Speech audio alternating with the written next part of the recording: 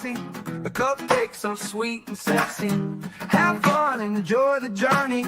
Just have a good attorney. No big whoop, no biggie. She lives near New York City.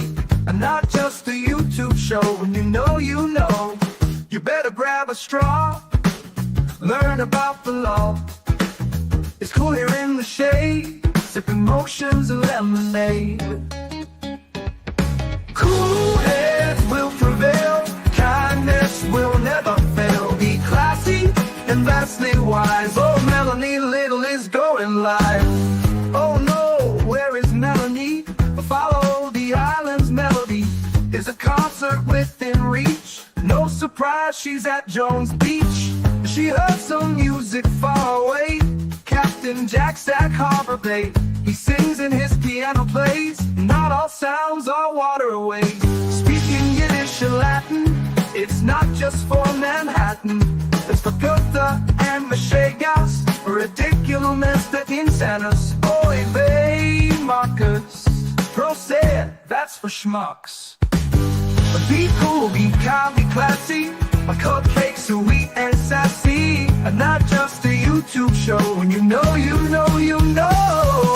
cool heads will prevail. Kindness will never fail. Be classy and vastly wise. Melanie Little is going live.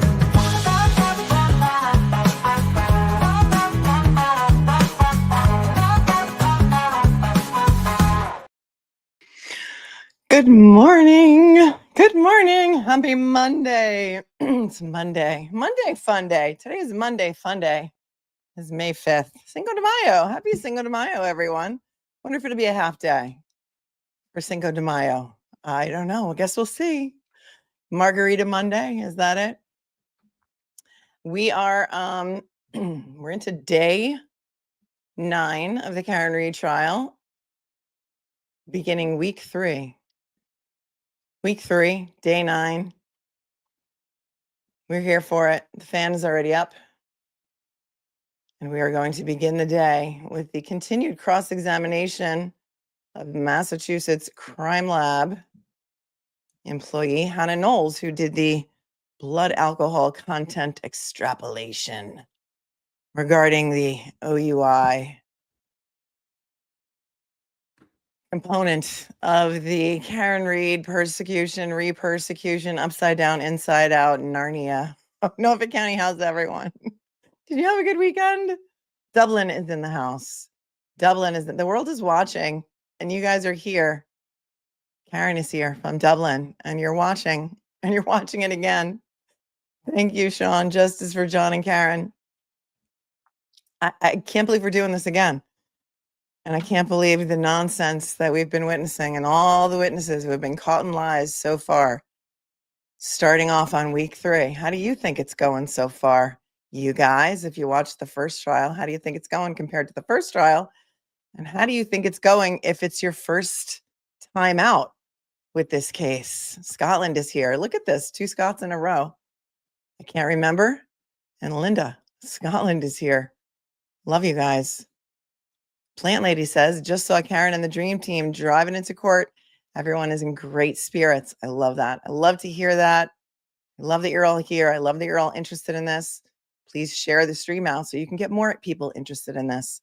Because if you know, you know. If you're interested in this case and you've been following it and you know everything about it and you have no one to talk to about it because none of your friends and family are following it, welcome, because you have found your people.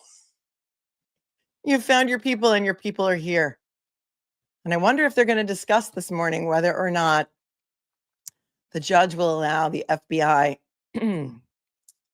investigation to be brought up, or at least the FBI to be mentioned, based on the fact that it is my opinion that Jennifer McCabe opened the door to the FBI when she said self-servingly, as you know, the investigation is closed, and I think I did a pretty good job because I helped, and that's why it's closed, or something. And look, Austria in the house. Hi, Daniela. Good morning. More Scots. Hi, Helen from Scotland. She absolutely did open the door. That's my opinion. I'm sticking to it. We'll see if they bring it up with the judge this morning. And that may be some things that are discussed prior to the jury being brought in. Maybe they'll go to sidebar and discuss it because, you know, they don't discuss anything. They don't discuss much anymore in open court.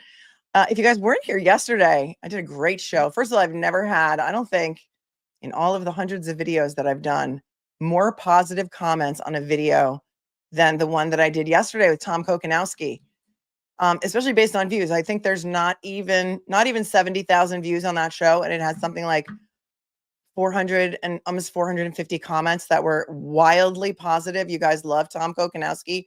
He's a Massachusetts criminal defense attorney. He represented Brian Camp when we saw Brian Camp acquitted in November. Thank you. See, Pierre loved it. Right? I highlighted the wrong one, but Jojo the Chill One says, oops. The Middle by Jimmy Eats World, requesting for the playlist. We have a Karen Retrial mixtape. It is linked below this video in the show notes. It's on Spotify. Enjoy it. It's well over 100 songs, well over 9 hours of music, and we keep adding to it every day. It started during the first trial because I think in song lyrics, and so it's only appropriate. Welcome to the what? All right, well, I see captions up, but I don't hear any sound yet. Let's put this full screen. Anyway, the show yesterday was with Tom Kokonowski, and he's a Massachusetts defense attorney, and so he had some really great insight into what we've been seeing and the way things are in Massachusetts. Pierre said that she loved yesterday's stream. Thanks, Pierre. 17 months. She is an OG. You are unmuted. Well, their sound is not unmuted yet.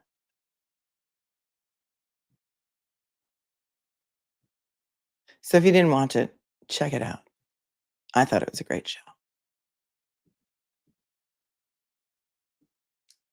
Thank you, Dr. Wolf's Potato Cannon. Great name. Great name. CMB, thanks for becoming a member. On top, thank you for always being on top of the early morning super stickers. And look at the Albert Rock on the lawn. David Reese has been here for 11 months. He says almost a year. Wow. Time flies when you're having fun. Right, David? Norman, thank you for the 10. Good morning. A caller to the JFK live stream named Debbie asked a question. If Karen had told Jen to Google hypothermia, why did it take almost a year for her to mention it? Well, that's a great point. That is a great point.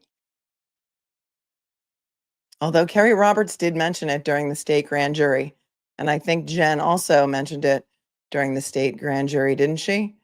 And that would have been in June of 2022, so it wouldn't have been a year. Right? Kerry definitely did, because Kerry was caught in the lie. Kerry was caught in the lie when she said she testified in April of 2022. So that's only a couple months after. But she said she lied. Well, she wouldn't admit that she lied. She said she misunderstood the question, but she did testify in front of the state grand jury that she heard Karen tell Jen to Google hypothermia when they were in the car outside the house after John was taken away in the ambulance. And those Google searches we know from the timestamps were about 6:23 and 6:24 a.m. Thanks, Norman, for your 10. Proctor's dishonorable discharge has been here for a whole year. Love you so much. 1 year in the land of the lost. Yeah, it is. Oh, look, I like how you put Chaka as your profile pic. That's cute and scary. For those of you who don't know, we have Chaka. I'm going to put him up here in the corner for a second. That's the possessed version of Chaka. For those Gen Xers in the chat, you may remember that TV show from the 70s, Land of the Lost, the Slee Stacks, Chaka. That is why some people are like, what is that crazy thing in the upper right-hand corner? You might be too young to remember, but there he is. That's Chaka, and it's the land of the lost. I feel like that's where we are. JBG, aka full-throated testimony. If you know, you know. Thanks for your 20. Hey, JM has mob connections. I don't know about that. I don't know if that's true. Found out over the weekend her uncle is ex-mobster turned FBI informant Kevin Weeks. We don't know that they're related. That's never been confirmed that they're actually related. If you have any receipts on that, let me know. That's been a rumor out there for a long time, but my information is they are not actually related. And so I cannot confirm or deny. But it is my understanding that is rumor and not true. Pierre, thank you. Loved yesterday's stream. as did Kiki. Loves it. Loved yesterday's show. Tom seems like a great guy. Yeah, he's a great guy. The 34 correct view says that's not true. She's not related. People are saying, yeah, I know. They're not related. That's been confirmed. Yeah, everyone's saying that. So we like to keep away from the gossip, a rumor, speculation, because we're a legal-based channel and we need receipts. They are not related. Thank you, Jillian. They are not related. The 34 correct view. Thanks for your 20. Didn't watch the first trial. After hearing about this case, I started watching the first trial to compare to this trial. Commonwealth witnesses don't seem credible. Judge Judy says you don't need good memory to tell the truth. Yep. Ain't that the truth? It is. Sorry, I don't remember my lies, says, good morning. Can't wait to spend 8 hours with me. Oh, thank you. How does the jury know past testimony of witnesses if they can't look at transcripts during deliberations? Last night was great with Tom. Thank you. They know if they're impeached with their testimony. And it is brought out during the testimony. Don't you remember saying this to the grand jury and giving this answer? So they have to take notes. This jury is taking notes. They're allowed to take notes, I should say. Some of them are, some of them aren't. They're also not allowed readbacks, which, coming from New York, practicing for decades in New York, I find that wild, as does Mark Betterow. We've talked about it several times. In New York, the jury is allowed to have readbacks. They can say to the judge, they can send a note out during deliberation saying, we'd like you to a readback of, for example, Kerry Roberts' cross-examination. They will bring the jurors back into the courtroom. They will bring the court reporter in and she will read back the testimony. They don't do that in Massachusetts. They don't allow it. And I find I have a problem with that, because don't we want the jury to be accurate in what they're discussing? So many people take notes that are not, my own notes on this trial are illegible. And I will write down something and not remember what it means. And if we're looking for the truth, shouldn't readbacks be a regular part of trials, because we want the jury to have the correct information? And if they have a question, or if they're back there arguing about what a witness said, why not read it back to them? It just makes no sense to me. Is Mariah Carey's Hero on the list? There's a couple of versions of Hero by different artists, maybe a different song, but I do not think so. Hank Brennan's Binky. Love that name. Wicked Man Mass Mom. Why do you think Jackson did not address Jen's 911 call? She adds he got out of the car. I don't know. I don't know. I mean, I can't second guess why he does what he does. Maybe they'll bring it out through another witness. Maybe they'll call the 911 dispatch operator. I don't know, but that's a great point, because we did pick that up, that it's in the call. Cindy, how can we say 227 is false and 623 is true? Craziness. I know. I agree. I agree. Julie, good morning. Do you think Kerry Roberts knows all the details of what really happened that night? She wasn't there, so I don't know how she would. Would the Canton clan tell her since she was at the house that night? Well, she wasn't at the house that night. So you said two different things. I have no idea what Kerry Roberts knows or doesn't know, Julie, to be honest with you. I just have no idea. And I don't like to speculate, because unless they were there and saw something, I don't think anybody really knows. Philip Dubois, why not ask Google when exactly the search happened? Well, they tried to get Google records. It's a very difficult thing to get third-party records in any state, but in Massachusetts, you have to make a Rule 17 motion. And in this case, the judge denied a lot of those Rule 17 motions involving Brian Higgins' phone records, Brian Albert's phone records, Jen McCabe's phone records in Google searches. They had to take it up on appeal, and they were given a very narrow window of when the Google searches were. So you can't just subpoena anything you want. You know what I'm saying? The FBI can do that, but the parties can't. And in a lot of the motions, the judge found whatever information they were seeking to be irrelevant. You are unmuted. We are unmuted. God save us from the Commonwealth. Okay. All right, why don't I see counsel at sidebar? Of course. Kim Jong Canone says your info shared makes your awesome. The chat awesome. Thank you. Love you too. Thank you, Lauren, for your super chat. A lot of speculation about why Mrs. O'Keefe and Paul O'Keefe were not in the courtroom Friday afternoon. And I have heard the reason is because it was Denise's prom. It was her prom day. So There's nothing nefarious about that. Playlist song for Auntie Deb. Mojo's Mojo. Elton John, The Bitch is Back. That's a good one. Thank you. Madeline, love you too. And all these awesome copies. Do you know what witnesses are up today? I do not. I have not been provided a list. They do not provide the public with a list. And so I do not know. Hannah Knowles is still on the stand. She's talking about the blood alcohol concentration extrapolation calculation. And she also said garbage in is garbage out. So if they get bad information from Good Sam Hospital, then the results are bad. But King David is on deck today to cross her or to come back and continue crossing her. And I'm sure it's going to be exciting. So I don't know who else is coming, Madeline. I wish I did. Big Hoss, how far does the collusion go? Let's go smooth as butter Jackson. That was great that he brought that out on Cross. Isn't that the textbook definition of conspiracy or collusion? Whatever he said. 2/27 is my birthday. Now it has new meaning. That's great. Donna's Banana Bread is here. I'll halal it. Why not point out where Jen was when she did her supposed Karen requested the Google search on dashcam to show the lies, because it's not captured on dashcam.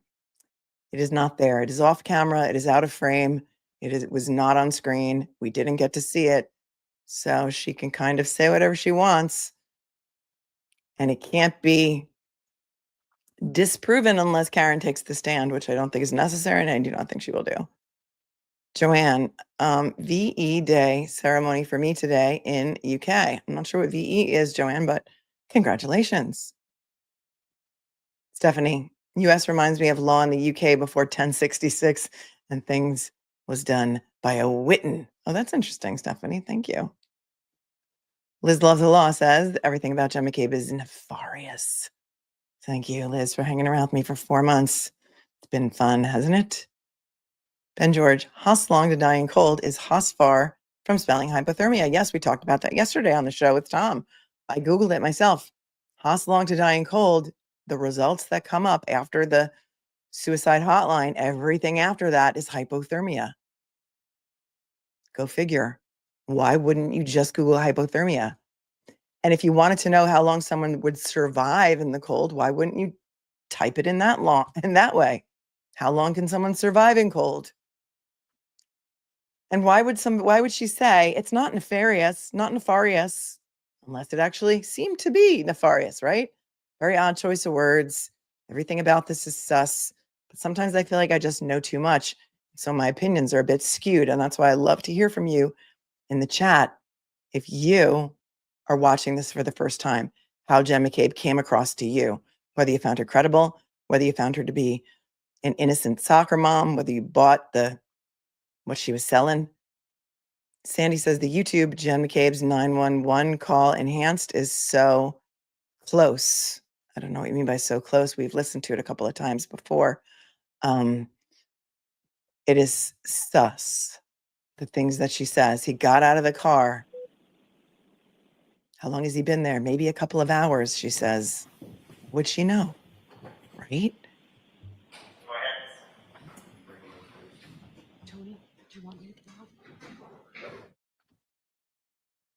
This is Boston 10 that we're watching, so I may need to modulate my volume. It depends on how good their volume is today.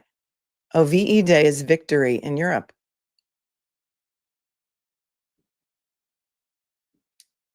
Thank you. Thank you, Stephanie. Why ask someone else to search it? Right. Exactly, Farmer. Why wouldn't she just search it herself? None of it makes sense, except she needed a reason. Jen McCabe needed a reason, in my opinion, that search was on her phone. Because listen, if it was done at 2:27, it's game over. Game over. Consciousness of guilt, right? She knew something about something. Sorry, I don't remember my lies. On NBC 10, did say Paul O was making faces at Karen, and that's when they were all called into chambers. They said that on NBC 10. I haven't seen it. Private info with a $100 super chat. That's so amazingly generous of you this morning. Thanks for your hugs. Is this all true or rumor? Cell phone destroyed, basement remodeled, house sold, dog given to someone in New Hampshire. It was actually Vermont. Just curious, it all seems suspect. It's all true. Brian Higgins, Brian Albert both destroyed their phones and got new phone numbers. The basement was not only remodeled, the basement floor was, I think, jackhammered up. The house absolutely was sold. The dog was rehomed to someone in Vermont. And yes, all of that is actually true. Thank you so much for your super generosity this early morning. Mims Chaos, could Matt have done the search and Brian answer the 507 call to Coco and therefore she's not technically lying in her eyes? Yes, that absolutely could have happened.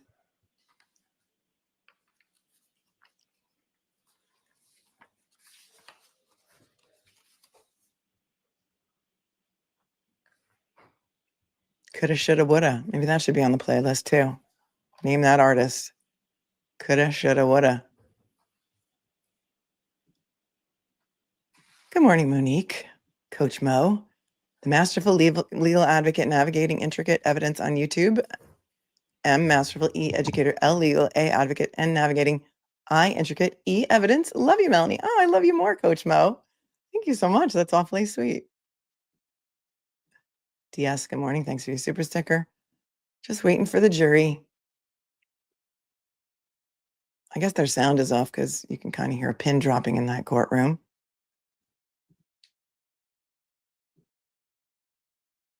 Victory Day is victory over fascism.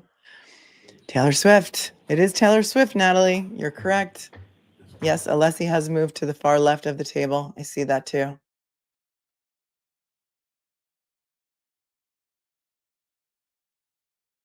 I see that. Did is that Eliza all the way on the right? Did she get low lights? Her hair looks darker to me.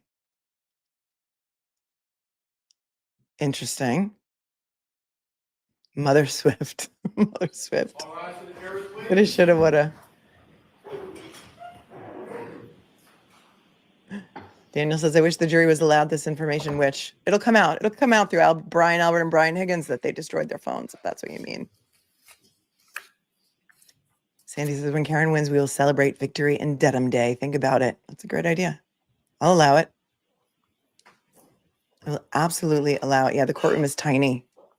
The courtroom is tiny. There's only 10 seats for media, 10 seats for the Reed family and friends, and 10 seats for the O'Keefe family and friends, and that is it. No public seating. The media has a lottery every week. Hear ye, hear ye, hear ye.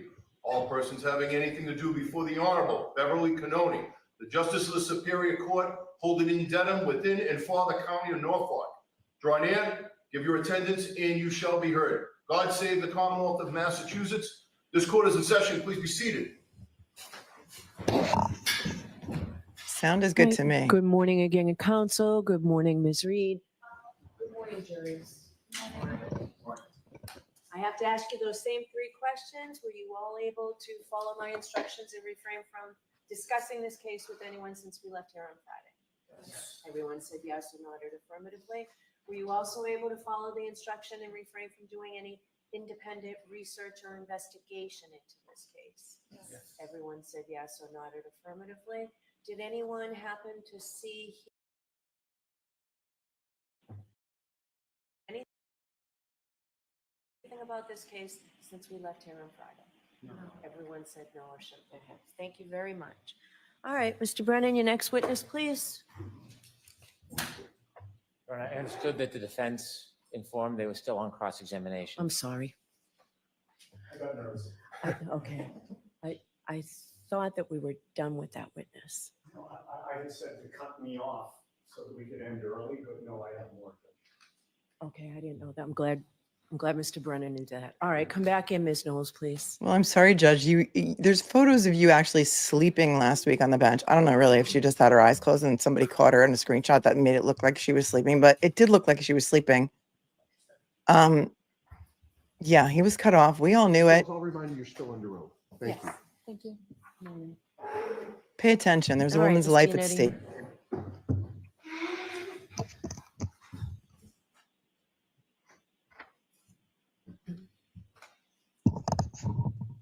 Good morning, Ms. Knowles. Good morning. Ma'am, on Friday, you testified to this jury about the fact that the Mass State Police Crime Lab is accredited as a forensic lab, correct? Yes, I did. And you discussed the fact that as a forensic chemist 4, you help to ensure compliance with the lab's administrative policies, quality assurance, and control requirements, and making sure that you're complying with accreditation standards, correct? Yes, that's one of my job duties and responsibilities. You also acknowledge that in contrast to the accreditation standards of your forensic lab, the standards of a hospital lab may be different, correct? I have no direct knowledge of what the standards at a hospital are, and so I can't say whether they're the same or if they're different. I'm just unfamiliar with them. Okay. And you're unfamiliar with the standards at Good Samaritan Hospital, correct? Correct. I have no direct knowledge of their accreditation status or requirements or body. And you know that they were the ones to do the blood draw in this case, correct? That's consistent with the medical records I had available for review prior to preparing my report. And you cannot vouch for that ethanol testing, correct? Correct. I have no direct knowledge of the accuracy or reliability. My calculations are solely based on the results of the Good Samaritan lab. For instance, you don't know how the arm was prepared when the blood was drawn? Correct. I was not present and I have no knowledge of the policies and procedures of blood draw at Good Samaritan Hospital, or this case specifically. I'm sorry, I didn't mean to cut you off. Excuse me, you can't vouch for the tubes and vials that Good Samaritan uses? Correct, I cannot. Are you aware that there was a recall on certain tubes and vials because there was a contamination determined by the manufacturer? Sustained. You can't vouch for how Good Samaritan stores, preserves, and assures the integrity of its equipment, correct? Correct, I have no direct knowledge of those topics. Now, excuse me, at your lab, you do both a screening test and a confirmatory test, correct? Yes, that's accurate. The confirmatory test is a second and separate test. You rerun the same sample again, correct? Depending on the type of samples that are submitted and the facts of the case, we will either use the same sample that screened positive or that sample as well as another to run duplicate analysis and compare them. It depends on the materials available and the nature of the case. Understood. So you do that to ensure that there's no error in the testing, correct? It's part of many of the steps involved to ensure accuracy and reliability of the results that are reported. And you realize that when you're doing this testing, because you're a forensic lab, you may ultimately be testifying in court. You want to make sure you get it right, correct? Yes. And the confirmatory test acts as a fail-safe against false positives, for example.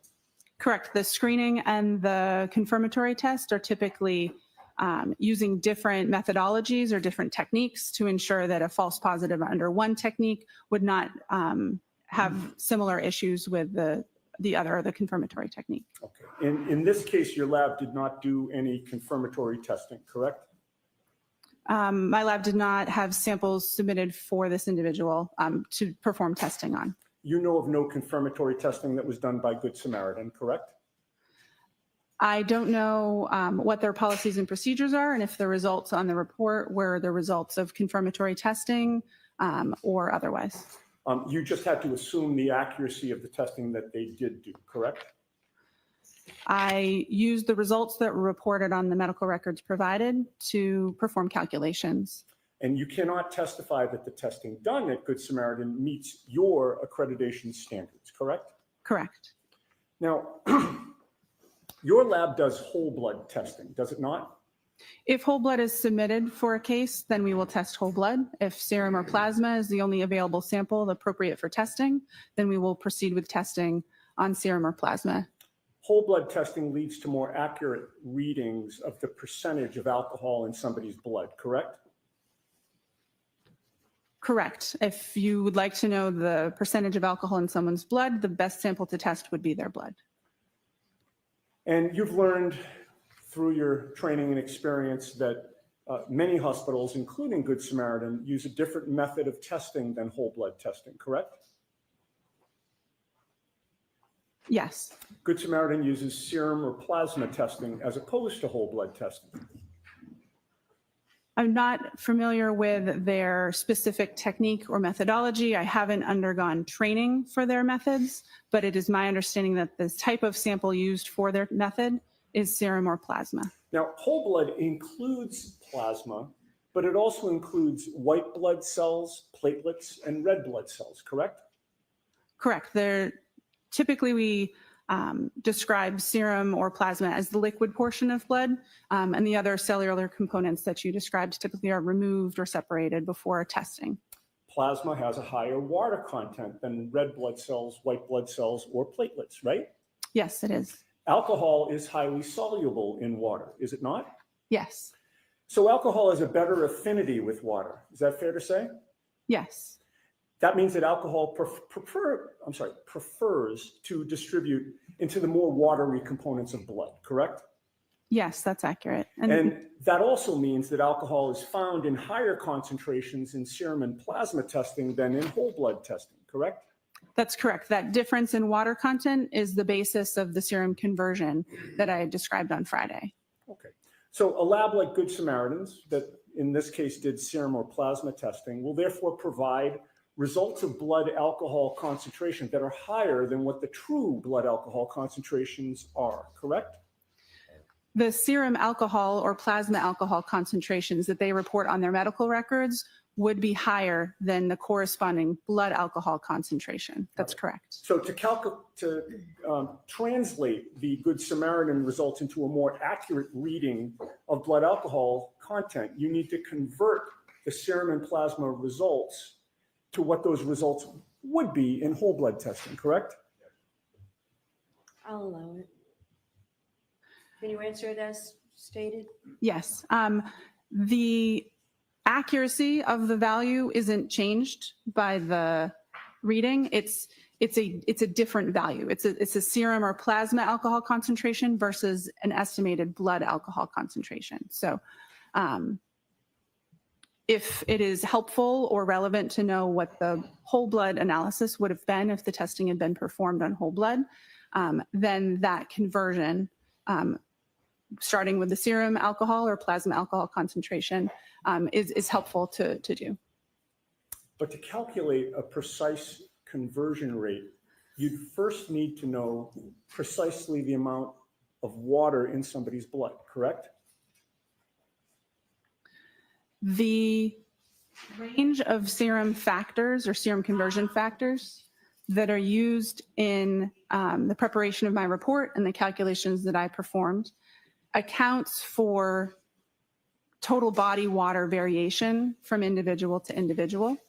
The reason I use between 13 and 19% and not just one single value is because I don't know the specific conversion factor that would be appropriate for an individual when I have medical records to review.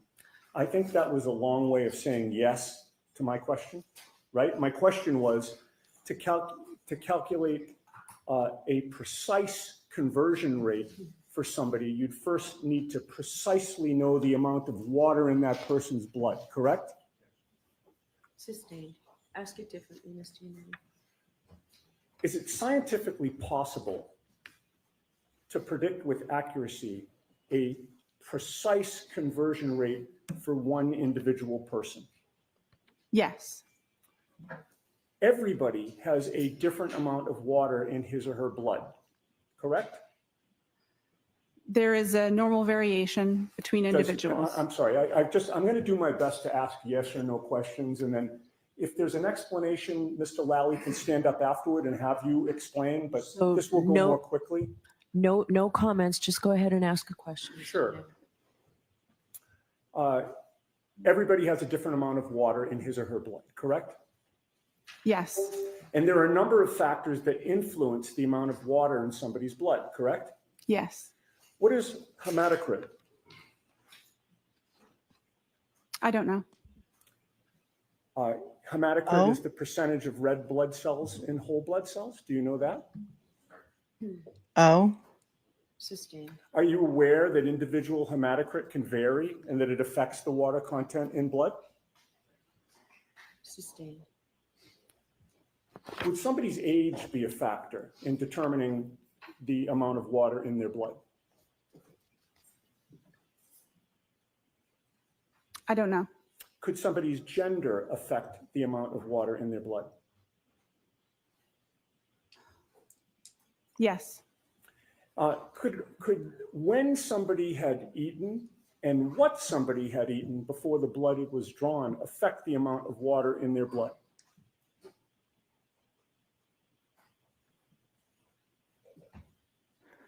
It's possible, but I'm not aware of those factors being considered when performing total body water calculations. Would how frequently a person uses the restroom affect the amount of water in their blood? As it would relate to their state of hydration, it's possible, but again, I'm not familiar with performing precise calculations on individuals. It's not a routine part of my job, and it's not in the scope of my expertise. Would some medications, potentially affect the amount of water in somebody's blood? It's possible, yes. And conversion factors vary significantly between individuals, but they can also vary within the same individual over time, can they not? I believe so, yes. And all of the factors that we've discussed that you've adopted can impact the conversion factor that is used, correct? Yes. And there is no one universally agreed upon conversion factor, correct? Correct. There is a range that is agreed upon, but not a singular conversion factor. Right. And the range that you used was 1.13 to 1.19, correct? Yes. You recognize, however, that with all the factors affecting the amount of water in somebody's blood from person to person, and even within one person over time, some people can fall outside the range that you used, correct? Yes. And you recognize that some studies have shown a conversion rate from serum to whole blood can be higher than 1.19, correct? Yes. Are you aware of a study by Rainey, R-A-I-N-E-Y? Please, she doesn't know what reporting hematocrit is. Conversion rates as high as 1.59? Yes. And if the conversion rate is higher, that would mean that the actual blood alcohol concentration would be lower, correct? Yes. So if you're using a range of conversion factors that does not capture what the conversion factor should be for the individual that you're testing, you can't have confidence in the result, correct? Correct. The range that is utilized is looking at studies of large groups of people to try to capture as accurately as possible most individuals in the population, but it would not cover 100% of scenarios with all the factors that you've described. Okay, and you'd agree that your conversion of serum to whole blood here is imprecise, correct? The conversion was performed within the policies and procedures of the laboratory and the best practice recommendations for my field. But it is imprecise. She has to say yes. Can you repeat the question? Let's move on. The conversion from serum to whole blood did not end the calculations that you needed to do in order to testify here today, correct? Correct. The conversion from serum to whole blood only translated what Ms. Reed's blood alcohol supposedly would have been, or was, I'm sorry, at the hospital at 9:08 a.m. on January 29th of 2022, correct? Yes. You were asked to try to find out what her blood alcohol level would have been 7 or 8 hours earlier, closer to midnight or sometime between midnight and 1 a.m., correct? The time utilized for my calculations was 12:45 a.m. So you started with the results that you obtained from your serum Well, whole blood. it's interesting because it's not 12:45 a.m. anymore. Now the time of the accident is allegedly 12:31 a.m. So she's working with the wrong information, and he's going to point out all the wrong information that she's working with. Conversion, right? Yes. Which was an imprecise calculation. Which was intending to cover the majority of population. But was it and imprecise? It followed the policies and procedures of my laboratory. What was the precise number then? Was there a precise number or was it imprecise? The range, I'm not talking about a range. I know that you'd like to say that. All Was right. there a precise number, ma'am? the results of my report was not a single number. It is a range of numbers. Let's move on, Ms. Giannetti. Yes. Then I'm sorry, why does he need to move on? Again, there's a woman on trial for murder. She's facing life in prison, Your Honor, Kim Jong-un. And this witness is telling us, telling the world, telling the jury, first of all, that she's extrapolating back to 12:45, which is no longer the time of the accident. And second of all, that her range of her estimation of Karen's blood alcohol content at that time, based on her serum levels when they're supposed to test plasma for BAC to be able to use it in court, right? I didn't flip that, did I? Correct me if I'm wrong. Is somewhere between 0.13 and 0.29. Pretty damn wide swing. She doesn't understand about the water content, how it differs in people. This is like, you ever call like a customer service rep and they put you through to some country in let's just say, and this is no shade to the Philippines, but oftentimes when I call customer service, I get transferred to the Philippines and I'm asking a question. No matter what the question is, they read me an entire script. I am so sorry. Thank you for your concern. Thank you for being a longtime customer. I understand your frustration. And it's just like a script where they literally don't answer my question at all or help me at all. That is what this is like. This is like calling customer service and getting transferred to another country where they're reading a script to you. And now he's being told to move on. Listen, Judge, you never should have allowed this in. It's completely improper. It was done improperly. It was not drawn at the scene. It was not drawn by MSP. There's no standalone drunk driving charge. But, you know, let's just tell him to move along. once you get that range, you have to do an extrapolation on top of that to figure out what the blood alcohol concentration would have been at 12:45, 7 or 8 hours earlier, correct? Yes. But in order, excuse me, in order to do that extrapolation, you need to make assumptions about things that you do not know, correct? Yes. In terms of processing alcohol, there is an absorption phase, a plateau, and an elimination phase, correct? Yes, that's accurate and consistent with my understanding. And during the absorption phase, blood alcohol concentration can be rising, correct? Yes. And to determine whether somebody is in the absorption phase or the elimination phase, you need to know when their last drink was, correct?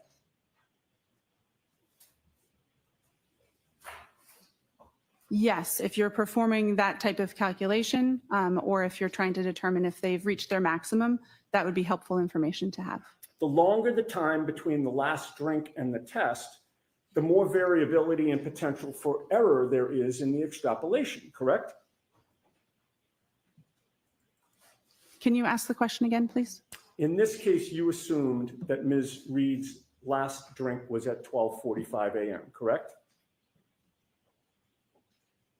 No, the calculation assumed for the maximum calculation that no alcohol had been consumed between 1.5 and 2 hours prior to that time interval start at 12:45 a.m. Okay, and the test wasn't until 9:08 a.m.? Yes. The range that you came up with was 0.14 to 0.28%, correct? Yes, 0.14 to 0.28 grams percent. And that was a very wide range, was it not? It certainly is. 0.28 is double 0.14? Yep. And that range is so wide because there are a lot of unknowns about the way each person individually processes alcohol, correct? There's a lot of interpersonal differences. That's correct. There are a lot of different factors that would impact somebody's blood alcohol content, correct? Yes. What somebody had to eat can impact their blood alcohol concentration, correct? The contents of their stomach or what they had eaten recently does not impact the rates of elimination that I use for my calculation, but it can factor into the absorption part of the curve and can impact that maximum amount that's reached. Okay. Their body weight can impact their blood alcohol concentration, correct? Correct. Again, it would not necessarily, or it could be included in the rate of elimination range that I use for my calculations. The person's body weight has more to do with, again, the absorption, the maximum concentration, the first parts of the curve, and not the elimination portion that we're discussing when we're doing retrograde extrapolation. And the first word of your answer was correct, right? Yes, A person's metabolic rate can impact their blood alcohol concentration because different people metabolize alcohol at different rates, correct? yes. In addition, regarding the timing of the last drink, you were not with Ms. Reed on the late evening of January 28th or the early morning of January 29th of 2022, correct? Correct, I was not. You have no personal knowledge of when Ms. Reed had her last drink, correct? Correct. Were you informed that Ms. Reed was upset after 12:45 a.m. when you were doing these calculations? I don't believe so. Did you know, were you informed that she went to John O'Keefe's house in Canton and was the only adult in the house at that time after 12:45? Assisting. Are you aware of what type of alcohol John O'Keefe had available in his house at that time? Assisting. Were you aware that she was waiting for John O'Keefe Well to come done. home, but he never did? Assisting. Well done. Do you have any personal knowledge of whether Ms. Reed poured herself a drink during the hours of 12:45 a.m. Yes. and 6 a.m. on January 29th of 2022? No, I do not. And do you know whether she had more than one drink during those hours? No, I do not. Assume that Ms. Reed did have something alcoholic to drink after 12:45 a.m. Yep. Would that affect your assumptions about whether she was in the absorption or the elimination phase? Praise be. Yes, it would. And if she did have something to drink after 12:45 a.m., what would that do to your calculations? The foundation of my calculations would be incorrect. I would That's need right. to perform different calculations or factor in the information as it would become available and issue a different report. Thank you. No further questions. So if your assumption of when she had her last drink was incorrect, you would not have confidence that your conclusions about which you testified Friday and today are accurate, correct? Correct. There is some parts of the calculation that are intended to accommodate for unknown drinking history, but with over 8 hour time span between the time of interest and the time that the blood sample was collected, that adjustment in the calculation intending to avoid overshooting the blood alcohol concentration may or may not be enough to address that. And if new, more accurate information was available, then I would need to incorporate that in the discussion and calculations. Right. So in answer to my question, if your assumption about when the last drink was consumed was incorrect, you would not have confidence that your conclusions are accurate today. Correct. Now, were you ever asked to determine the blood alcohol level of Brian Albert? No. Were you ever asked to determine the blood alcohol level of Brian Higgins? Sustained. Were you asked to determine the blood alcohol level of anyone except for Karen Reed in this case? I'll allow that. To the best of my knowledge, my only involvement with this case in my unit was the request to perform these calculations on this individual. Thank you. All right, Mr. Lally. Well done. It's exactly what I wanted them to do last trial, and they didn't do it. I'm so happy right now. So happy. Good luck with this. Good luck rehabilitating her. Morning, Ms. Knowles. Good morning. Now, again, how many serum conversions have you performed over the What's years Lally? at the lab? It's hard to know an exact number, but at least over 100. And the It's not very many. ethanol reading or the alcohol reading within Ms. Reed's medical records that you testified to previously last week, what was that reading again? 93 milligrams per deciliter. And that reading in milligrams per deciliter, is that typical for how you would see alcohol recorded in hospital records? Yes, it is. And specifically hospital records that you would then be asked to perform a serum conversion on? Yes. Now, with respect to your calculations in this case, did you perform these calculations consistent with how you have done in each and every prior instance within your work at the lab? Yes, the serum conversion factors have been adjusted since I first started doing these, but the same type of math was performed, and I'd used the approved conversion factors that are published in our protocols with each one that I did. Now, what is the difference between whole blood and serum? Whole blood is blood as we think of it, with both the liquid and the cellular components as it exists in our bodies. Serum is the liquid portion of blood after those cellular components have been removed. And how does the difference between them impact your testing or your calculations? Because of the different water content in whole blood versus serum, that means that if we would like to compare a serum alcohol concentration and a whole blood alcohol concentration, that we have to apply a conversion factor to be able to compare those two. The serum alcohol concentration is always higher than the whole blood alcohol concentration. And that difference, is that accounted for within the calculations or the conversion factors that you utilize? Yes. And how so? The conversion factors, by dividing by 1.13 and 1.19, can adjust for the difference between the water content and therefore the serum and whole blood ratio that's observed in studies. And that change in conversion factors, does that benefit the defendant in this case? Objection.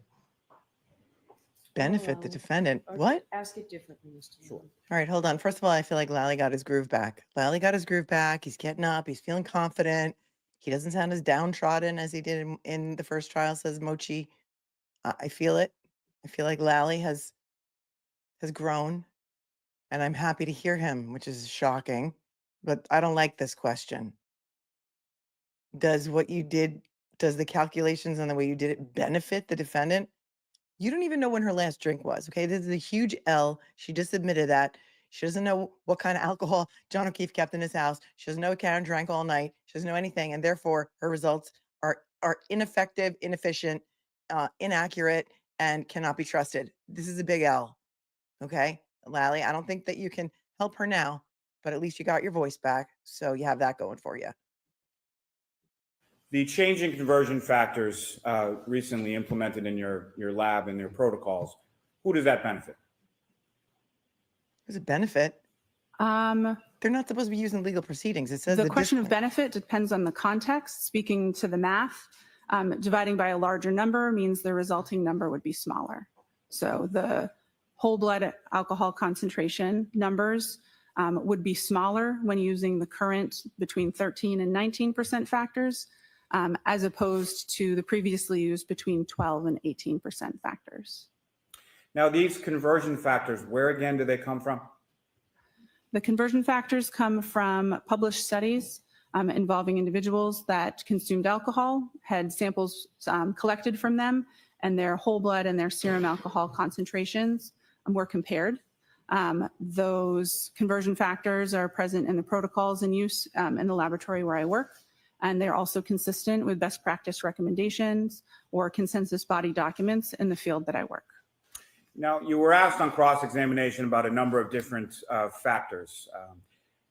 Are those factors incorporated within the conversion factors in the published scientific literature supporting those conversion factors?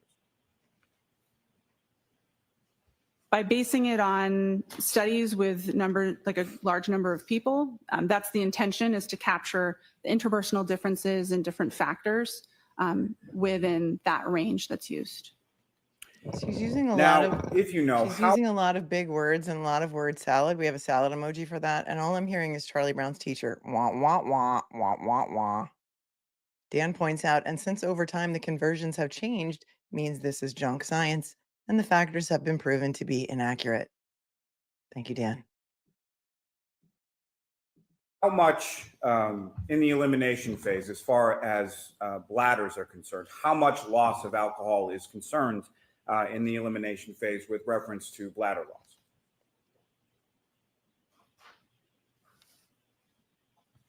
I'm sorry, can you repeat the question? I don't think I understood the, Poor question. Phrase. Let me rephrase. So you were asked some questions on cross-examination about how frequently someone uses the restroom in the elimination phase, correct? I believe I was, yes. And do you have any idea from your training and experience as far as how much alcohol is typically lost by an individual during the elimination phase through the bladder? Do you know that? Again, do you know that? I do. Okay, you can answer it. If the objection is Less than, for a legal reason, if the objection is for a legal reason, the judge needs to say sustained or overruled. Those are the two choices. Not, can you answer that? That is not one of the things that the judge should say. Okay. I don't like her behavior. I don't know if it's been addressed. There are two choices, Judge: sustained or overruled. You do not allow the witness to determine a legal objection.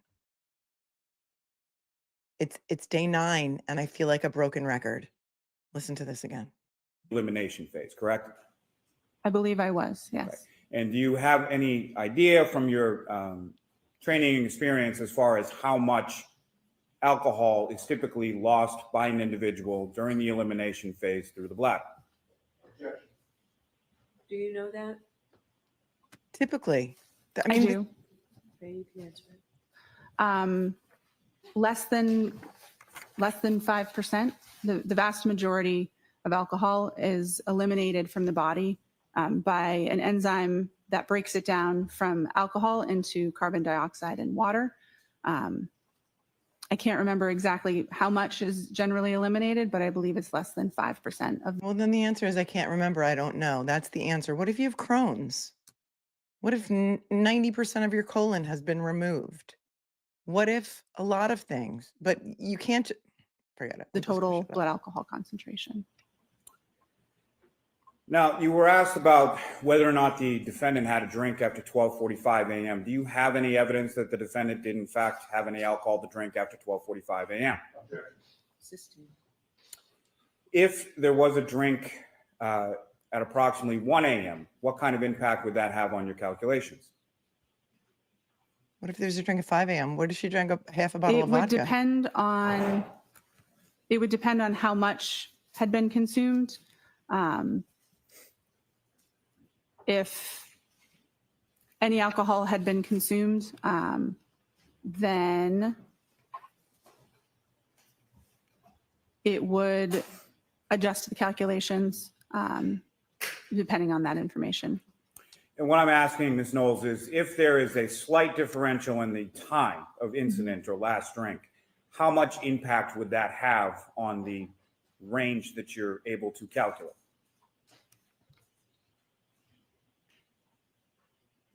I'm not sure. Now, you testified as far as the range being on the retrograde analysis being between a 0.14 and a 0.28, correct? Yes, I did. Are you aware of what the legal limit is in Massachusetts? She doesn't even know what hematocrit is. Why is there such a varying range? Because there's such variation between individuals with their rates of elimination, the calculation used both a sort of extreme low and extreme high rate of elimination. Because we don't know the individual's rate of elimination, that range is intentionally wide to ensure that the actual If she was 0.28, blood alcohol concentration like lies somewhere 3.5 between. times the legal It's limit. intending to account for a lot of the factors that we've been discussing. It's intentionally a wide range because there are so many unknown factors, and it was so much time that had elapsed between the time of interest and the time of collection. And based on your calculations, What if she had 9 drinks when she got back to John's house? We heard a clip of her saying that she may have had 9 drinks, but she only drank some. There were some shots. What if she had 9 drinks when she got back home to One Meadows between 12:36 a.m. and 4:45 a.m.? What if she had 9 drinks during that time period? How would that affect your calculations? Because now he's opened the door to all that. So go for it, David. as far as the 93 milligrams per deciliter, what does that convert to as far as the blood alcohol concentration for the defendant at 9:08 a.m. on January 29th? 93 milligrams per deciliter in serum alcohol concentration would convert to between 0.078 and 0.082 grams percent. And from your calculations in your retrograde analysis, what was the range that you were able to calculate for the defendant's blood alcohol concentration at 12:45 a.m. on January 29th? Between 0.14 and 0.28 grams percent. And 0.14, 0.28, and every number in between is higher than 0.08. Is that correct? Yes, it is. Nothing further. No further questions. All right, Ms. Knowles, you're all set. Thank you very much. All set. Thank you, Kiki's. Yes, that's exactly what we're saying. She All right, was 12. Carlos, She could have been drinking next more witness, please. after 12:45. Commonwealth calls Ryan Nagel. Ryan Nagel. Ryan Nagel in the house.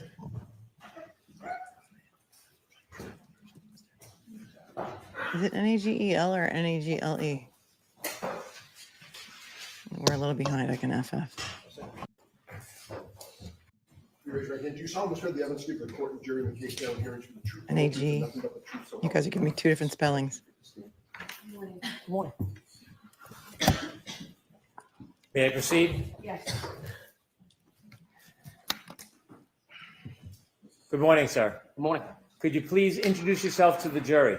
My name is Ryan Nagel. How old are you? I'm 32 years old. What area of the city or the state do you live in? I live in Canton, Massachusetts. How long have you lived in Canton for? 32 years, my whole life. You still live in Canton? Yes, I do. Do you work in the area? I work in the city. What do you do generally? I do HVAC. Do you have any sisters? I do. I have one. What's her name? Juliana. Is she older or younger than you? She is younger. I want you to take us back to January 29th, 2022. That evening on the 28th, leading into the 29th, do you remember where you were? Yes, I do. Where were you? I was in a vehicle. Okay. Before you were in the vehicle, were you out earlier that night on the 28th? Yes, sir. I was at CF McCarthy's. What's CF McCarthy's? It is a local restaurant / pub in the Who- center of Canton. Who were you at CF McCarthy's with? My sister at the time, and then my friend Ricky and my ex-girlfriend Heather. What were you doing at CF McCarthy's? Just enjoying a night, having a few drinks. When you said have a few drinks, did you have a few drinks? I did, yes. Do you remember how many drinks you had? Not off the top of my head.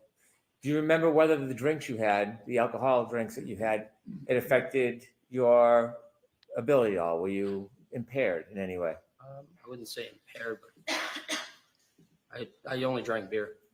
He's going to try and make Ryan Nagel seem drunk and unreliable. Watch. Okay. Do you feel like you had any type of effect from the alcohol? I may have. Were you driving? No, I was not, sir. Do you remember the times that you were at McCarthy? Probably 8, 9 o'clock. What time did you leave? Probably right before midnight. When you left McCarthy's right before midnight, did you have a plan that you were going to do something? No, I did not. Tell us, after you leave McCarthy's, where do you go?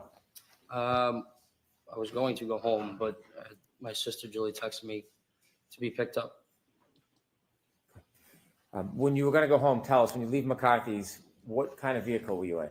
I was in my friend Ricky's Ford pickup truck. Who was driving? Ricky.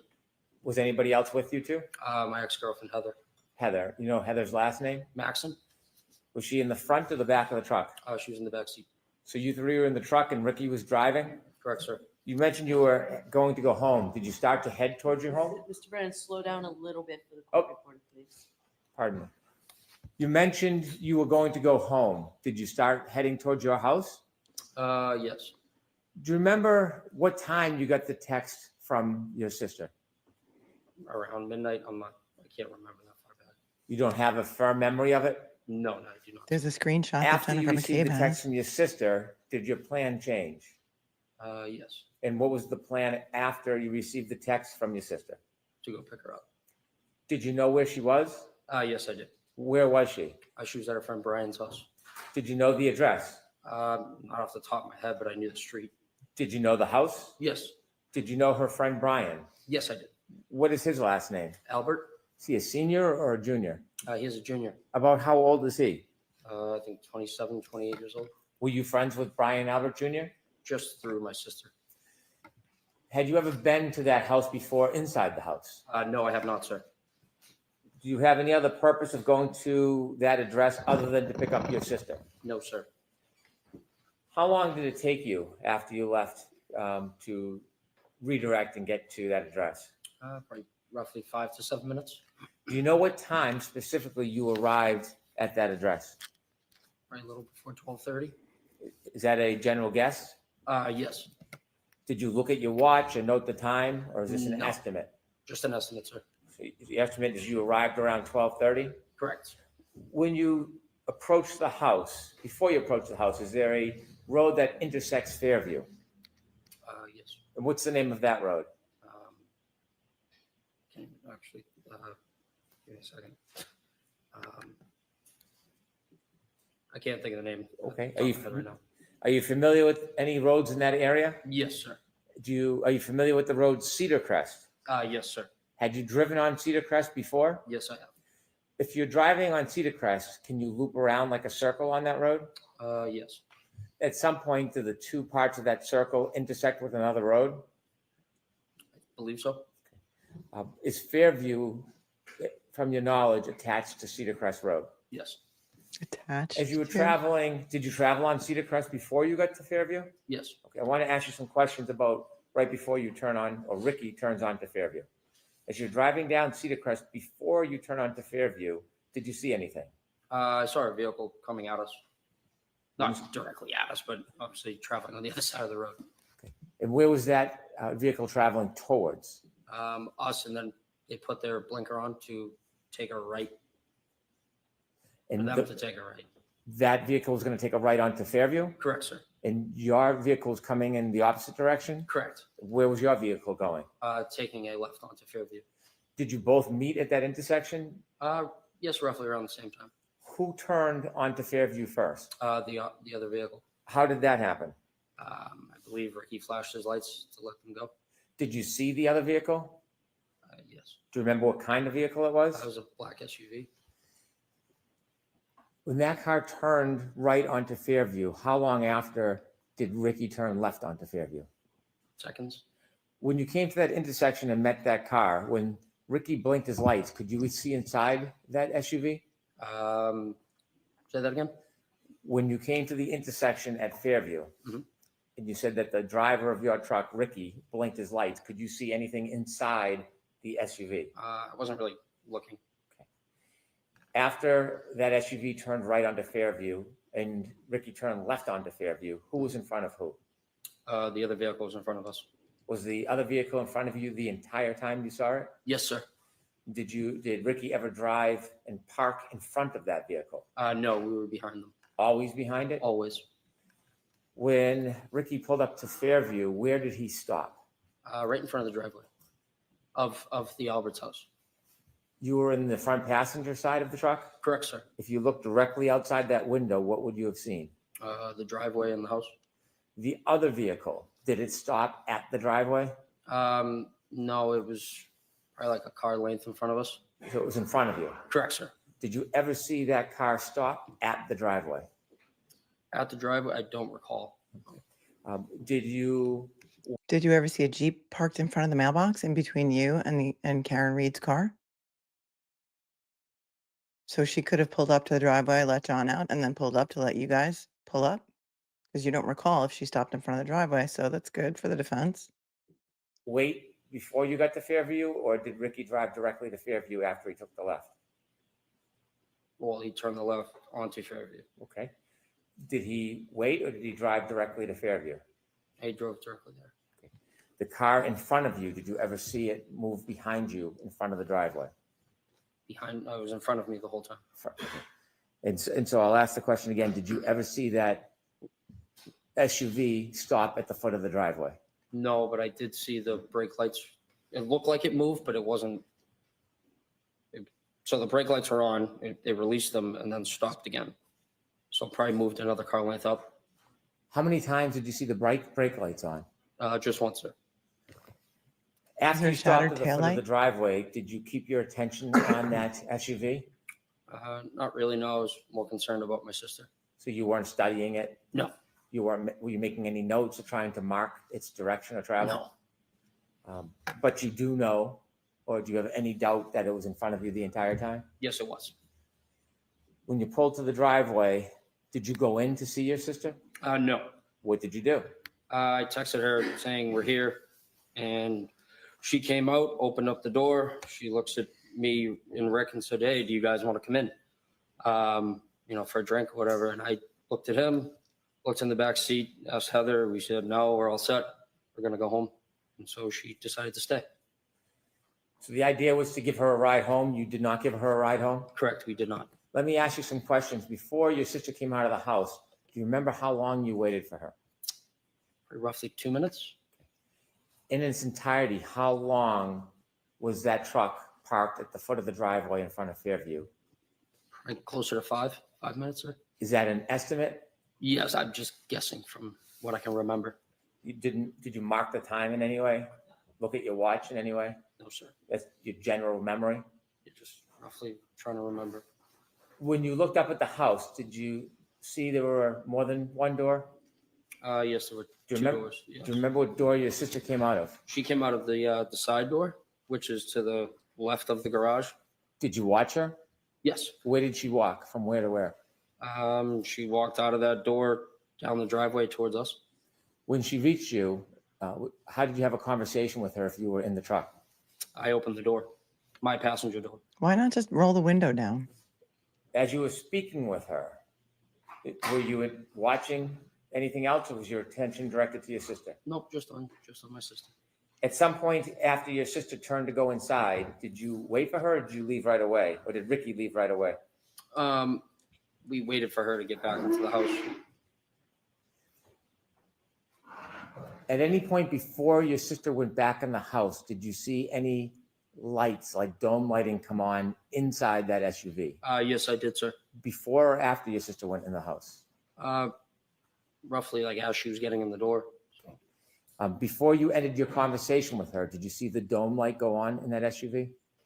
Say that again, sorry. Before your sister left the driveway, Mhm. did you see any dome light on in the SUV? No, I wasn't looking. Doesn't mean it Your sister wasn't on. began to walk back to the house. What was your direction? What was your attention focused on? Mainly on her. We were pulling away from the driveway and kind of just glancing back over at Julie to make sure she got in. When your sister went back up the driveway to go in the house, when was the next point you had any chance to see the SUV? When we were passing it. When you were passing the SUV, where was it located in relation to the house, flagpole? Directly in front of the house. Was it anywhere near the flagpole as you drove by? Probably like a car length from that. A car length from the flagpole? Yes, give or take. Is that the middle, right, or left side of the house?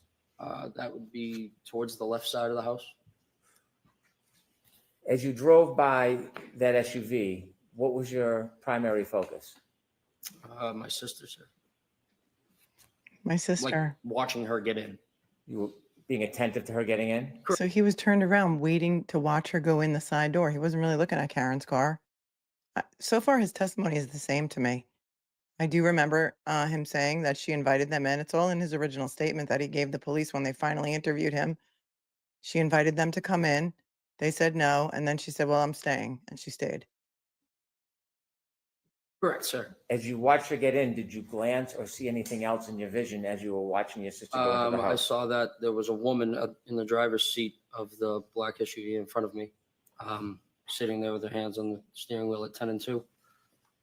All according to Did his you get a statement. good enough look that you would remember who that person was, or was it too brief to It identify the was person? too brief, sir. You saw the person in the SUV with their hands on the wheel. How did you see them inside the car? Their dome light was on. Do you know how a dome light comes on in a How did- vehicle? Yes, How sir. did you Either see? How did you see them inside the car? He did not say that there were two people in the car. In fact, his statement is there was only one person in the car, a woman, and her hands were at 10 and 2. Why does Brennan say them? There's not a them. He's trying to confuse the jury. Listen, I'm rewinding it. Of the, You were watching your sister go into the I house. saw that there was a woman in the driver's seat of the black SUV in front of me, sitting there with her hands on the steering wheel at 10 and 2. Did you get a good enough look that you would remember who that person was, or was it too brief to It identify was the person? too brief, sir. You saw the person in the SUV with their hands on the wheel. How did you see them inside the car? Their dome light was on. Her. Do you know how a dome light comes on in a vehicle? Yes, Jackson? sir. Either you press it yourself or if there's a door open. When you had the glance or the glimpse of the woman in that SUV holding the wheel, you said 10 and 2? Correct, sir. Could you describe for us what that means? Just like a clock, just the hands on the clock. The way they 10 and teach you in 2. driver's ed. Or Toonsis the cat. Doo doo doo doo doo doo doo doo doo. Toonsis the cat. Toon. Remember Toonsis the cat from SNL? I think it was SNL. I was just waiting for the siren, Your Honor. If I could show Exhibit 3 to Mr. Nagel.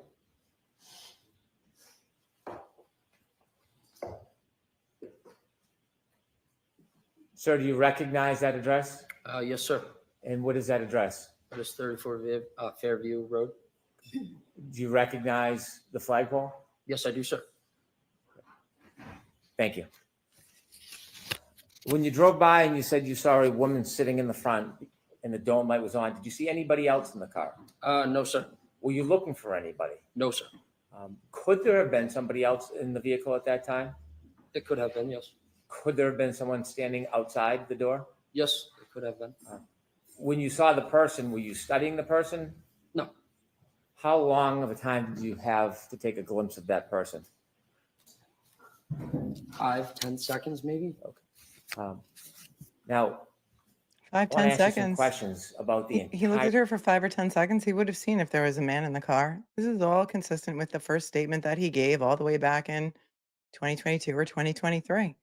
He's not lying for anybody. He's a very credible witness. He was last time too. So I want to hear that question again, that he was looking at Karen for 5 to 10 seconds. He wasn't studying her, but that's a long time. Of that person. No. How long of a time did you have to take a glimpse of that person? 5-10 seconds, maybe. That's longer than a glimpse.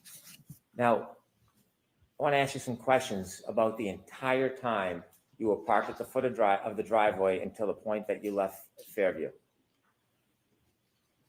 From when you first stopped at the driveway at Fairview until the point that you left and were no longer in front of that property, did you ever see any person get out of that SUV that was in front of you? No, I did not, sir. Did you ever was see already out. anybody, any man, ever cross the front yard towards that home? No, I did not, sir. Did you ever see any man ever enter or stand in that front door? No, I did not, sir.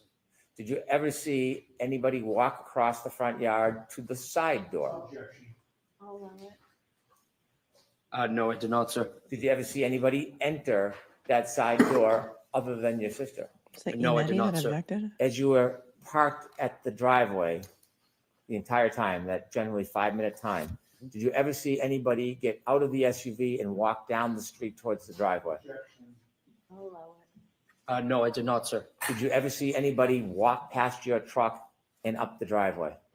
No, I did not, sir. Did you ever see any person other than your sister outside of those vehicles the entire time that you were at Fairview? I'll allow it. No, I did not, sir. Allow it. I have no further questions. Thank you. Mr. Yannetti? Good. Let's go, King Dave. King David up twice today. I like it. He's batting cleanup right now, and he's going to do it. Do it. Did you see a Jeep? Good morning, sir. Good morning.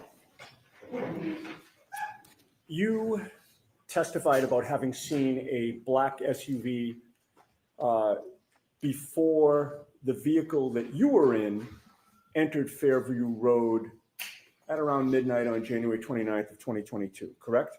Correct, sir. Objection, that's not facts and evidence. That's okay. The witness's answer is what matters. Is that right? Yes. Okay. He said, objection, that's not facts and evidence. And she said, that's okay. It's the witness's answer that matters. Okay. I want to hear the question again because I think he did testify that Karen's car turned onto Fairview before they did because they yielded to them. So those facts are in evidence, Mr. Brennan. Pay attention. Hear that again. Good morning, sir. Good morning. You testified about having seen a black SUV before the vehicle that you were in entered Fairview Road at around midnight on January 29th of 2022, correct? Correct, sir. Objection, that's not facts and evidence. That's okay. The witness's answer is what matters. Is that right? Yes. Any Twilight Zone You emojis? first saw that black SUV when it was coming toward your vehicle when you were on Cedar Crest, correct? I'm sorry. Let me repeat that. Did he because of not the say it was siren. black? You first saw that black SUV when it was coming toward the vehicle that you were in on Cedar Crest, correct? Correct, sir. Your friend Ricky D'Antano was driving at that D'Antano. time? D'Antano, sorry. D'Antano? Yes. He was driving at the Hold on. time? Correct, sir. Mr. Yannetti, thank you. Yes. I mean, you can't tell me there's this many fires in Dedham every single day. Somebody wrote to me and said that they know someone who works for Dedham Fire Department and they are very All right, go ahead. pro Karen Reed and they Ricky view the doesn't drink, sirens correct? as a show of support. He does. He wasn't drinking that night, I may have had one or two. but he appeared to be driving safely. Yes, sir. And you also had a chance to observe the black SUV at that time as it was facing you, correct? Yes. When you saw it on Cedar Crest, you didn't know who was driving it at that time, correct? No, I couldn't see. But your observations of the black SUV at that time were that whoever was driving it, that person appeared to be driving safely as well, correct? Yeah, I would assume so, yes. One of the first things you noticed about the black SUV was that it was in front of you on Cedar Crest, and both Ricky's F-150 and the black SUV were basically converging on Fairview at about the same time. Yes, sir. The black SUV appeared to be going at a safe speed. Yes. It appeared to be properly staying within its lane. Yes, I would say, yeah. And when it was time for Ricky to take a left onto Fairview, he actually put on his left blinker, or not left blinker, but both his blinker, flashed his lights to signal that it was okay for the black SUV to cut in front of it, correct? Yes, sir. And he actually did have his left blinker on at that time, correct? Prior Yes, to sir. doing that? And the black SUV had its right directional on, correct? Yes, sir. And when both cars have their directionals on, indicating they're going down the same street, the black SUV did not suddenly cut in front of Ricky's vehicle until the flashing of the lights, correct? Correct, sir. Both cars appeared to be operating safely, correct? Correct, sir. And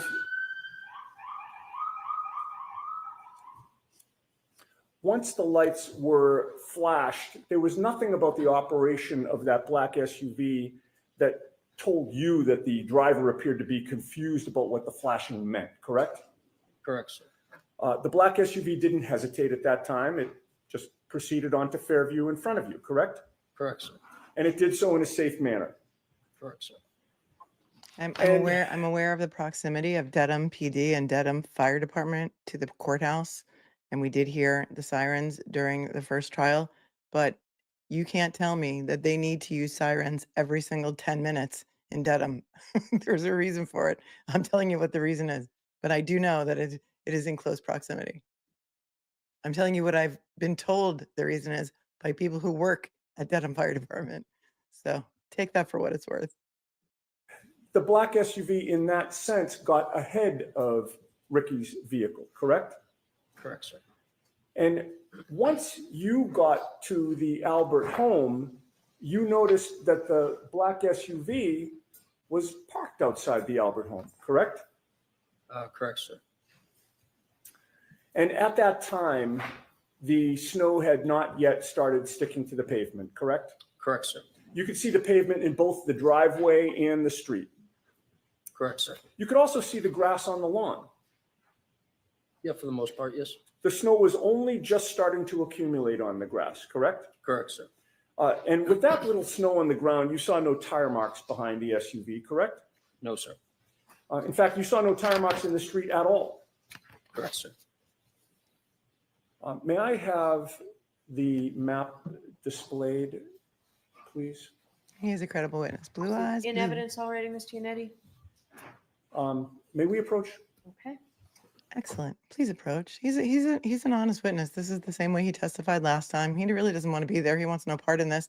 They have a screenshot of the text messages between Ryan and Julie because Jennifer McCabe asked Julie Nagel for a screenshot of their text messages. They know exactly what time Ryan texted Julie here. And yet Jennifer McCabe never gave that screenshot to any law enforcement. Isn't that interesting? Proctor, who was the lead investigator, or anyone else.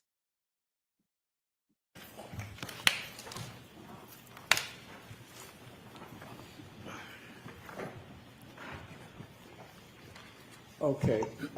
Can you Mr. enlarge that, please? Yeah, actually, yeah, you know what? If we could enlarge it, so you don't have to show Chapman, just show Cedar Crest and Fairview and maybe pull it in a little bit to the right now, the other way. See if that works. Okay, that's much better. I don't know how your eyes are, sir, but are you able to read the street names on? We can't. To be honest, no, I can't see that far. Okay, if I suggested to you that the top street horizontal going down from right to left was Cedar Crest, and that the street where the red arrow is Fairview Road, would that orient you? Yes, sir. And would it be fair to say that before you actually were coming down Cedar Crest Road as you look at this map from right to left, correct? Correct, sir. And in that sense, you were traveling west on Cedar. You probably, I don't know if you can hear me when I'm off screen. You probably can't see this, but the top of the screen where my cursor is, I don't even know if you can see my cursor. The red arrow is 34 Fairview. The street perpendicular to Fairview at the top is Cedar Crest. That's the street they're talking about that they both turned from onto Fairview. Crest, correct? Yes. Map from right to left, correct? Correct, sir. And in that sense, you were traveling west on Cedar Crest, correct? Yes. You turned south onto Fairview, correct? Correct, sir. And you were still facing south when you parked in front of 34 Fairview, correct? Correct, sir. And that means that when you're sitting in that vehicle on Fairview Road, if you were going to walk to the house or look to the house, you would be walking or looking in a westerly direction, correct? From where I was in the vehicle? Yes. Yes. So to my right, yes. Okay, and so when you were looking for Julie to come out, you were looking to the west? Correct, sir. All right, Your Honor, I would offer that into evidence. We're going to have a hard copy printed out for the jury after this examination. Okay, so we need something for the court reporter. HFH, he's not driving. His friend Ricky is driving. He's the passenger in the front passenger seat. Just to clarify. Sure. All right, we will take care of that. Thank you. Right. And you can put the lights back on and you can take that down. Those curtains are horrible behind her. I hate them. They're new and I don't like them. I do not approve. 49, thank you. And sir, it took a couple of minutes for Julie to come out after Ricky parked the F-150. Yes. When she did come out, you opened the door and you had a conversation with her while she stood between the door and the passenger compartment of the F-150? Repeat that, please. Sorry. Sure. When she did come out, she approached the F-150, correct? Correct, sir. And you were in the passenger's compartment, right? Correct, sir. You opened up the passenger's door, correct? Correct, sir. And she sort of, you stayed in the vehicle, right? Correct. I never left. And she came sort of into like the crook of the door and the passenger's compartment. Yes, sir. All right. You had a chance. How close did she get to you? I could have popped her on her nose if I wanted to. Okay. And you had a chance to observe her and size her up, correct? Correct, sir. You spoke to her for maybe about 5 minutes was your best estimate? I wouldn't say 5, I'd probably say 2 or 3. Okay. But in any case, you did have a chance to observe her, correct? Yes, sir. And it was clear to you that your sister Julie seemed like she had had a few drinks, correct? I mean, yeah, it was 12:30 in the morning, so. 12:30. She admitted being hammered. And She she admitted it. called you for a ride, right? Yes, she knew that Ricky was driving. Right. And when you arrived there, there was a discussion about whether she'd actually take the ride, right? Correct, sir. If she was just going to come out and take the ride, there would have been no need for the conversation, correct? Correct. But do you recall previously testifying that you were out talking to Julie for over 5 minutes? I would not say over 5 minutes, no. Do you deny that it was about 5 minutes? Objection? I'll allow it. Do you deny it was about 5 minutes? Could have been. Okay, I'm not. fair enough. See, that and way you he talk- doesn't need to impeach him with his prior testimony because at the last trial he said it was about 5 minutes. And he said no. And then he said, do you deny that? And he said, no, it could have been. So now he doesn't need to use the transcript to impeach him. See how that worked out so nicely? With her about whether she wanted to go in the truck and leave with you, correct? Correct, sir. You also talked about whether instead you, Heather, and Ricky would go into the house to join the gathering there. Correct, sir. There was a back and forth that you really thought was unnecessary, correct? I wouldn't say it'd be unnecessary. It's just a common question if you want to come in and have a drink. You have testified in the past that Julie can be kind of a pain in the ass, correct? I mean, all siblings can be, yeah. All siblings can be, but yeah, he thinks In any case, Julie decides to go back inside and you decide to leave, correct? Correct, sir. Ricky did not speed up the street at that time. No. He just gradually pulled out. Correct, sir. His direction of travel took him right past the black SUV that was now in front of you, correct? Correct, sir. He passed the black SUV on the left, correct? Correct, sir. And you were in the front passenger seat at that time still, correct? Correct, sir. So you were closest to the black SUV of the people that were in your vehicle as you passed it, correct? Correct, sir, yes. And you were closest to the driver's side of the black SUV, correct? Correct, sir. You noticed that the interior dome light was on, correct?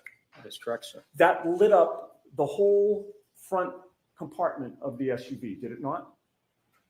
Yes. It lit up the driver's seat and the passenger seat, correct? All I could see was the driver at the time, sir. Understood. But the light wasn't just shining just on the driver. It wasn't pointed at the driver. I would say they were both lights that go down at both seats, correct? They were on. Yes. Okay. Yes. So you could see both seats in the front driver's I compartment. couldn't correct? see past the woman. Well, you only saw one. I only person. saw a woman. Sorry to interrupt you. Yes. No problem. It allowed you to see into that front compartment. Yes. All right. And you saw one person inside the car at that time. Correct, sir. It was a woman with long hair in the driver's seat, correct? Correct, sir. And she looked like she was alone. Yes. You didn't see anybody else in the SUV. No, I did not, sir. You certainly didn't see a 6'1" man in the SUV in the passenger seat, correct? Correct, sir. In fact, There you go. you saw that the passenger seat was empty. Correct. Correct. He saw the passenger seat was empty. Correct. Where was John? In the house. Tell him the guy never went in the house, except the guy did go in the house because the guy was not in the SUV when Ryan Nagel and Ricky D'Antano and Heather Maxon were there. There you go. Boom. Another witness for the defense. That's it. That's all we need. Thank you. I have nothing further. Move on to the next. Did you see a Jeep? No. Why are they lying about the Jeep? I have so many questions. He's honest. He's telling the same truth he told last time. It's more clear this time.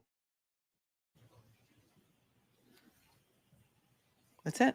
Thank you. Goodbye. No more questions. The woman in the passenger seat was staring straight ahead, correct? Not in the passenger seat. She I'm was sorry. in the driver's seat.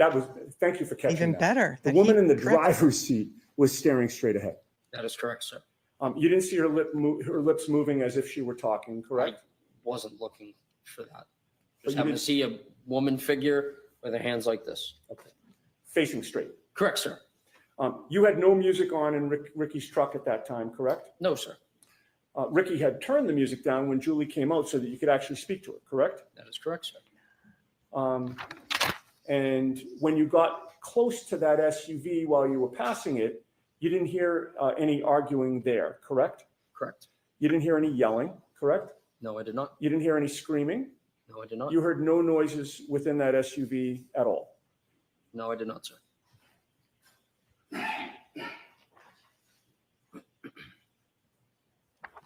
I have no further questions. Thank you. Excellent.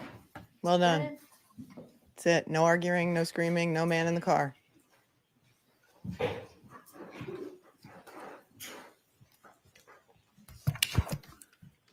Sir, you mentioned you were at that address around 12:30, That is correct, sir. 12:30. and you offered us that you were there for about 5 minutes. Yes? You know the exact time you left? No, not off the top of my head right now, no. Was it around that time? Yes, sir. Would it be fair to say you don't have certainty whether it was 12:35, 12:32, 12 o'clock? It's probably, If John O'Keefe was hit and killed at 12:31, they were there. They didn't see it. Dismiss the effing case. We're done, Brennan. We are done here. before 12:35, roughly between 12:30 and 12:35. Hello? You could still see the ground 12:30 and 12:35. given the Yes, sir. weather. Yes, sir. Was there snow starting to fall? Your Just case starting. is over. You're done. You're cooked, Brennan. Had you been Stick a outside fork earlier in that you. night? Yes, sir. In the ground that you could see, do you know how hard it was? How hard the ground Say that was? again? The ground. Objection. Ground, yes. Do you know if it was soft or hard? Like the road? The ground, the grass, the lawn. Oh, What is- I Why don't is there know. no objection to that? It was a cold night, so I mean, I assume it's hard.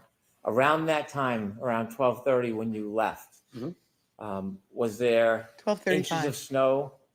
No, there was On the not ground? inches of snow, no. I could still see the grass coming through the snow. I mean, it's just like a coating. You could still see the bare ground. Correct, sir. When you saw that SUV in Reasonable front doubt. of you for the time that you were there, that 5 minutes, did you ever, and you said that you saw brake lights at times. Mhm. Did you ever see at that point missing parts of its taillights? No, sir, I wasn't observing the vehicle like that. When the taillights No. were on, when the brakes were on, what color was the glow? Red, sir. Did you ever see a missing piece where it was white instead of red? No, sir. Over near the flagpole where you saw Okay, Brennan, are you trying to have your own case dismissed? Are you trying to get jury nullification like sooner rather than later? Are we going to be done with this trial before 10 weeks? Okay. Red. this SUV, did you see any human being, any person lying on the ground near the flagpole? No, sir. When you drove by the SUV, you said you couldn't see past the woman. Could you see inside the SUV when you drove past? Repeat yourself. When you drove past the SUV, you saw a woman in the driver's seat. Yes, that is correct. You didn't see anybody else. No. Do you know if anybody else was in that SUV? Could have been. I'll allow it. It could have been. From when you were driving by the SUV and you could see inside the driver's seat and saw the woman, could you see on the other side of the SUV if there was anybody standing on the other side of the SUV? No, sir. Was there anything obstructing your view as you drove by and saw the woman to prevent you from seeing on the other side of the SUV? The woman and the vehicle itself. You mentioned that there was a dome light on in the SUV. Yes, sir. Was the driver's side door open? No, when you sir. drove by? No, sir. It was closed. Can I have exhibit 16, please? Driver's side door was closed. What about the passenger side? Did you ever see this man at any point Are they going to show a picture of John O'Keefe? No, sir. I've never Walking. seen- Oh, sorry. walking across the yard, Hello? going to a door, Twilight Zone? or entering the house the entire time you were there? Objection. Sistine. No, sir. I've never seen That that. means you don't. Oh, I'm sorry. Sorry about that. That's okay. Sorry. Could you That's take okay. that down, please? Okay, I'm sorry. We just gratuitously get to show a picture of John O'Keefe on the overhead projector. Gratuitously. Everyone feel sorry. Here's the victim. Here's the murder victim, everyone. for this witness to say, no, I've never seen that man? And then they stopped him before he said, I've never seen that man before in my life. You weren't looking at your screen. Look at your screen now, because here we go. Sympathy play.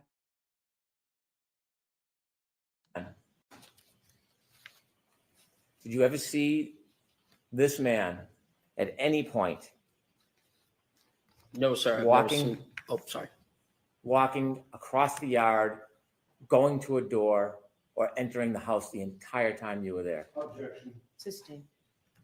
No, sir. I've never seen That that. means you don't. Oh, I'm sorry. Sorry about that. That's okay. Sorry. Could you That's take that down, please? And after you left, you never went back that night, did you? No, sir.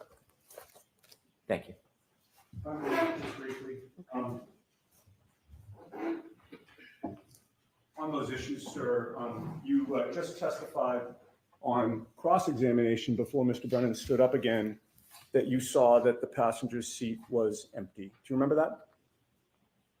Yes. All right. You're not changing that testimony? No, sir? I'm not changing that. No. Thank you. Thank you. Well done.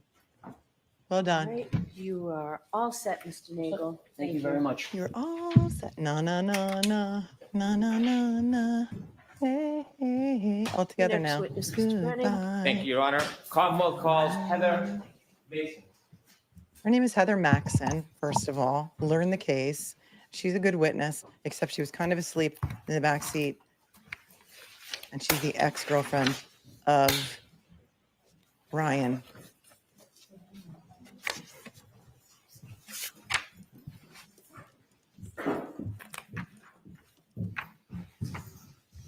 She's a good witness. I like Heather. You solemnly swear the evidence given by court and jury in the case now hearing for the truth, the whole truth, and nothing but the truth, so help you God.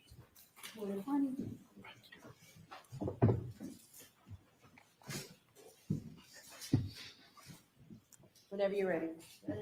Thank you, Your Honor.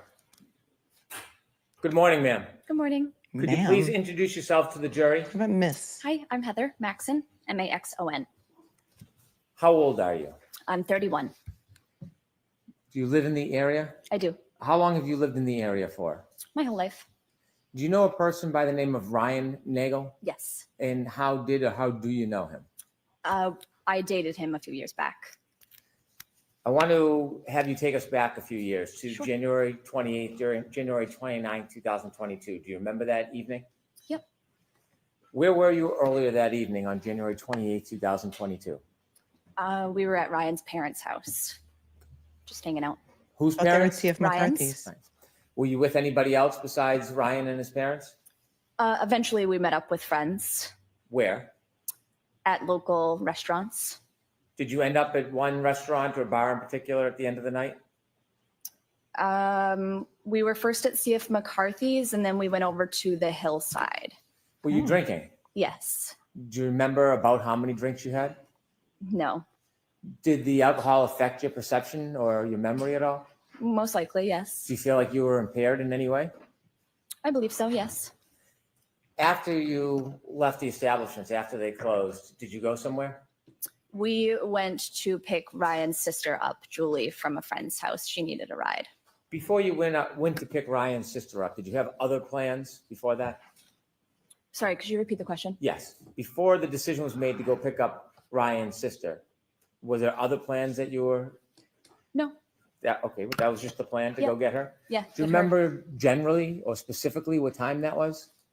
late midnight? Okay. Do you remember the time exactly? No. Is there any marker in your mind that would help you remember exactly what time it was? Not necessarily, no. So is that a generalization or a guess? Yes. When you went to pick up Ryan's sister, do you know where you were going? No. Were you driving? I was not. Who was driving? Our friend Ricky Where were you sitting? in the back seat. And what kind of vehicle was it? It was a truck. Are you familiar with the area?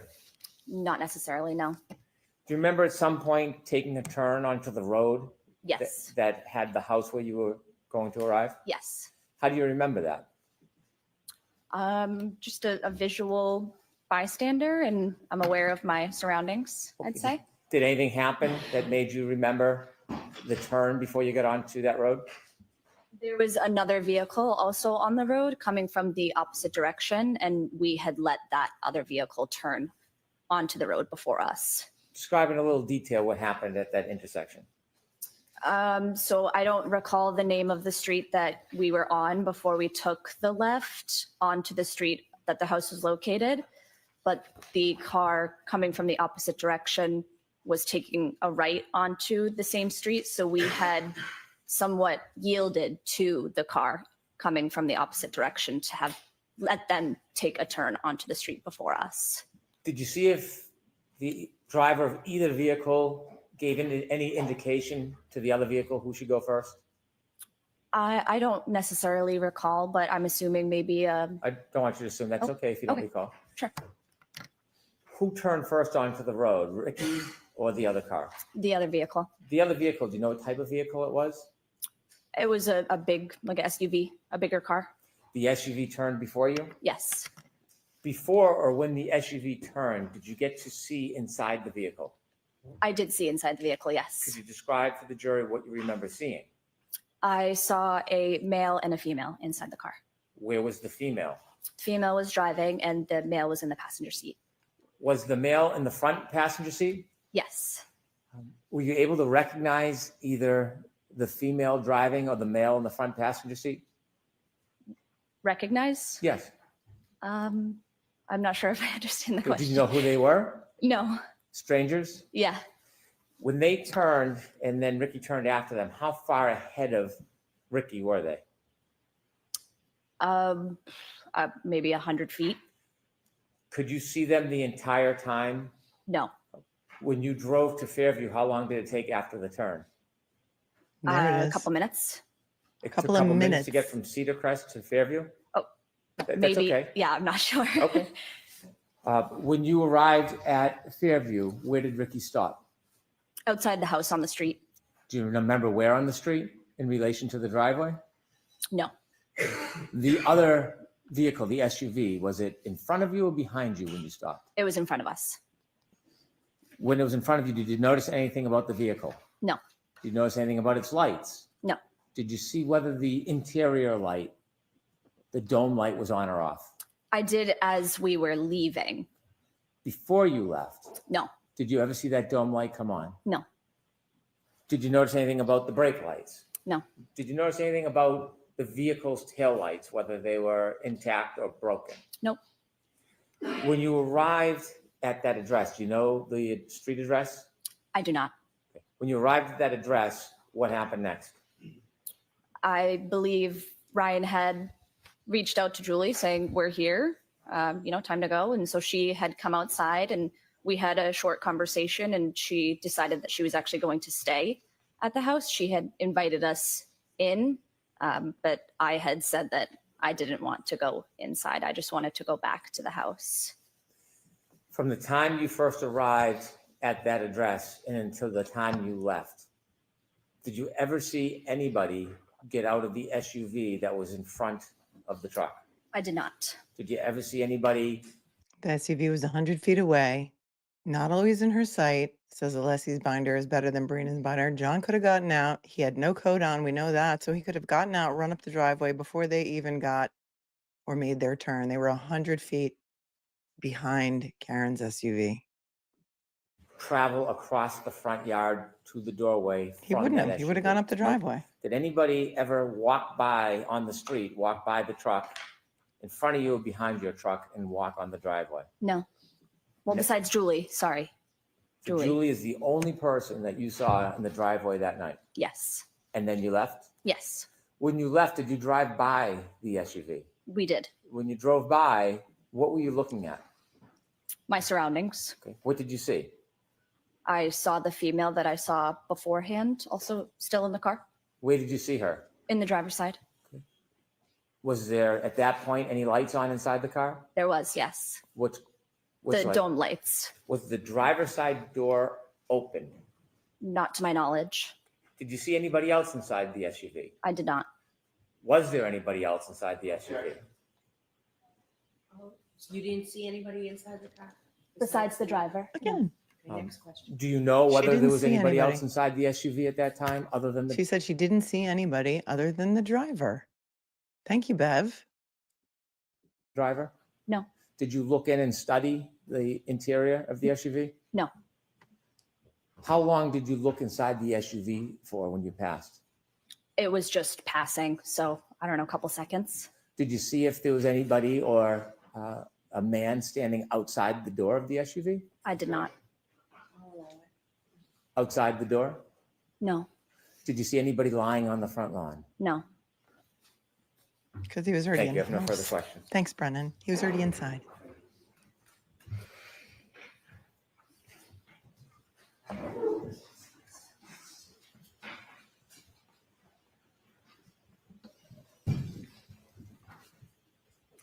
Good morning, ma'am. Good morning. Before Ricky turned onto Fairview Road, you saw the SUV in front of Ricky's truck, facing it, taking a right-hand turn in front of you, correct? Correct. And at that point, you had an unobstructed good look at the driver and the front passenger, correct? Correct. And you could see that there was a female driving and a male in the front passenger seat at that time. At that time, yes. Now, ultimately, Ricky's car took a left after the other SUV took a right, correct? Correct.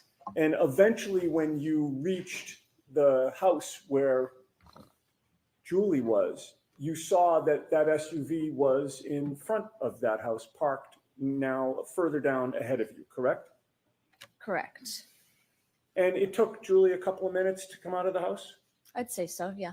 Do you recall whether there was any conversation at that time between you, Ricky, and Ryan? Possibly. I don't recall or remember what, but most likely, yes. And you don't remember whether you were participating in a conversation or what was discussed? Not necessarily, no.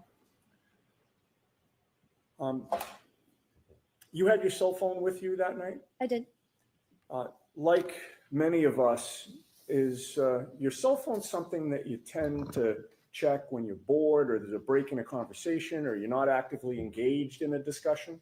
For sure.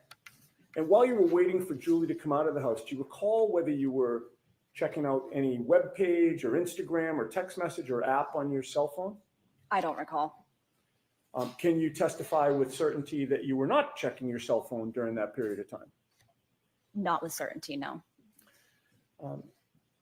And so you can't say for sure how long, if you did check your cell phone, you would have been looking at it while waiting for Julie, correct? Correct.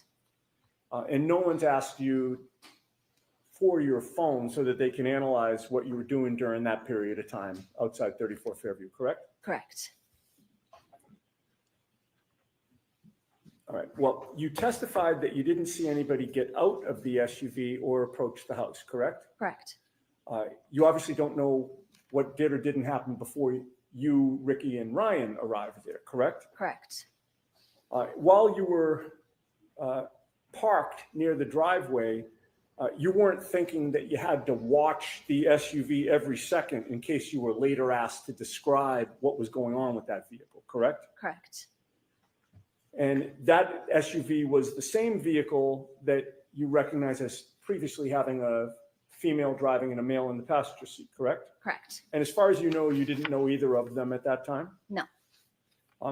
Fair to say that what they were doing was their business and you weren't particularly interested in what they were doing, correct? Correct.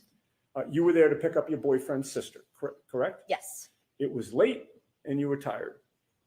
Very much so, yes. You'd had a good amount to drink. She admitted it. You, Yeah. you did not want Nothing to wrong with that. continue to drink and socialize, correct? Correct. Fair to say you were looking forward to ending the night at that point? Yes. And so you were more focused on hopefully getting Julie in the car so you could leave than anything that was going on in the SUV, right? Yeah, exactly.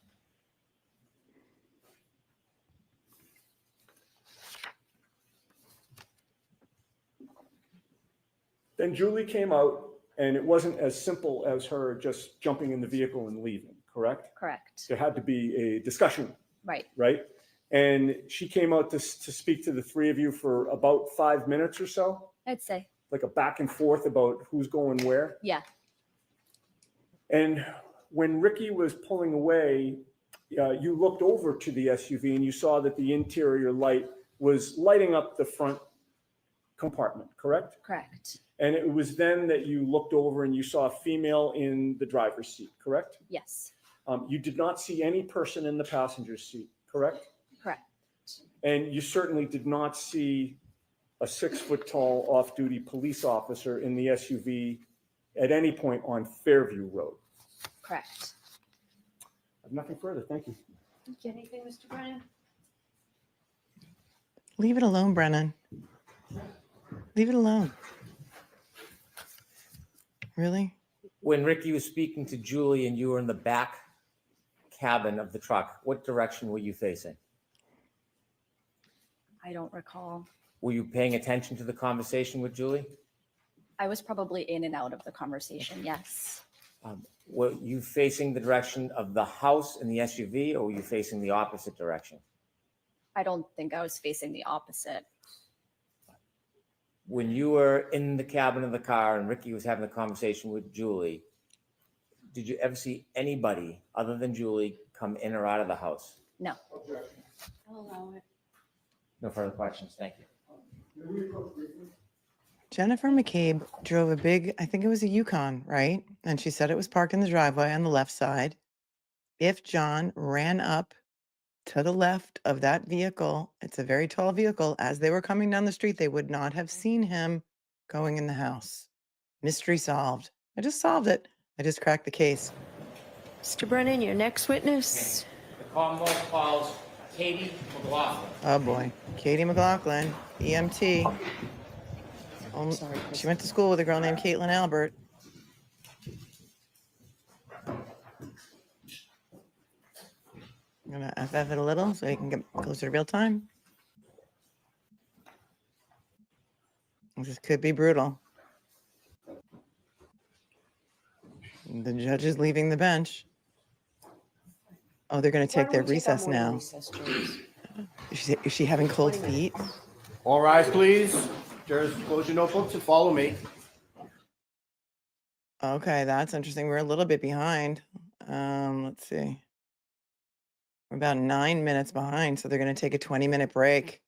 Oh, if you guys don't know the lore behind Katie McLaughlin, I'm going to tell you. Katie McLaughlin is the only EMT at the scene who says that she heard Karen Reed say, "I hit him." And here's what the original police report says. Katie McLaughlin, I think she worked for Canton Fire Department, right? Is an EMT. She saw injuries to John O'Keefe's face. This is what the original police report says. She saw injuries to John O'Keefe's face and asked Karen, "Do you know how he got these injuries to his face?" And she says that Karen said, "I hit him," to her friend about the face, the injuries to the face. Katie McLaughlin went to high school with a girl named Caitlin Albert, who happens to be Brian and Nicole Albert's daughter. It was brought out during the first trial. Not only did she just go to high school with a girl named Caitlin Albert, but they may or may not be very close friends. A lot of internet sleuths started sending Facebook pictures to the defense team with Katie McLaughlin and Caitlin Albert at baby showers together, bridal showers together, on the beach, arm in arm, in bathing suits, in hot tubs together. It was also discovered during cross-examination at the first trial, the person who set up the interview for Katie McLaughlin was Kevin Albert, Canton PD. They were conflicted out of the case. He should not have been setting up any witness interviews of anybody. And I hope Katie's okay. Word on the street was she had not gone back to work after the first trial for a long period of time until just recently. So let's see what happens. Jay Burns, thanks for your 5, says, can any of the Alberts or McCabe's be charged? Why would the feds close this? Obvious cover up of a murder. Well, Can they be charged? I don't know if they have any evidence. And also, I don't know if the federal investigation is closed. There's no proof of that. There's no proof that it's closed. There's rumor and speculation that it's closed. That came from Helena Rafferty, chief of police at Canton PD. She's not got no business speaking for the FBI. The FBI does not announce when they close an investigation, and that remains to be seen.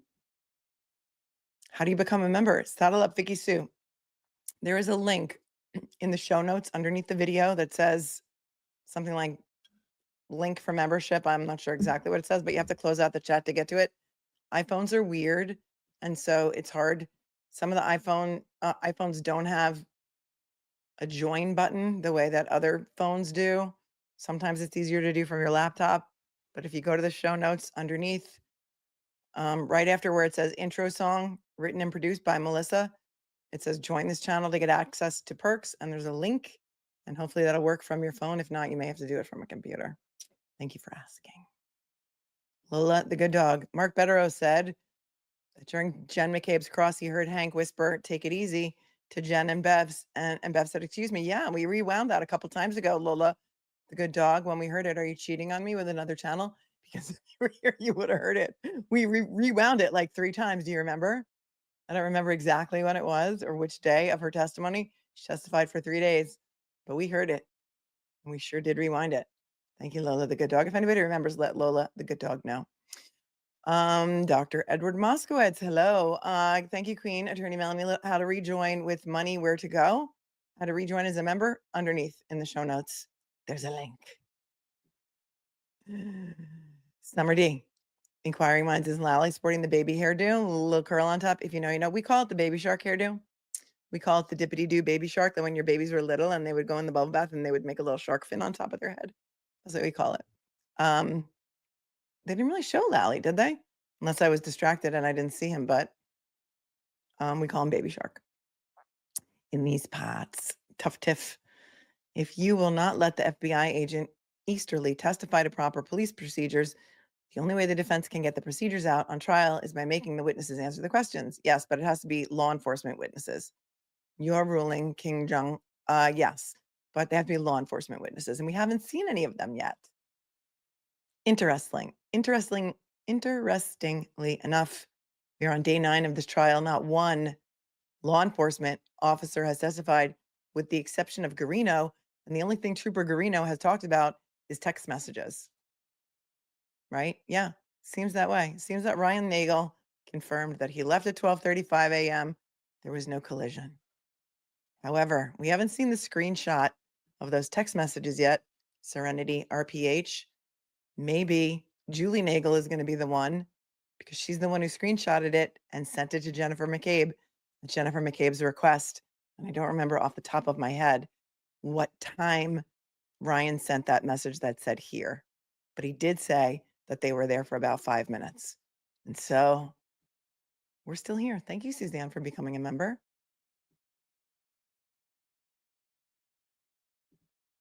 Athena Esquire, to further explain, I wrote to Yannetti to posit that Karen was possibly drinking afterwards her arrival at home, that it would affect the blood alcohol. Yeah, we've been screaming that into a closet. I've been screaming that into a closet since January of 2024.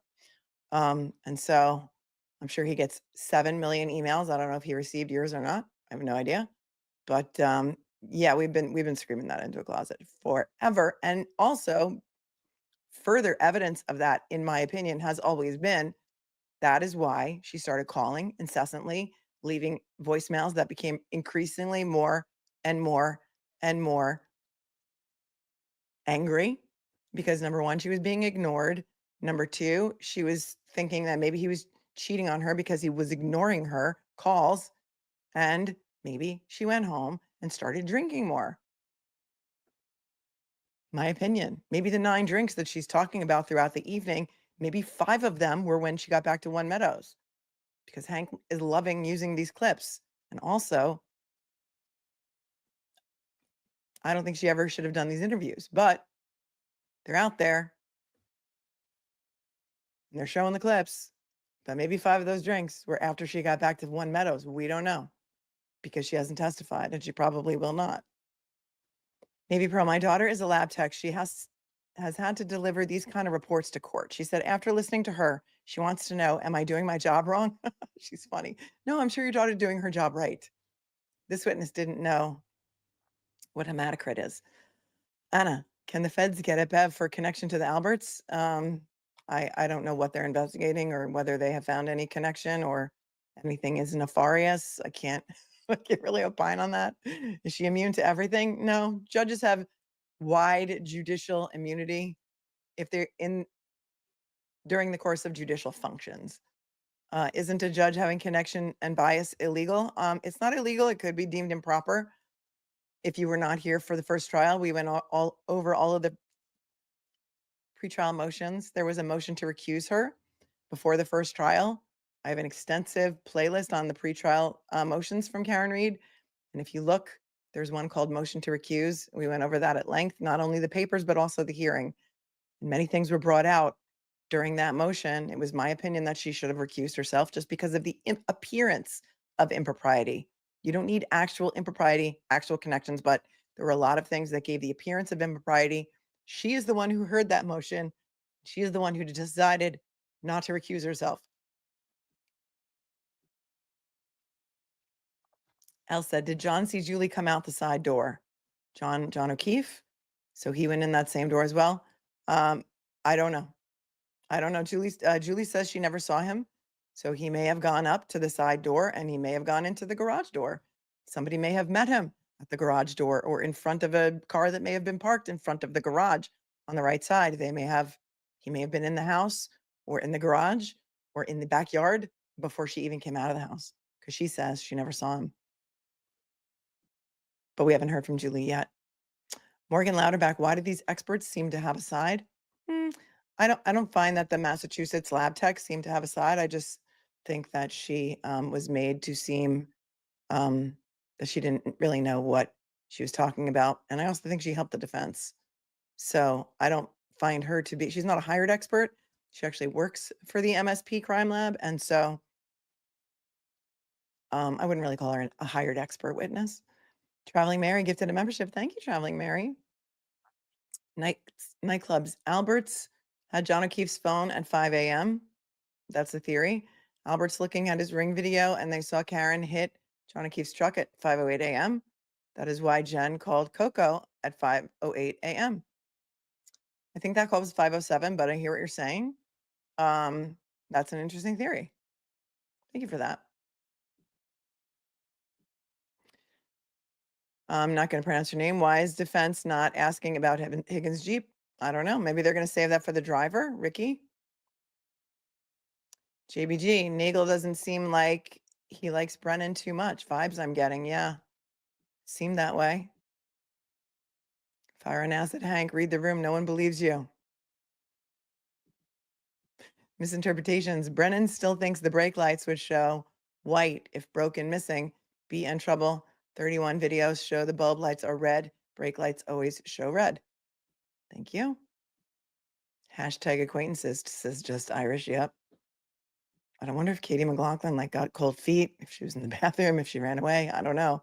But they had to take a 20-minute break right as they called her to the stand. So that's what we're waiting for. Thank you, Jade. Great show with Tom. Hope to see him back soon. Yeah, he's got an open invitation anytime he's got a down day and he's not in court. Wants to come on while we're doing trial coverage.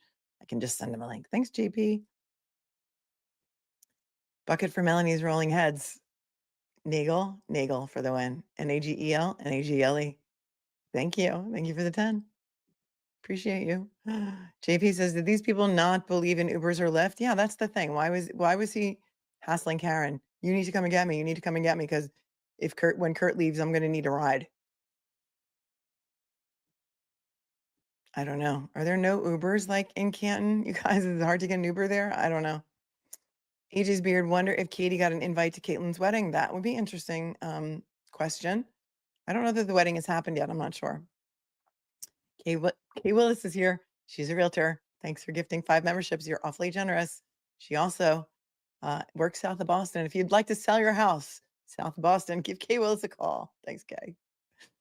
Kathy says, I love you in blue. Great show yesterday. Thank you for your compliment. I appreciate you.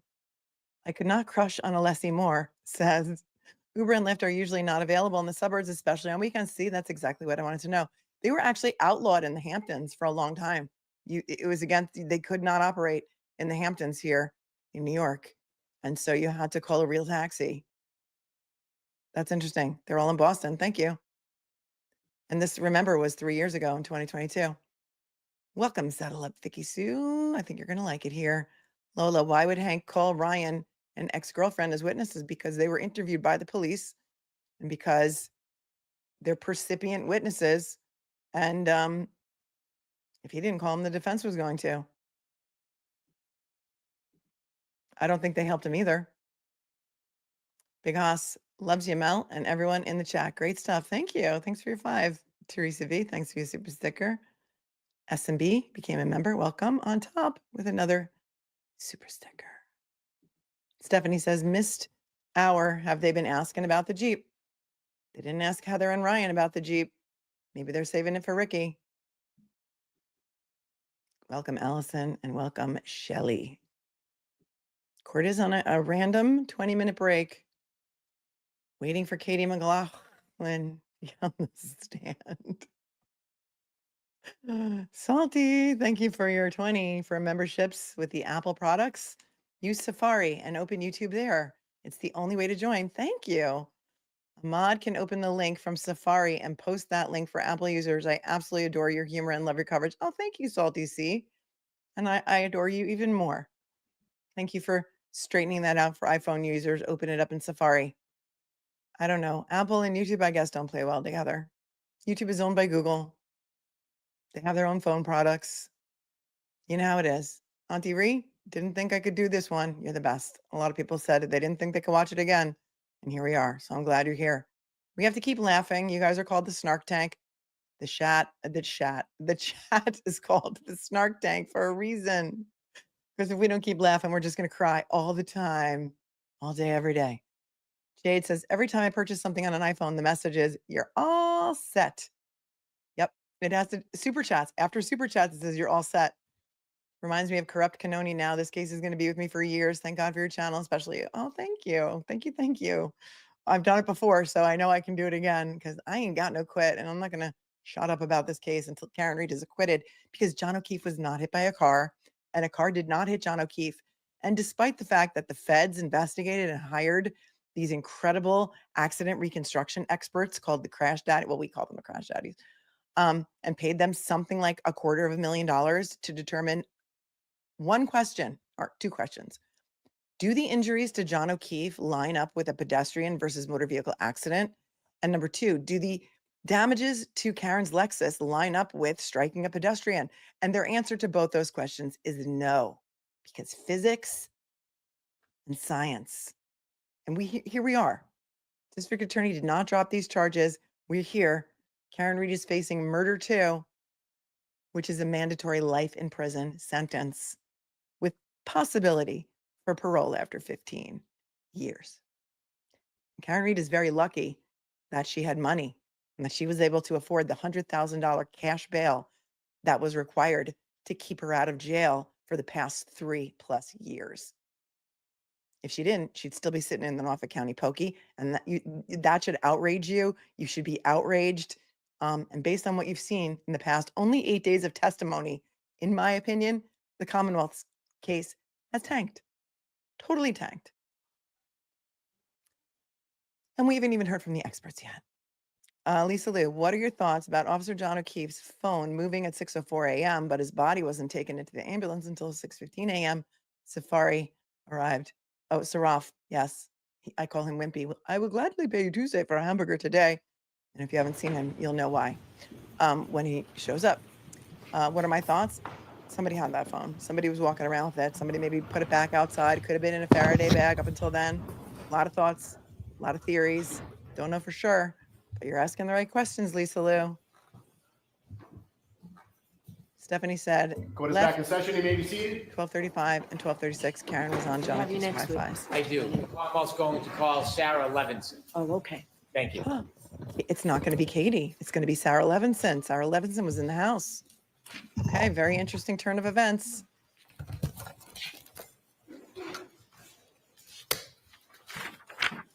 Very interesting.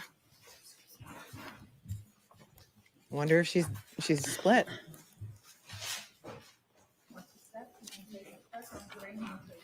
You solemnly swear the evidence given to the court and jury in the case now and hearing should be the truth, the whole truth, and nothing but the truth, so help you God. I'm sorry.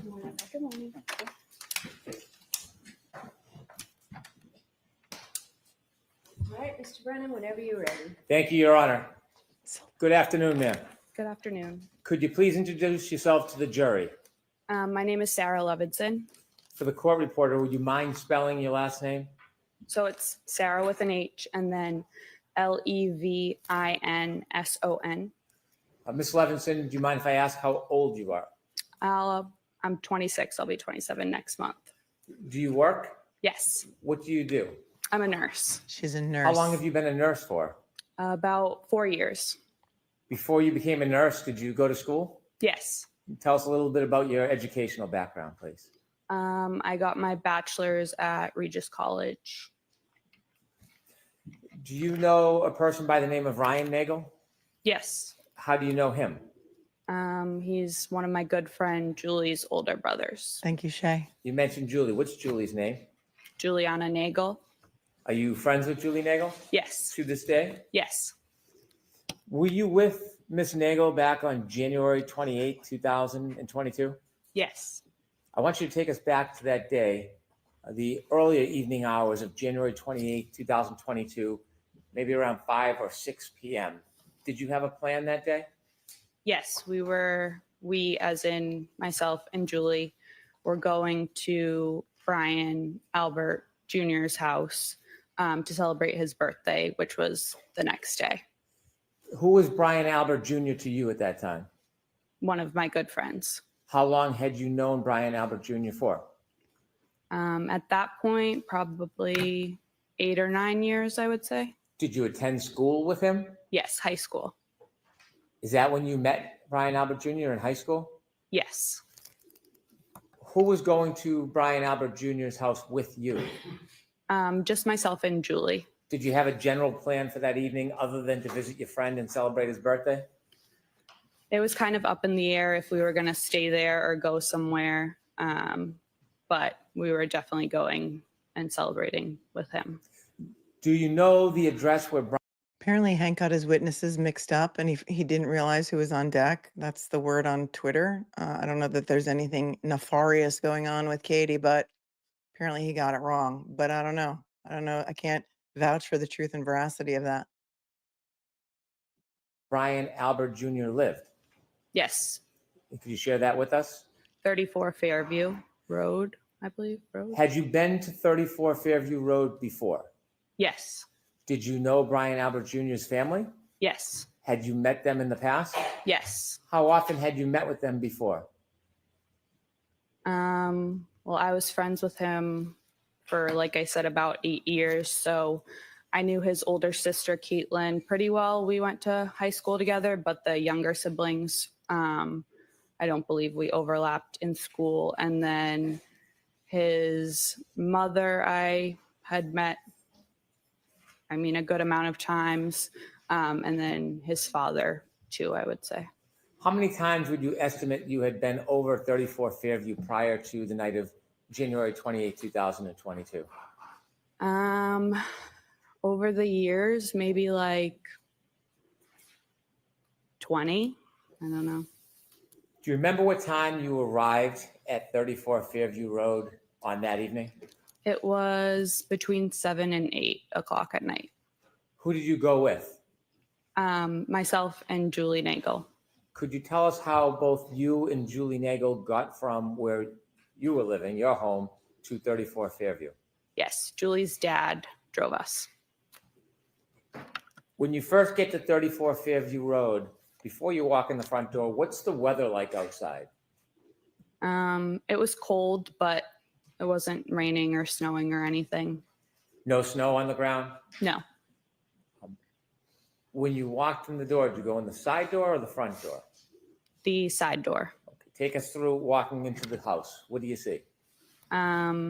So we walked through the side door, and then it's their like family room, they call it, with like the TV and everything. And then at the back of the family room is like a sliding glass door out into their porch.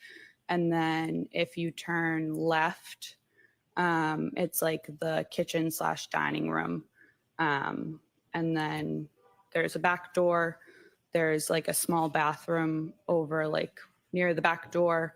And then if you walk straight through, it's the front door, the stairs, the door to the basement. And then they called it like the library is like their formal living room. If you walked in the front door, would the stairs leading to the next floor upstairs be right in front of you? Yes. If you were going to go downstairs, would you walk around that staircase to the back side of it? I don't believe the back, but the side. Okay. You mentioned you walked in the side door near the garage. When you walk in the side door, you're in a living room, did you say? Yeah, their family room, they call it. Yeah. Can you walk into the garage from the family room, or do you need to go back outside to get into the garage? No, you would have to go back outside. So there's no door in that family room that leads directly to the garage? No. Excellent After you question. walk- But there is a door that leads to the garage from the same breezeway as the side door. Jennifer McCabe looked very surprised when it was pointed out to her. Oh, yes, that's a door into the garage. Oh. Walked into the family room. Did you stay there or did you go somewhere?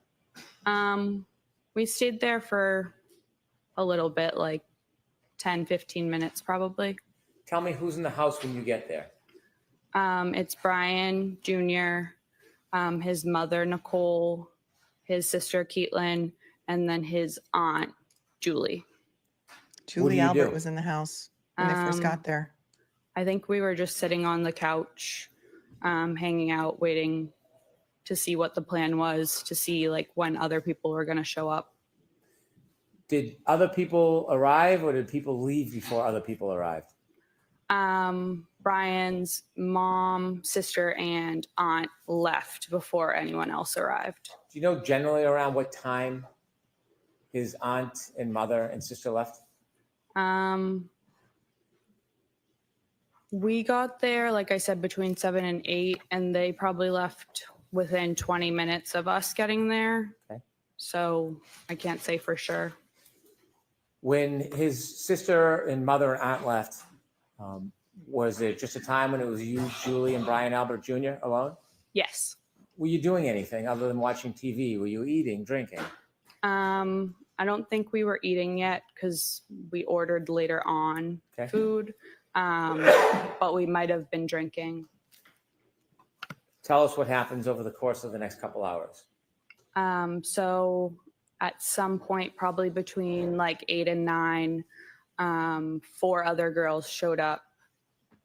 So Courtney Alba came by herself, and then Catherine Judy, Emily Fabiano, and Mary Kent all came together. Are those friends of Brian Jr.'s? Yes. Did you know who all of them were? Yes. Were you friendly with them? Some of them, yes. We were all friendly, but not friends. That makes sense. So what's the atmosphere like when the visitors come? Celebratory, light, joyful. It was fine. Were people drinking alcohol? Yes. Okay, and at some point, did you order food? Yes. And did anybody else come at that point? Any other friends or family? No. Did one of Brian Jr.'s cousins come at some point? Yes. Is that later? Yes. So over the course of the next couple hours, eating and drinking, anything significant happen? No. Any arguments, any tension, any problems? No. Was it a positive night? Yes. At some point, did anybody else come to the house? Later on, yes. Okay, about what time? Around midnight. So Colin before Albert? midnight, it's a group of young people having a party?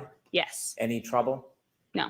When did Did Colin the come? friends of Brian Albert Jr., the 4 women, did they leave before midnight? Yes. Okay, hold on. Did anybody, she didn't mention Colin, right? She did not mention Colin. Julie Albert was at the house. Then they all left to go to the waterfall or wherever they went first, and then the waterfall. And then allegedly Julie left and went home with a headache. Julie Albert. She has not named Colin. Okay. Did Colin show up at midnight? This is interesting. Hold on. What time did they leave? Of Brian Albert Jr.? Yes. Any trouble? No. Did the friends of Brian Albert Jr., the 4 women, did they leave before midnight? Yes. What time did they leave? Between, I would say, 11 and 11:30. Did they arrive and leave as a group, or did they arrive and leave separately? The 3 girls that I mentioned that came together, Catherine, Emily, and Mary, all left together. And then Courtney left, I believe, before them separately. I want you to tell us generally where were you spending most of your time that Oh, so he said a cousin came? What time did the cousin come? Did he say what time? I don't want to rewind it. Okay. night, the eating? Hold on. I want you to tell us generally where were you spending most of your time that night, the eating and the drinking and the party? In the kitchen/dining room area. Is there a table in the kitchen? Yes. Were you sitting at a seat at that table? At that point, we were more around the island, but later on, yes, I had a seat at the kitchen table. If you're in the kitchen seated at the table, can you see outside? Not really. If I looked through the windows above the sink of the kitchen, I guess I could if it was light out. And then the windows to the front of the house had a little half curtain, I don't know what it's called, thing on it. So I could see above that, but not. If you were to walk to the windows in the living room area, what area was it, did you say, the half windows were? The dining room. If you were to walk to those windows, could you see outside? Yes. Would you be able to see the driveway? Yes. Flagpole? Yes. Street? Yes. The door, do you remember the front door, if it was solid or glass? They have a storm door that's glass and then a solid regular door. If you opened up the solid door and looked, could you see through the glass door to the front yard? Yes. At any point, did you have a chance to look outside that night? No. If you're in the living room, the kitchen, can you see where the basement access is? Yes. Can you see the backyard door? Yes.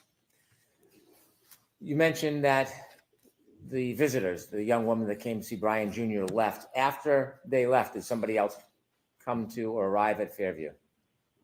After they left, yes. And who was that? It was Brian's father. His name is also Brian. Mr. Higgins. Brian's mother came back, his sister Caitlin, and then his aunt Jennifer and his uncle Matt. If I can just step back just a little time before the adult group showed up. Yes. Did any other of Brian Jr.'s cousins come to Fairview? Yes. And who was that? Colin, but he showed up There you go. before the girls left. He showed up before the group of young women left. Yes. How long did you see him stay for? Probably Probably. half an hour, 45 minutes. Did you get a chance to speak? Okay. She said the girls left between 11 and 11:30. Colin got there. Did he say before they left or after they left? Colin can't be named as the third party culprit, but there was no restriction that he couldn't be talked about or named at all. Hold on, taking this back. Of Brian Jr.'s cousins come to Fairview. Yes. And who was that? Colin, but he showed up before the girls left. So He showed up before the group of young women left. before Yes. How long did 11:30. you see him stay for? Probably half an hour, 45 minutes. Did you get a chance to speak to him? Yes. Did the mood change at all in the house? No. When the adults came to the house, do you know about what time that was? Around midnight. You mentioned that you saw Brian Albert. Is that Brian Albert Jr.'s father? Correct. And his mother's name? Nicole. You also mentioned a person by the name of Brian Higgins. Did you know him from before that night? No. Did you meet him that night? Yes. Are you now familiar with who he is and what he looks like from that night? Yes. There was somebody else you said, Brian Jr.'s aunt and uncle? Yes. And then his sister. His aunt and uncle, what are their names? Jennifer and Matt McCabe. Did you know Mrs. McCabe from before that night? Somewhat. Had you ever socialized with her? I don't believe so. I knew who she was. I don't know if she knew my name, but I think she knew I was Brian's friend. Had you seen her before? Yes. Was that in relation to spending time with Brian Jr.? Yes, I believe so. Had you ever seen her or spent time with her outside of Brian Jr.'s presence? No. How about her husband, Matt McCabe? Did you know No, who he was? I knew who he was, but I don't believe I had ever met him in person before, no. Anybody else, any other adults come with that group? No. Do you remember who came into Fairview first as far as the adult group? Yes. Who? Mr. Albert, Brian's dad, and Mr. Higgins. And who came next? Next, I think they all kind of walked in together, Caitlin, Nicole, Jennifer, and Matt. Other Bryans than came in you, first. Julie, and Brian Albert Jr., had the young group left at that point? Yes. After that group arrived, what happens? Tell us what's happening inside the house. So it then was Brian Jr.'s actual birthday. So again, we were celebrating.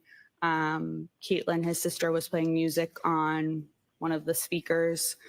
And we were all pretty much sitting or standing around the kitchen table, talking, socializing. Do you remember what was being played for music? Like 70s, 80s type of music. I don't want to overstate it, but Were you drinking? Overdate it. Did you want her to say it's raining men? Was that part of the script? I don't believe I was anymore at that point, no. Did you feel impaired at all? No. As the night grew on, was there any problems in the house? No. Any argument? No. Any fighting? No. Anything exciting or controversy in any way? No. Did you have a plan that you were going to leave with Julie? Yes. What was the plan? She said that her oldest brother, Ryan, would pick us up and drive us home when he was done wherever he was. Did you see at any point before you ultimately left Fairview, did you see your sister leave the house? Did you see Julie Nagel leave the house? Yes. Did you actually see her go and leave? Yes. About how long did she leave for? 5 minutes or less. Did you see her come back? Yes. After she went out of the house and came back in, did the plan change about a ride home with her brother? Yes. What was the new plan? So a little bit before she went out to talk to Ryan, we were talking, myself, her, and then Jen, we're talking about how we were leaving and Julie's older brother was going to come pick us up. And we were the only ones that weren't like related to the Alberts there. So like Brian's friends left. So Jen was like, oh, like, don't leave just yet, because like we were celebrating Brian's birthday. If you want, myself and Matt can drive you home a little bit later. So Why would Jen care whether Sarah and Julia Nagel stayed or not? Why would Jen be asking them to stay? She said she had no relation with Julie Nagel, relationship with her, even though she had babysat her dogs before, right? This is weird to me. Jen was like, oh, don't leave yet. Why would, that is weird, right? Okay, it's not just me. She's 26 now. She was 23 at the time. Why does Jen care if these two girls leave or stay? Also, I didn't remember that Ryan was also going to drive Sarah home too. But that's what she's saying. She was going to drive both of them home. weren't like related to the Alberts there. You were So like Brian's outsiders. friends left. So Jen was like, oh, like, don't leave just yet, because like we were celebrating Brian's birthday. If you want, myself and Matt can drive you home a little bit later. So Was there we cake? agreed to that. And then Jen said, feel free to invite Ryan inside because he was already on his way. So Julie went out to tell Ryan, like, hey, we're not coming with you. But You weren't outside for the conversation, so you just heard this no, secondhand yeah, from Julie. yeah. So from what you saw, Julie, And why is Jen inviting other people into her sister's house? This whole thing is sus to me. This is new. And is it like, why don't you guys stay because we didn't have the cake yet? I could understand that. But now it's just like, why don't you guys stay and Matt and I will drive you home? They're getting a ride. There's allegedly a nor'easter coming. He came all the way there to get her. Why can't they just go home? Maybe she just wanted to leave. went in and out Yes, for about 5 minutes. yes. Why did you decide to stay? Did you want to stay? Yeah, I didn't mind. I didn't mind. She wanted to go Did the home. night continue after Julie came back in and spoke to her brother? Yes. Was the mood any different than it had been the entire night? No. Anything extraordinary or remarkable happen inside that house? Did Brian No. and Brian disappear? After Julie went out and spoke to her brother and came back in the house, did anybody else come inside the house other than everybody who was already there celebrating Brian Jr.'s birthday? No. Did you ever see another man or woman you didn't know come into that house? No. At some point, there was a decision that you would leave, I suppose? Yes. What time do you think you left generally? Between 1:30 and 2 in the morning. Do you have a specific time? Did you look at your watch? Did you know a certain time you left? No, I believe it was closer to 1:30 because I believe I was home by 2, but I can't say for sure. When you left, tell us what the weather was like when you went outside. Was it the same as when you came in? No, it was snowing. What was the conditions like? Had they changed, the wind or temperature? Yes. Yeah, it was colder. How much snow was on the ground at that point when you left? Like, I don't know, a dusting, or I could still see A dusting of snow. like Okay. some little pieces of grass like sticking out of it. But it was pretty much like the walkway and everything was white. Did you leave by the front door or the side door? The front. You remember that? Yes. Was there any type of hazard or difficulty with you walking? Julie and I walked out together down like the front stoop stairs. And I remember we were arm in arm.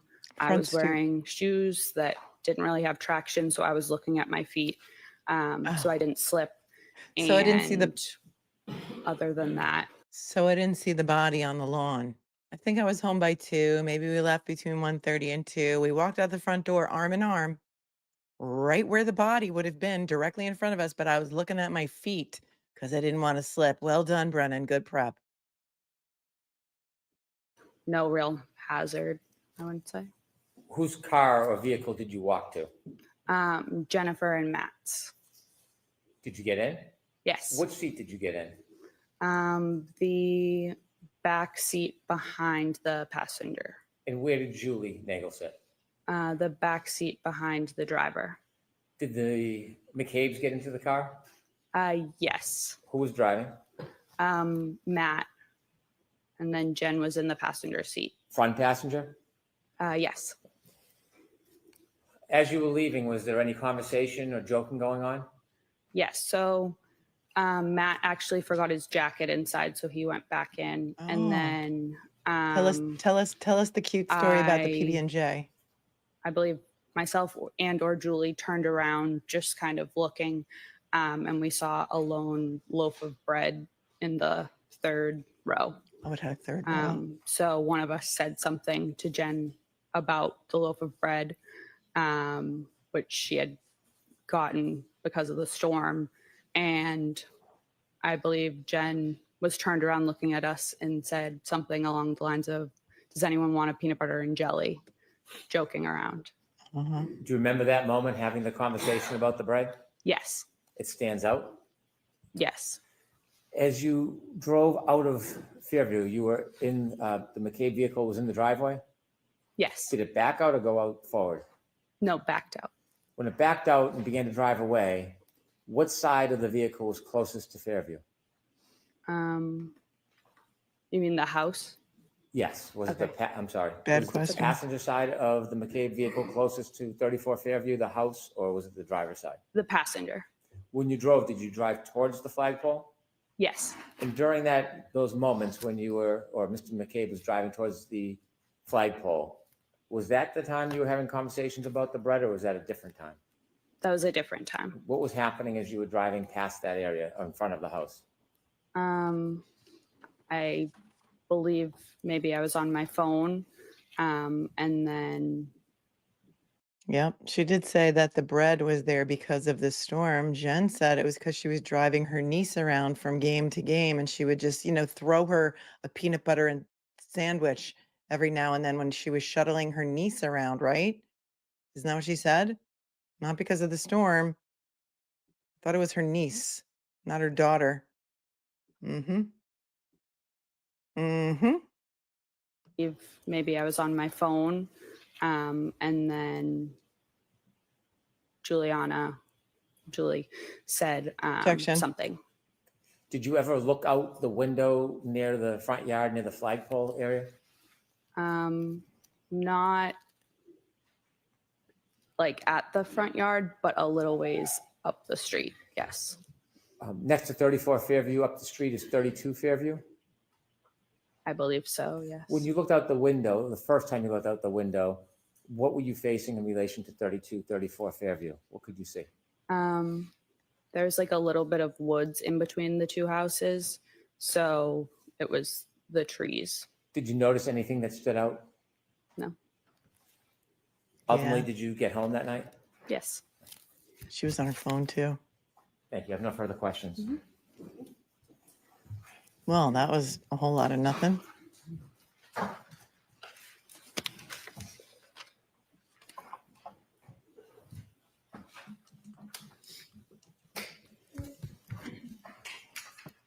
Who's doing cross? Good morning, Ms. Levinson. Good morning. You've been longtime Ellen? friends, as you've described, with Brian Albert Jr., going all the way back to high school. Yes. And that high school friendship has percolated into a friendship into adulthood. Yes. You obviously know much of the entire immediate family, Brian Albert Sr., his wife, Nicole Albert, correct? Yes. You know his uncle, Chris Albert. Yes. You're familiar with his wife, Julie Albert. Yes. Obviously, Brian Albert and his cousins, by the way, which cousins are they? Last names? Do I know? Right. There's the Alberts, and then there's the Galvins, the Reardons, and the McCabes. Okay. You indicated that you've been to the Albert home probably at 34 Fairview. That's the home I'm talking about. Yes. Probably you estimated at least 20 times, correct? Over the years, yes. Over the years. And you've known Brian Albert since high school. I mean, in the last 8, 10, 12 years, you've been to the house to and from. Yes. You've never met, or you had never met, going into January 29th, 2022. You had never met their dog, had you? Their dog? Their dog. I'm not completely sure. Didn't you testify sure. About a year ago in another proceeding that although you had been to the Albert home many times, you had never actually met the dog? If that's what it says I said, then yes. Is that because the dog was not really good with strangers? Objection. Sustained. Do you know why you hadn't met Chloe? By the way, did you know the dog's name was Chloe? Yes. Okay. Do you know why you hadn't met Chloe in all those trips to 34 Fairview? No. Just wasn't out and about among the folks that were in the house when you were there. Yes. That's odd. When you left 34 Fairview, I want to follow up very briefly on a couple of things that you said just before Mr. Brennan sat down under questioning by him. When you left 34 Fairview to join Jen McCabe at her invitation to take you home, you left through the front door, correct? Yes. As opposed to the side door. It's a little confusing. The front door has the brick stoop and the stairs, correct? Yes. Okay. Is that the door that you normally would leave through, or did you normally leave through the side door, come and go through the side door? What was your more ready habit and practice? Probably the side door. Okay. When you left through that front door, there was nothing obstructing your view as you walked out, correct? Correct. You could see to the left, the driveway, you could see to the right, over toward the flagpole, nothing obstructing anything, correct? Correct. There was a light dusting of snow at that time when you left just after, what time was it? 12:45, 1? Probably 1:30, 1:30. 1:45. Yeah. Got it. So you leave at 1:30, there's still just a light dusting of snow on the ground? Yes. The yard is flat? Yes. You could see all the way out to the flagpole? Yes. You didn't notice anything unusual at that time when you looked out toward the flagpole walking out of that front door? I didn't notice anything. I wasn't looking out at the flagpole, but yes. You were looking in that Coach. direction. When you walk out of the door, obviously you're standing, walking out of the door toward the front yard, correct? Correct. But as I stated, I was looking down at my shoes in front of me. Okay. Obviously, then you have to, at some point, you have to look up to see where you're going. You have to turn left to go to the driveway. Is that right?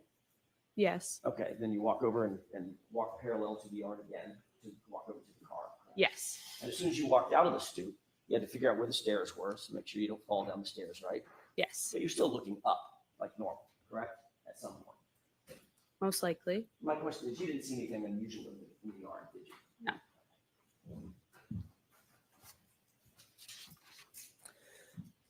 The front yard was at least relatively, I know it was dark out on Miss Levinson, it was relatively lit by the interior windows as well as lights on the outside of the house. Yes.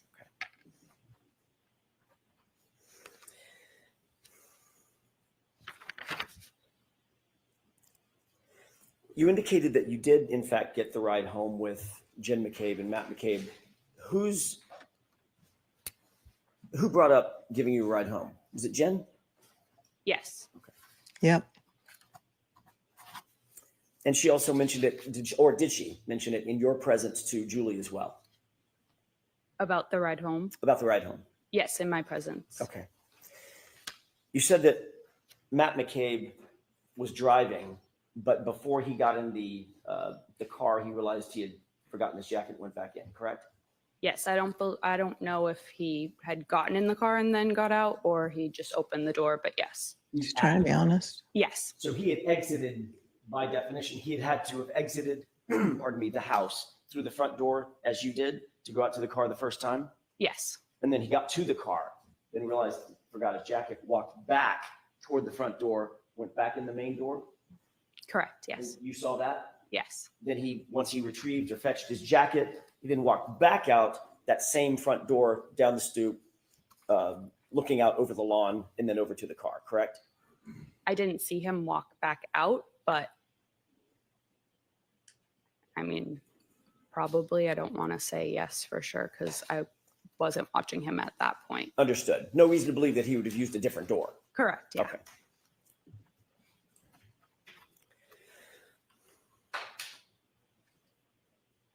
Your Honor, may I have just a moment? Okay. Yeah. Take all the moments. Smooth as butter. We have an emoji. Talking to the team.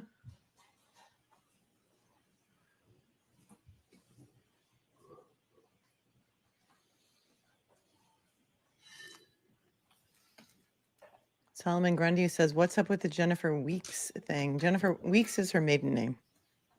Thank you for your super chat.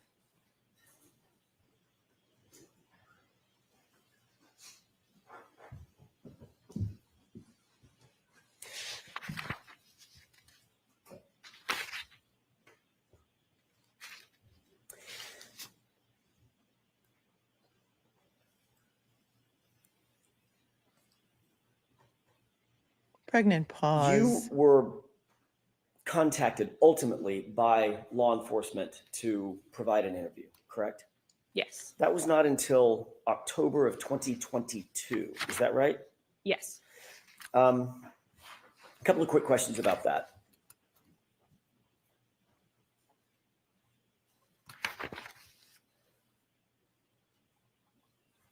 Nobody later contacted you on January 30th, the day after the incident that you left the house, correct?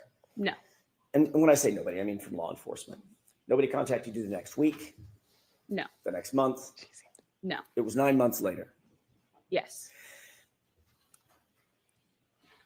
When you were finally approached, who was it that conducted the interview? State Trooper Michael Proctor. Did Proctor Mr. Proctor enters. indicate to you why he waited 9 months to contact you? Objection. Let me ask you a different question. Were you confused about the fact that you weren't contacted? Objection. May we approach? She wasn't contacted for no. Jennifer Weeks McCabe is not related to Kevin Weeks. He's not related to Kevin Weeks. I want to hear that question again. Let me ask you a different question. Were you confused about the fact that you weren't contacted? Objection. May we approach? Her name was misspelled in the initial police reports. There was no H on the end of Sarah. A lot of names were misspelled in the initial police reports. Many people think that's because whoever was writing the reports was trying to obfuscate the witnesses, make them harder to find.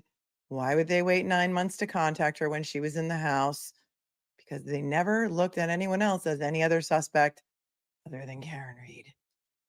She was the first, the one, and the only.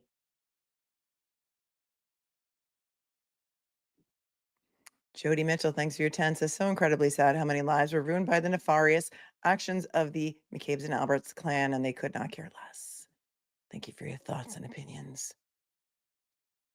Sorry, I don't remember my lies. Says, what if she decided not to testify? Can she do that? Katie McLaughlin, she's under subpoena. Technically, she could say, I'm not coming. They could get a missing witness charge. Could they have the marshals bring her in? Yeah, I'm not going to hypothesize or talk about, speculation or I have no idea. I think somebody said that Hank just got his witnesses wrong and that Sarah Levinson was on deck, not Katie McLaughlin. So I can't talk in hypotheticals. Sherry, thank you. If test assumes a no alcohol consumed 1.5 to 2 hours before the interval start time would be 12:45 a.m. So assumes no alcohol after 10:45, 11:15 p.m. Yes, correct. I think you were a little bit behind in the stream when you sent that. Felchman says, watching from hospital waiting room. Mom 89 is having heart valve replacement. Please say a prayer for her. Prayers up for Felchman's mom. Thanks, you guys. Hi, Tammy from Hawaii. She does mahalo. Mahalo. Now, Your Honor. Yes. Thank you. When you were finally interviewed, let me ask you a different question. When you were ultimately interviewed in October of 2022, was that telephonically or was that in person? In person. Were you alone or was there anybody else with you? I was alone. You mean like besides the troopers? Besides the troopers? Yeah, I was alone. And had you prepared for that interview with any person or persons before that interview? No. Had you spoken to anybody, Julie or anybody else, about the potential for being interviewed? I believe Julie called me to tell me. If I may, don't tell me what was said. Okay. Did you speak with Julie before the interview? Yes or no? Yes. Okay. No. And one more question, without telling me any of the words that were used, was the subject matter the interview? In other words, I'm not asking if you talked to Julie about going and getting the dry cleaning picked up or something like that. Did you talk about the subject of the interview with Julie before you were interviewed? Somewhat. Okay, that's all I have. Thank you. She's a nurse. She's not going to lie and risk her career. Yeah, Julie Nagel called her and told her what to say, or said, "Here's what's going to happen. Here's what you should say." Can I have exhibit 3, please? Interesting. That never came out during the last trial. Did it, my friends? Do you see the windows on that house? Yes. Do you recognize that house as 34 Fairview? Yes. You were asked whether there was light coming out of the house illuminating. Do you remember that? When I was asked that? Yes. Yes. Was the lights inside the house, from your memory, illuminating the ground near the flagpole and that fire hydrant? No. When you came out of the house and went to the car, were you looking at or studying the flagpole area or the bushes or the fire hydrant in that area? No, Do you have any reason to be looking over there and studying anything? no. Thank you. He said Julie Nagel. He was talking about Julie Nagel. All right, Ms. Levinson, you are all set. Thank you. And your next witness, please, Mr. Brennan. Thank you, Your Honor. The Commonwealth will call Katie McLaughlin. Okay, here's Katie McLaughlin. McLaughlin.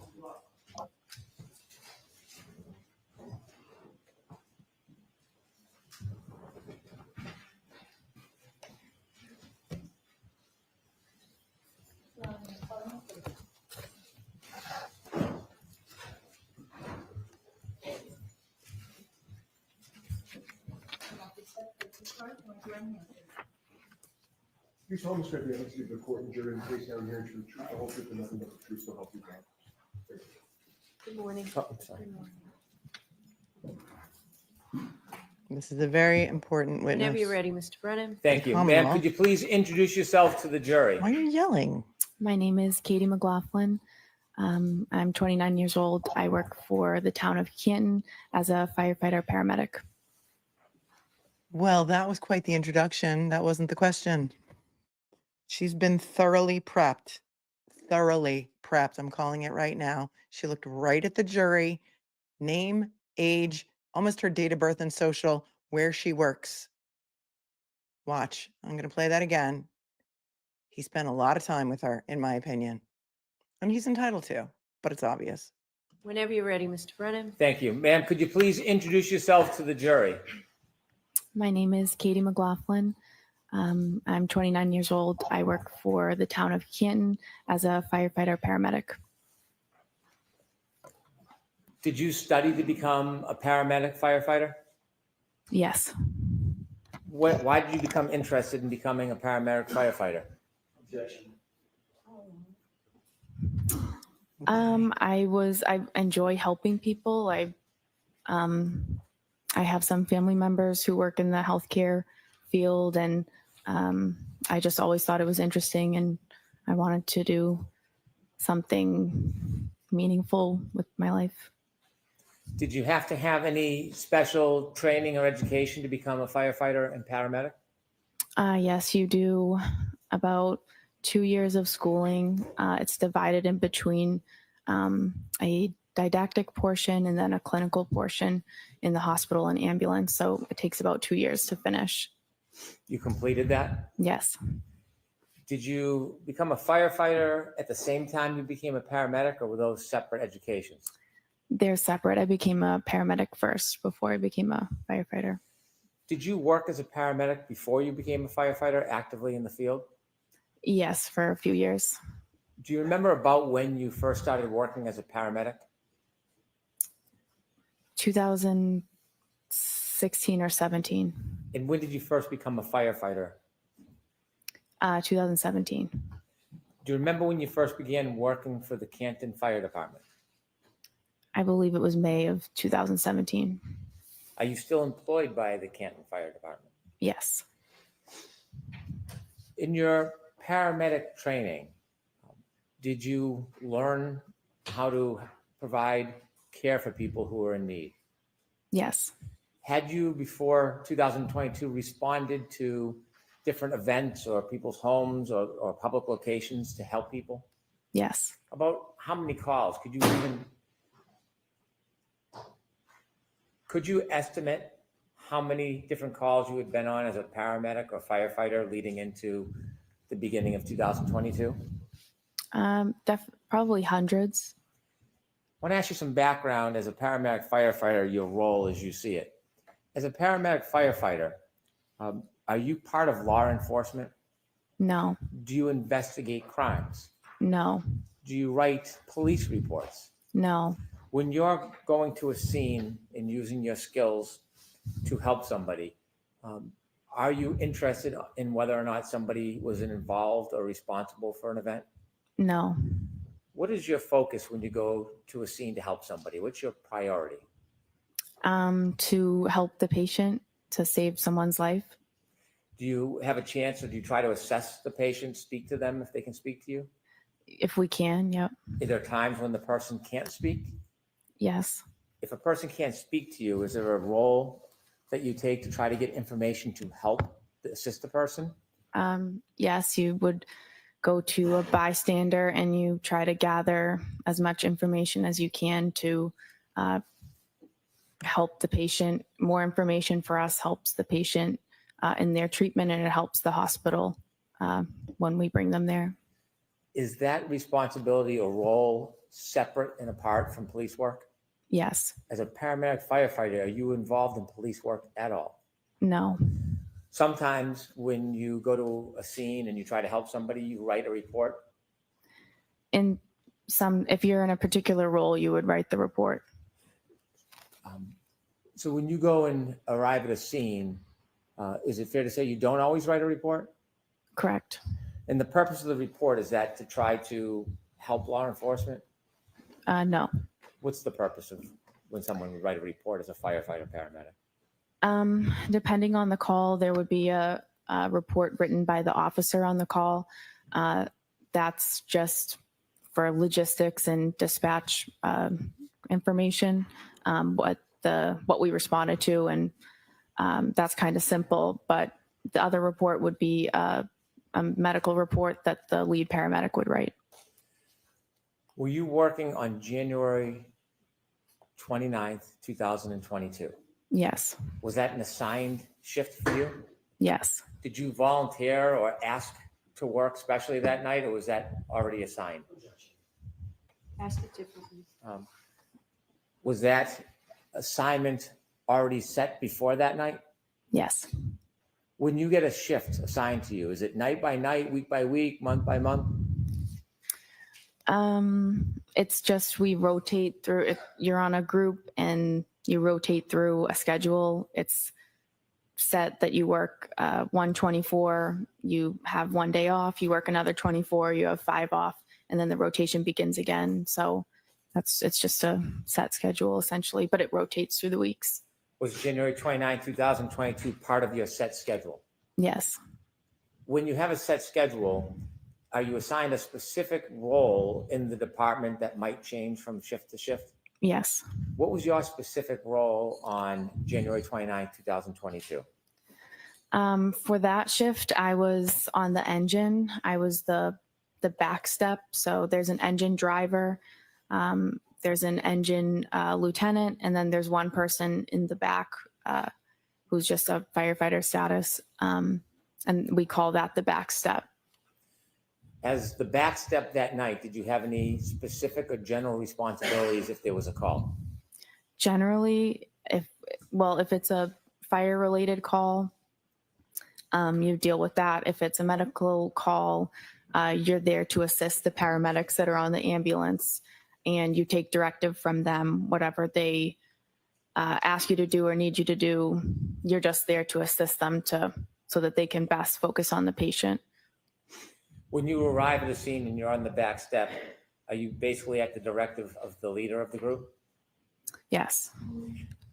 That morning, around a little after 6 in the morning on January 29, 2022, do you remember a call or a tone coming in? Yes. Do you remember what it was for? It was for a man down in the snow, or a man unresponsive in the snow. There's a man Do you remember leaving the There's a man passed out in the snow. There's a man passed out in the snow. There's a guy unresponsive in the snow. Send somebody. Man down in the snow. Not officer down, man down in the snow. Down in the snow, or a man. Do you remember a call or a tone coming in? Yes. Do you remember what it was for? It was for a man down in the snow, or a man unresponsive in the snow. Do you remember leaving the fire department that night? I do. Tell us as you're leaving what's happening. So I'm in the engine, the command car with the captain who runs the shift, started to 34 Fairview Road first. The ambulance was in front of us, and then we were behind the ambulance. Did you know the address you were going to was 34 Fairview Road? Yes.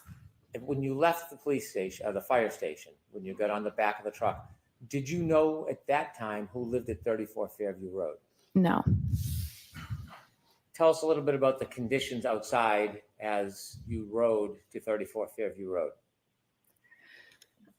It was raining. I'm sorry, not raining. It was snowing pretty heavily. There was definitely snow on the ground at that point. It was windy. It was very cold. Was there a storm? Yes. How long do you think it took to get from the fire station to Fairview Road? Probably within 5 or 6 minutes. When you first started pulling up towards Fairview Road, did you see anything? Police cruisers and a civilian vehicle. And then we pulled up all kind of in front of that. How many police cruisers did you see as you pulled up to Fairview Road? I remember seeing one. There was an ambulance in front of you? Yes. Did the police cruiser have their lights on? Yes. Not just their headlights, did they have the lights that are often referred to as blue lights or overhead lights? Yes. Did you hear any sirens? No. How about the ambulance? Did the ambulance have emergency lights? Yes. Did you hear any sirens? No. The fire truck, does the fire truck have emergency lights? Yes. Do you remember if those were activated? Yep. Does the fire engine have a siren? Yes. Was the siren activated? No. Why not? We only use the sirens to kind of clear cars out of the road. So there's no need to use a siren when there's no cars on the road. So we're not just doing it in the middle of the morning to wake everybody up. It's just unnecessary. So is that why we hear the sirens going by the courthouse every 5 minutes? Because they're trying to clear cars out of the road in front of the courthouse on the way back to the fire station? That's interesting. When you first arrived at Fairview Road and you saw the emergency vehicles, did you see any people? Yes. While you were still in the fire truck or after you got out of the fire truck? Probably after I got out. After you got out of the fire truck, where do you go? So I knew that they were working on a patient. So I knew they're going to need the stretcher. So myself and firefighter Walsh went right to the ambulance and retrieved the stretcher and brought it as close to the patient as we could. At some point, did you see the patient? Yes. Was it a he or she? It was a man. Where was he when you first saw him? He was lying supine on the side of the road, off the curb, like into a lawn. How close to him were you when you first saw him? Well, I only made it to the curb where I brought the stretcher. He was maybe from here to that table, maybe. When you stood on the curb and you saw that man. Anybody want to clarify the record from here to that table? Brennan should say, let the record reflect the witness is pointing to the table, which is approximately however many feet from her. But no, he's not going to do that. How far is the table? Which table? The table right in front of you that's attached to the judge's bench? Because that's not very far away. Hold on. He's not going to clarify it. Why would he? Were you when you first? How close to him? A lawn. How close to him were you when you first saw him? Well, I only made it to the curb where I brought the stretcher. He was maybe from here to that table, maybe. When you stood on the curb and you saw that man lying, was his feet closest to you, his head, or his side? His head would be closer to me. Did you lift the man from the ground? No. Did some of your colleagues? Yes. So his head was closest to the curb? Am I getting that right? His head was closest to the curb? Okay. After you brought the stretcher or the bed to the side of the road, did you remain there on the side of the road? They lifted him on the backboard. They put him on the stretcher, And then they pretty much immediately started moving to bring him in the back of the ambulance. Did you see a phone underneath him when they lifted up his body? Because you weren't manning the stretcher, right? Around the area where you first saw this man lying supine on the ground, was there anything other than ground? Were there any objects in that I'm area? sorry? Was there any objects near him? I remember seeing a fire hydrant. And that's all I can really remember. When you mentioned that he was lying about as close to that table as you, would 8 to 10 feet be a fair estimate? I don't know that I could say. Okay. At some point, did you receive further directions from anybody on the team? Bring out the tape Asking measure. you to do something? Yes. Firefighter Flamati I was at the head of the stretcher with Firefighter Flamati, and he asked me to try to gather more information and kind of see what happened and what's going on. Did you have someone that you wanted to gather information from? Yes. There was a woman who seemed to be really concerned and involved with the patient's status. And so I just kind of assumed that this would be the person that I could try to get more information from. Did you take a guess? Yeah, The person that you try to get more information from, do you see that person in the courtroom today? I do. Oh, good. Could Point you at her. point that person out and describe an article of Black clothing they suit. wear? Black suit. And do you see where that person's sitting in between? I do. Her attorneys. Supine is face up. Supine is face up on your back. You approach that person? I did.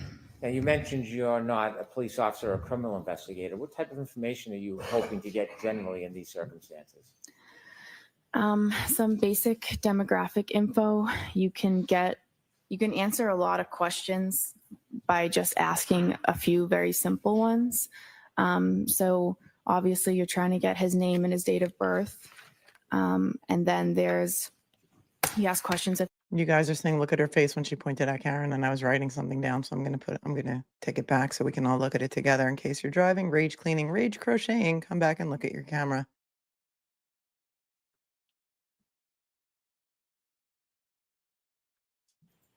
And that's all I can really remember. When you mentioned that he was lying about as close to that table as you. All that I could say. Okay. At some point, did you receive further directions from anybody on? Firefighter Flamati was up and he asked me to. Did you have someone that you wanted to gather information from? Okay, here it comes. Yes. There was Listen to her tone. Sorry. There was a woman who seemed to be really concerned and involved with the patient's status. And so I just kind of assumed that this would be the person that I could try to get more information from. Karen was more concerned and involved than Jen McCabe. That's interesting. Did you take a guess? Yeah, The person that you try to get more information from, do you see that person in the courtroom today? I do. Could you point that person out and describe an article of clothing Black they suit. wear? Black suit. Oh, And do you see where that What person's contempt. sitting in between? I do. Her attorneys. Did you approach that person? I did. interesting. Now, you mentioned you're not a police officer or a criminal investigator. What type of information are you hoping to get generally in these circumstances? Some basic demographic info. You can answer a lot of questions by just asking a few very simple ones. So obviously you're trying to get his name and his date of birth. And then you ask questions if the patient has a medical history, if the patient takes daily medications, if the patient has any allergies.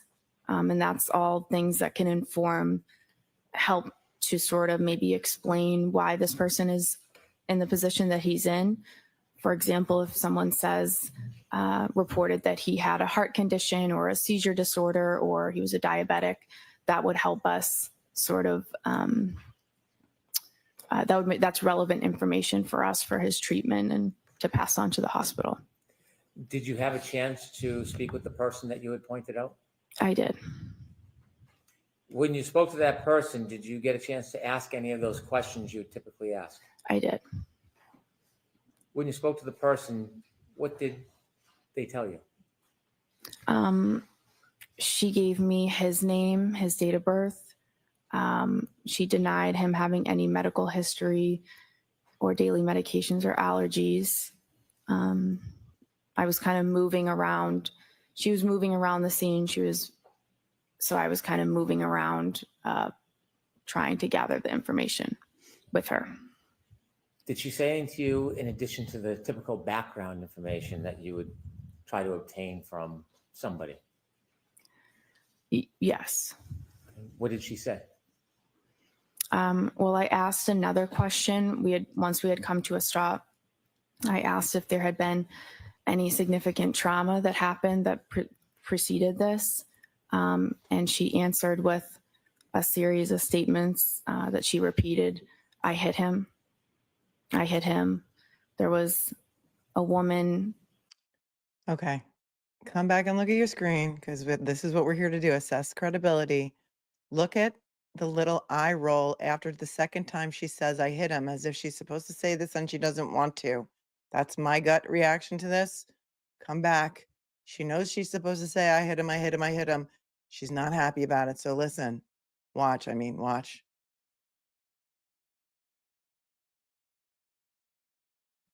Question. Once we had come to a stop, I asked if there had been any significant trauma that happened that preceded this. And she answered with a series of statements that she repeated. I hit him. Watch. I hit him. There was a woman next to us who told her to calm down, stop talking, calm down, you're hysterical. So she repeated, I hit him. And a police officer asked her, said, you what? And she repeated it again, I hit him. And the officer then signaled for his sergeant to come down to the scene or down to where he was. No police officer ever wrote in their report that he heard Karen say, I hit him. Really? What officer was this, Ms. McLaughlin? She repeated it again, I hit him. And the officer then signaled for his sergeant to come down to the scene or down to where he was. When she first told you that she had hit him, you said there was another woman next to her. Did you know who that woman was? Not at the time. Do you now know who that woman was? I do. And who was that? Miss Jen McCabe. Did you know Miss McCabe at that time? No. Do you know her personally now? No. Are you friendly or friends with her in any way? No. You mentioned So that. funny because Jen McCabe never told any officer that Karen said, I hit him. Karen said, did I hit him? Could I have hit him? And she only said that after she possibly gave 3 statements before she called Lank back at 9 a.m. to told him to come back. And I got to tell you this. He said, could I have hit him? Did I hit him? A lot different from I hit him. Not to mention what it says in the police report is Katie McLaughlin asked Karen, do you know how he got these injuries to his face? And what she said to her friend, I hit him. That's the only thing Katie McLaughlin ever said. When the defendant said, I hit him, Ms. McCabe was trying to intervene? Yes, it appeared that way. What did it appear she was trying to do? Objection. Trying to get her to calm down, to stop talking. It appeared that she was Sustained. Yeah, she was trying to protect Karen. That's what it was, right? Jurors disregard that comment. Did Ms. McCabe interject verbally? Yes. After Ms. McCabe interjected and the defendant made those statements about hitting him, did you persist in getting more information, asking to clarify what she meant by I hit him? No, I did not. Why not? A few reasons. I felt at that point, given the situation and how disturbing, and it was a very emotional situation, the woman was very upset. I didn't feel comfortable pushing and asking for more. I just didn't think that it was the right time for that. And it was also really not my place at that point. And I feel like that was something that the police that's more their role. Mhm. And yet you just Asking follow-up questions. allegedly heard a woman confess to a crime, murder. And you thought it was someone else's job to do something about it? Or is it because you didn't really believe what she was saying because she was in shock and she was sounding crazy and you didn't really believe there was any truth or veracity to it? About what she, It's more their role. More there, it's not my job. asking follow-up questions about what she meant by I hit him. Would that have helped your diagnosis and treatment of the man in any way? It could have. But you made the decision to stop asking her questions? If she said I hit him, did it mean she hit him with something in the face? He had an egg over his right eye. Could that have helped you in your care and treatment? You hit him with what? What did you hit him with? Come on, man. Come on, man. Are you buying what she's selling? I did. Of course it would have helped you in your treatment of the patient. It could have. But you made the decision to stop asking her questions? I did. He had a giant gash to the back of his head. Where was all the blood? Did you hit him with a baseball bat? What did you hit him with? We need to know. We're trying to save his life. Did you punch him in the face? Did you smack him across the face? Did you hit him with a bottle over the head? Is that why he's got a big gash on his head? Tell me what you hit him with. Nah, not my job. Listen. Of the man in any way? It could have.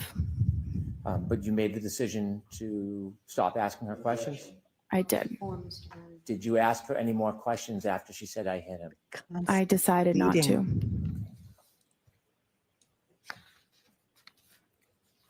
At some point after you spoke to the defendant, did you go back to the ambulance and tell anybody, any of your colleagues? I did. And why would you do that? That's the whole point of me trying to get more information, is that I get the information and I bring it back to the people who are treating the patient. So. Did you go back to the ambulance and repeat that information to your colleagues? I did. Did you have any other further role at the scene as far as helping the man or doing anything else? No, other than I drove the ambulance to the hospital. With the gentleman in the ambulance? Yes. Did you learn who that person was? Yes. Did you know at the time who it was? No. When you got to 34 Fairview, did you recognize the home when you got there? No. Did you later learn who lived at that home? That it was your friend Yes. Caitlin's house? Did you know somebody who had lived at that home? Yes. Did you know that person lived there prior to that night?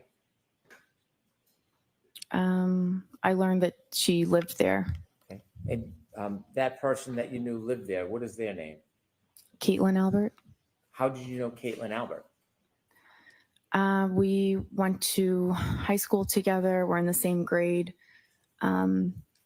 We have mutual friends, and growing up, we had different friend groups, but those groups would often get together in bigger groups and hang out.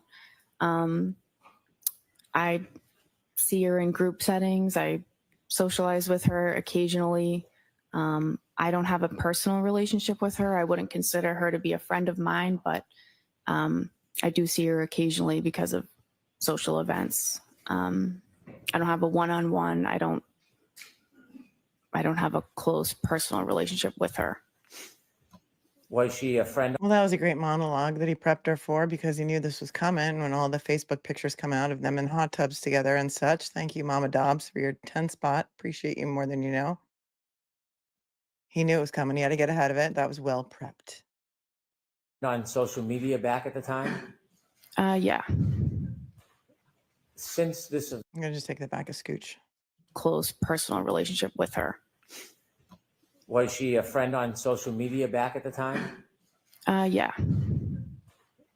Since this event, have you been on any outings or trips with friends of hers or in a group setting where she was present? Since the murder? I don't remember ever seeing her since then. Had you ever talked to her about your role that night? Never. Did the fact that somebody you knew lived in that house, that have anything to do with your treatment and care that morning? Not at all. When you saw the man in the back of the ambulance, did you make note whether he was missing any clothing items? He was missing a shoe, a sneaker. Great point. Farmer Whitehair says she may have slapped him to wake him up. Right. Remember, she lifted up her shirt to lay on top of him, lifted up his shirt. She's on top of him. Maybe she was smacking him to try and wake him up. That is a great point, Farmer Whitehair. Alan Jackson, do you hear my ESPN? Could she have said, I hit him, meaning she slapped him, trying to wake him up, make him come to? He was unresponsive. I love it. Something we haven't thought of before. Thank you. Did you make note whether he was missing any clothing items? He was missing a shoe, Sneaker. a sneaker. A Nike sneaker. I'd like, with the court's permission, to play Exhibit 4, Carter. Because he kicked the taillight, right? Or because he took his shoes off when he went in the house. 13:45. Maybe whoever put him back out there, perhaps, in my opinion, couldn't find his shoe.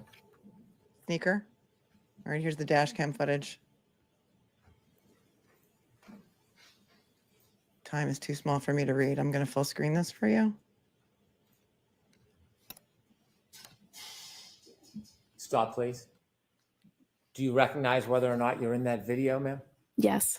What color jacket are you wearing? I'm in the red and yellow jacket. Okay, continue, please. Time is 6:14:04.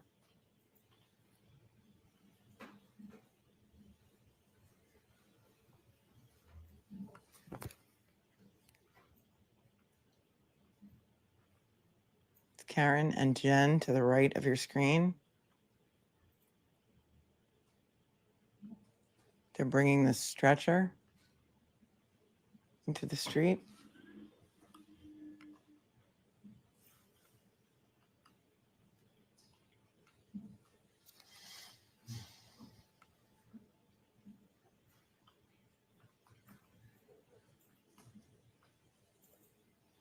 Stop, please. There are two yellow jackets, one on the left, one in the middle of the screen. Do you know which one is you? I'm now in the middle of the screen. Continue, please. Why is there all of a sudden no audio on this dash cam when a lot of the rest of the dash cam video had audio?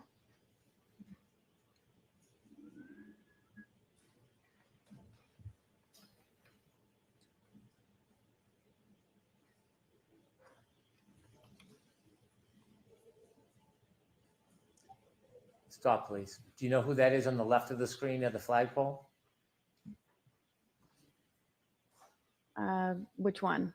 To the left. If you could play a few more seconds, Ms. Gilman. The time is now 6:15 on this It's dash two cam. officers and a civilian woman. And Little Cupcake is pointing out that John's phone took hundreds of steps from 6:04 to 6:15. I don't know exactly how many steps it took. Somebody has it.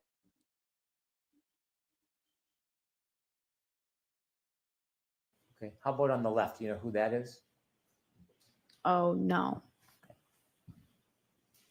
And that time is 6:15:12. If you could continue, please.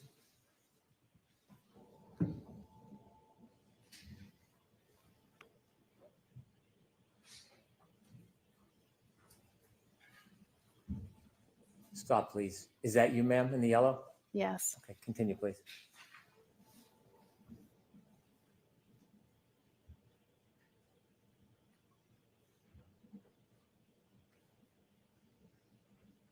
And here's Carrie putting the baby blankets back in her truck that she used to wrap John's head. With, evidence maybe now at this point. Could have been other people's blood on those blankets as well, but she's just tossing them in the back of her truck without a care in the world. And Carrie, had she had that phone in her pocket, we see did not walk hundreds of steps if she just walked from wherever John's body was, back to her car. And it's already after 6:15, right? Okay.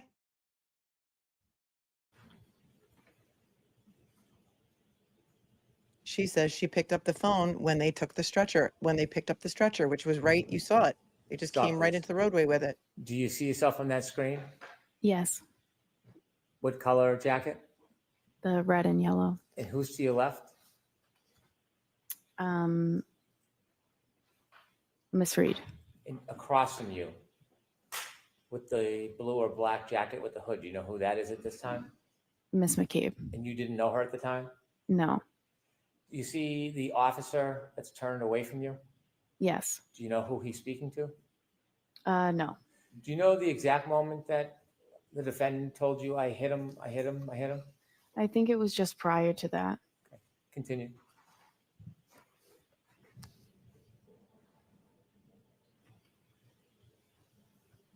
They did find the missing sneaker, but not until later that night after 18 inches more snow fell. Good question, Kimber. Stop, please. Okay, thank you. I have no further questions. Okay, Mr. Jackson? Na na na na na na na na. Hey hey hey. Goodbye. Here comes smooth as butter. It's gonna be good. Lighten up the Barbie.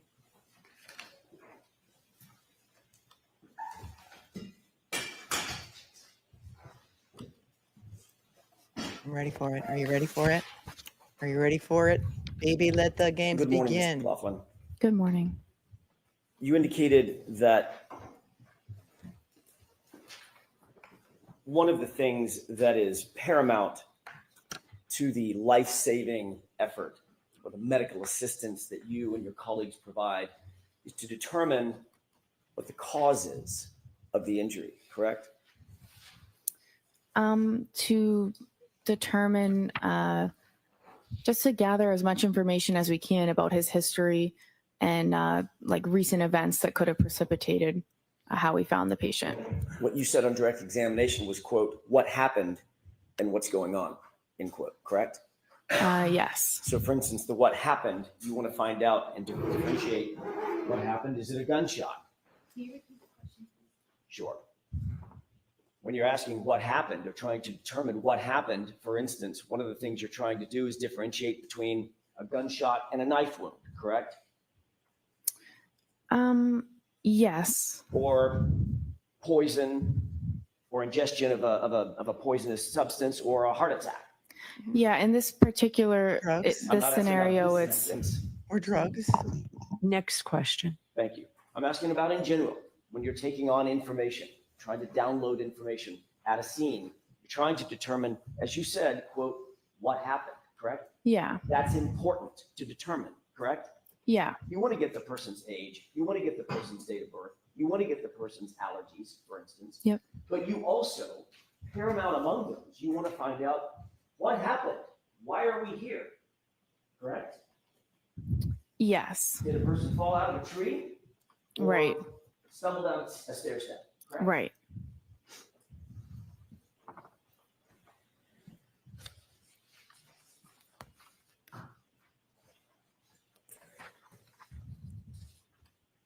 In doing so, it's important to relay that information to others as well. You would agree with that, correct? Yes, That's the whole point, Ms. McLaughlin. You want to gather the information and then let others know exactly what happened and document that as best you possibly can so that the life-saving efforts or the medical assistance can continue for the patient, correct? yeah, you have to share the information that you got with the people who are providing care. And one of the ways you do that is by writing it down, correct? No, Can I ask you, who did No. you speak with before your testimony today, in anticipation of your testimony today?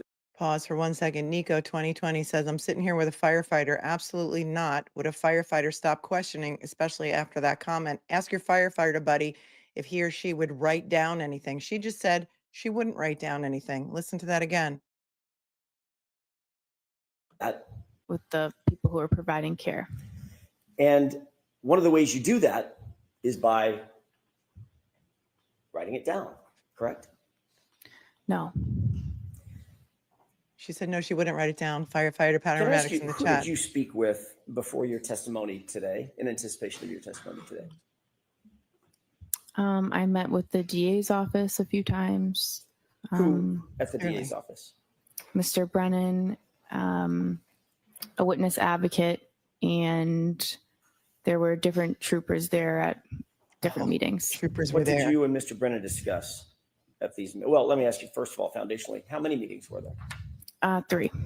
Were the troopers there to frighten her into submission? 3. When were they? One in maybe January was just a meeting. One a few weeks ago, we reviewed the testimony from the last proceeding. And then yesterday, briefly to say that I'm getting called and I'm going today, and if I had any questions. Yesterday on Let's Sunday. talk about the one a couple of weeks ago. Where was that meeting held? At the DA's office. And you said you reviewed testimony with whom? I watched the testimony from the first trial. It was Mr. Brennan, myself, a witness advocate, and perhaps Trooper Tully. Tully. And you, Tully. Did they watch the video of her testimony or other people's testimony too? Look at Tully inserting himself into all this stuff. That Mr. point. Brennan went over your testimony at the last proceeding, correct? We just watched it. Okay. Yeah. There obviously were questions about that testimony once you finished watching it, I'm guessing, correct? I guess so. Discussed certain aspects of the testimony, is that right? Yeah. Mr. Brennan told you that, for instance, he was going to bring out on direct examination, his examination, your relationship with Caitlin Albert, correct? He said, I will ask you about the relationship. And that was in anticipation of me asking about that relationship, correct? Objection. Sustained. Did Mr. Brennan tell you that he wanted to make sure that he brought out that information so that it wasn't brought out on cross-examination by me? Objection. Sustained. What did Mr. Brennan say about the reason he wanted to bring out the relationship with Caitlin Albert on the examination? There was no reason that he gave. But he did tell you that he wanted to make sure that y'all covered that on direct examination during his examination, correct? Objection. Yeah. Sustained. Did he say something like that? No. Did you say something like that? I would like this information brought out so it's not brought out on cross-examination. No. At the last hearing when you testified about a year ago, that wasn't brought out on direct examination, was it? Objection. Sustained. May we approach? Okay. Please approach.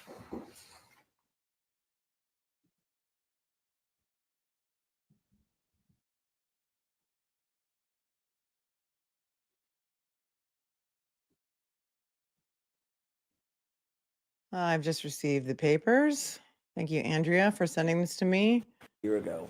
The And you motion on Turtleboy's bail revocation has been denied. Denied. They will not revoke his bail. The comments made do not violate the court's order to have no contact, direct or indirect, with a witness, nor do they without more constitute a new criminal offense. Judge Doolin signed off on that this morning, Cinco de Mayo, 2025. Aidan Kearney's bail will not be revoked. Okay, back to the cross. Thank you, Andrea, for sending that to me. May I continue, Your Honor? Yes. Thank you. Ms. McLaughlin, we were talking about very briefly your testimony about a year ago. In your testimony a year ago, you did not disclose in your initial conversation the fact of your relationship with Ms. Albert, did you? I object. I move for an instruction. So the objection sustained. Next question. Who was it that asked the question about Ms. Albert a year ago? Objection. Sustained. Yeah, it wasn't brought out until Did you cross, tell and it was anyone? AJ who did it. Trooper Proctor, any investigator, anybody from the DA's office last year about your relationship with Caitlin Albert? Objection. I'll allow that. No, only when there started to be a lot of Harassment. harassment and things The that closed caption said it first. insinuations and stuff that started coming out online. I had said maybe once to them that I was concerned I was being harassed. My question, Ms. McLaughlin, was before Didn't the stop her. information was You didn't disclosed, object. which was during the first proceeding. Objection. Let's hear the question. Okay, we're taking it back to hear this whole harassment that she just got out there. The harassment of Katie McLaughlin has entered the chat and the trial and the worldwide audience. Ready? Take it back. Was she coached to say this? A lot of only. Here you go. Objection. I'll allow that. Relationship with anybody from the DA, Trooper Proctor, Ready? Here's the question. Did you tell anyone? Trooper Proctor, any investigator, anybody from the DA's office last year about your relationship with Caitlin Albert? Objection. I'll allow that. No, only when. The answer is, did you tell anyone at the DA's office, Proctor, anyone about your relationship with Caitlin Albert? It's a yes or no question. No, only when, and then she goes on into her organic mention of harassment. Here we go. And there started to be a lot of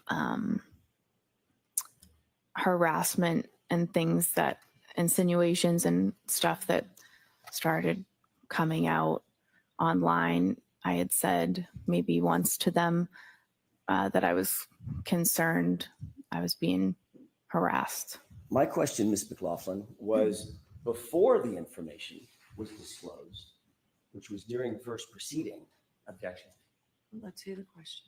Before that information was disclosed during the first proceeding, in any of your interviews with Michael Proctor or anybody else from the DA's office, did you disclose, from the Massachusetts State Police or anybody from the DA's office, did you disclose, did you volunteer that you had a relationship with Caitlin Albert before the first proceeding?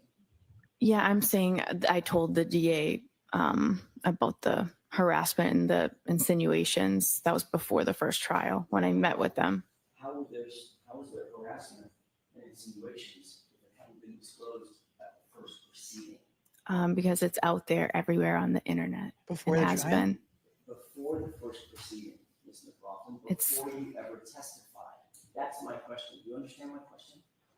It's been going on since before the first proceeding. If you hadn't testified at the first proceeding, at which point it was revealed, how could you have ever suffered any harassment for it? Oh, he's gonna It wasn't disclosed. he's gonna yet, Ms. dig into the McLaughlin. harassment. You understand? I don't think you understand what I'm saying. Who did you tell at the DA's office?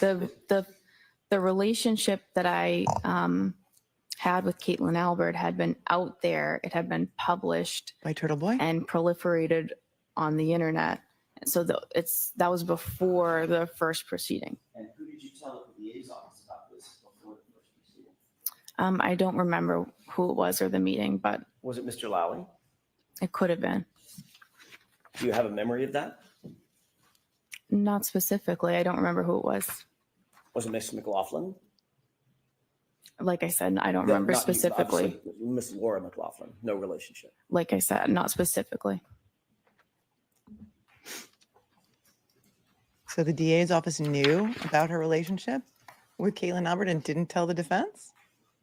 Let's talk about that initial call to 34 Fairview. You responded to the call of an unresponsive male in the snow. That was early morning hours of January 29th, correct? Yes. Right. Steve Nelson is the victim Once you witness were advocate. there, Is that who she told? Mr. O'Keefe had been placed on a gurney and moved to the He's on the witness list, Steve Nelson. Thanks, Lana. Anybody know the first article? Because I'm assuming she's referring to Aidan Kearney, aka Turtleboy. Anybody know or can find out if he ever wrote an article about a relationship between Caitlin Albert and Katie McLaughlin before the first trial? Let me know. the ambulance.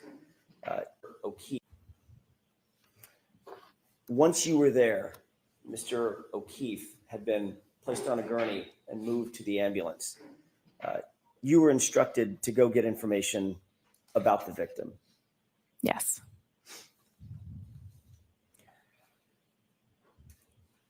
You've described in a video the basic scene where you claim that this statement was made by my client, correct?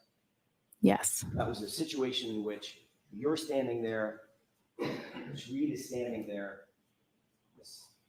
McCabe is standing across from you, and Whoa, is that just me? Something just blew out my ears.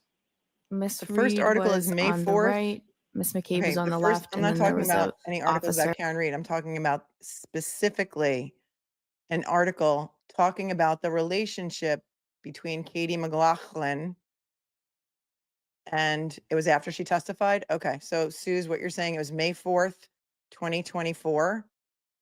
And that was after she testified, Suze? I just need to know. Yeah, that was crazy. It was right in my ears. It was a jump scare. May 4th, Lana, of 2024. And that was after her testimony, right? After. Thank you.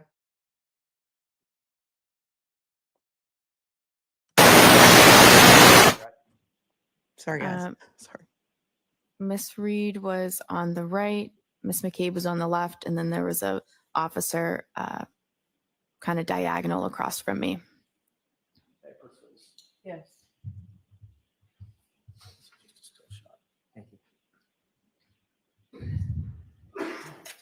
Because that's when people on the internet started coming Tell up me with if you pictures from Facebook and saying, wait, she does know her.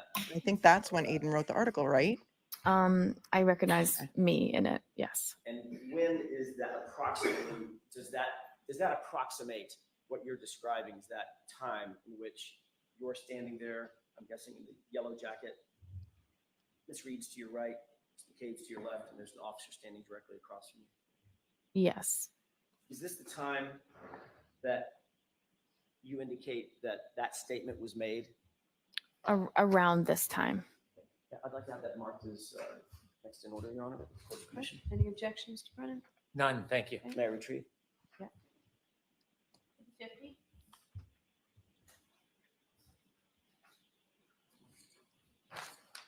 It was happening in real time during the trial. That's what I thought. I mean, granted, I didn't follow Turtleboy and all the reporting he did on this before the trial, so if he had the scoop on it way before then, I don't know about it. I didn't know, but I am aware now. But, and by the way, that officer name is what? Officer Sarif.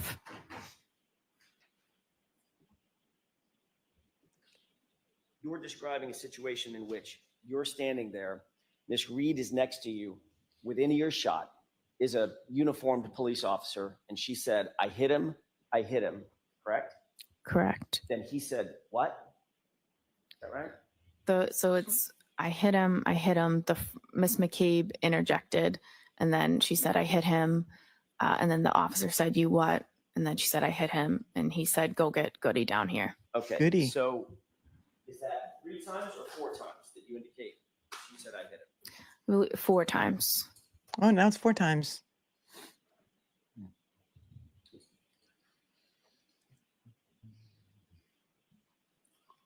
And you, according to you, you indicate that at the time that Ms. Reed made these statements, she was hysterical and somewhat out of control. Is that right?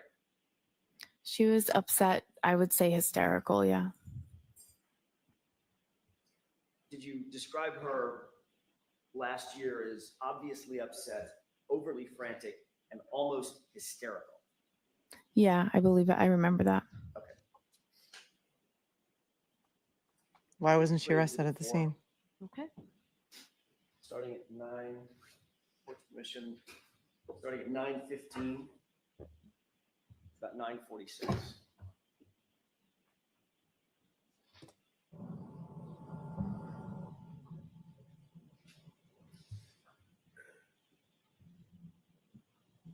Can you stop it? Did you see the 2 people enter from screen right? Yes. Who is that?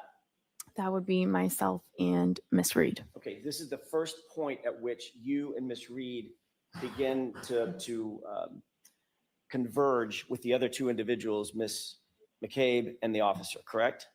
I had started trying to gather the information prior to this, and then she was moving around, so I had kind of was following her, asking the questions, and then we eventually came, here to this point and came to a stop.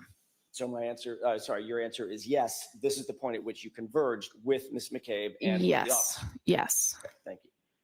Let's go ahead and play it.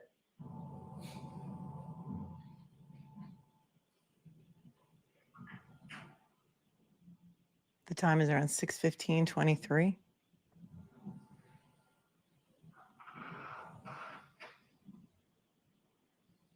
Pause it. You see yourself sort of in the foreground of the bright jacket, Yep. and Miss Reed's just on the other side of you, correct? Yes. Standing there. Yes. Isn't it ironic? Don't you think? How the audio picked up none of this. No 4 times I hit him. And everyone says she was screaming like a crazy person.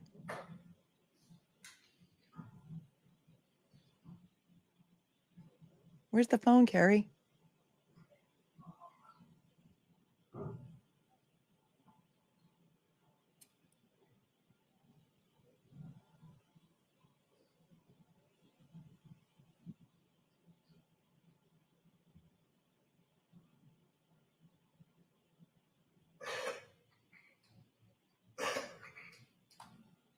Right. Why didn't anybody ask what she was hit with? What was he hit with? Did you hit him with a baseball bat? We see a big gash to the back of his head. Did you smash a bottle over his head? Were you smacking him, trying to wake him up when you found him in the snow unresponsive? Okay, reading the thoughts on.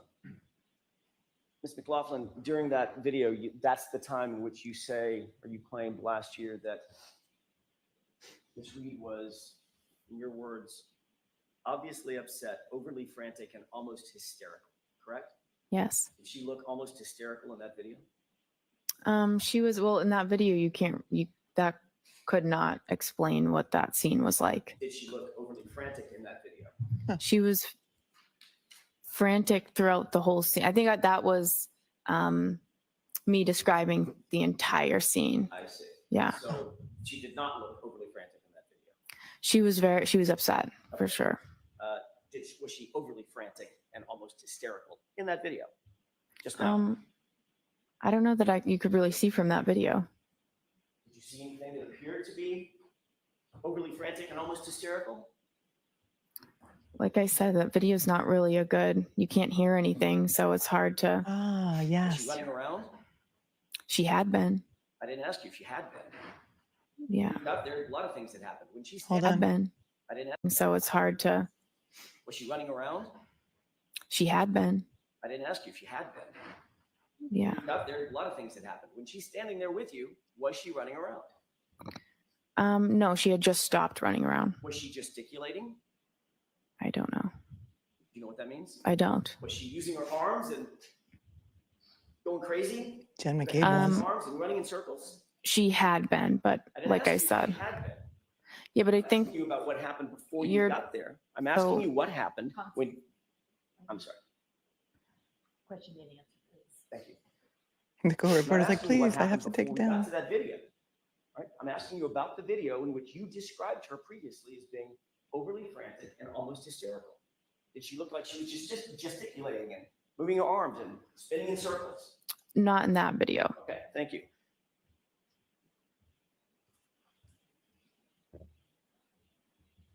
And according to you, that's the point at which Ms. McCabe said, I think you need to calm down, correct? Yes. And according to you, that's the point at which McCabe said, you're hysterical, correct? Yes. Just so I'm clear,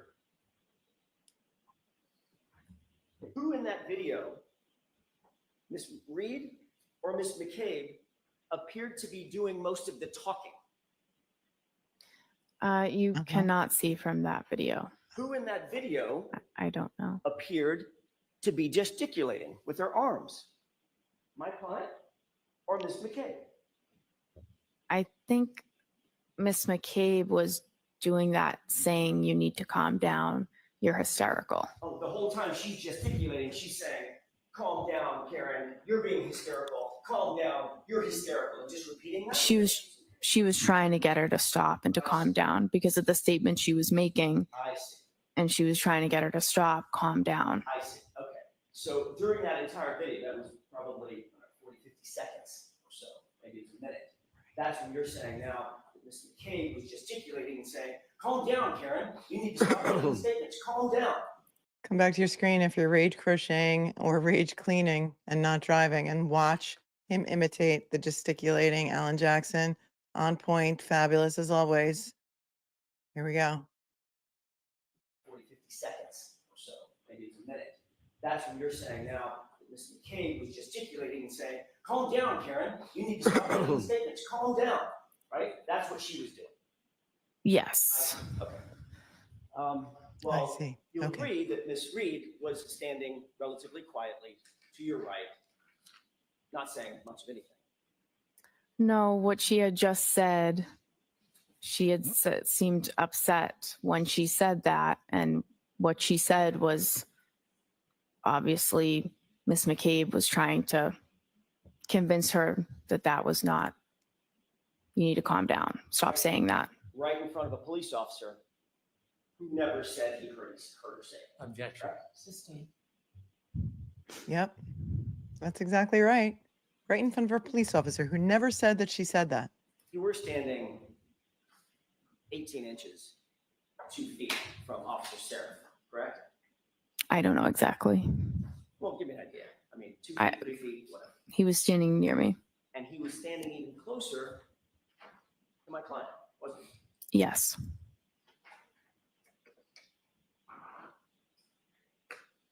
At this moment, when you claim to have heard the "I hit him" repeated 4 times, Mm-hmm. where was Officer Flamati? I'm sorry, where's Firefighter Flamati and Firefighter Nuttall? In the ambulance. With the doors closed. Yes. Right. And the ambulance, this is my ignorance, I'm assuming the engine was running. Yep. I'm assuming that there's some sort of Important, isn't it? Because didn't Nuttall testify that he heard Karen say, I hit him, I hit him, I hit him? He was awfully sure about that. And Katie is now saying he was inside the ambulance with all the doors shut, as was Flamati. Listen to that again. And then look at the way that Jim, the court clerk, has his head in his hands. Like he can't believe this is happening either. Listen.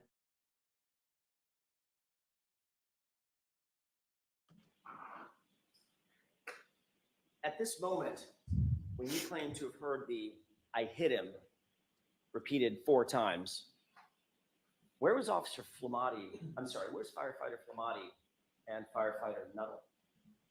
In the ambulance. Mm-hmm. With the doors closed. Yes. Yeah.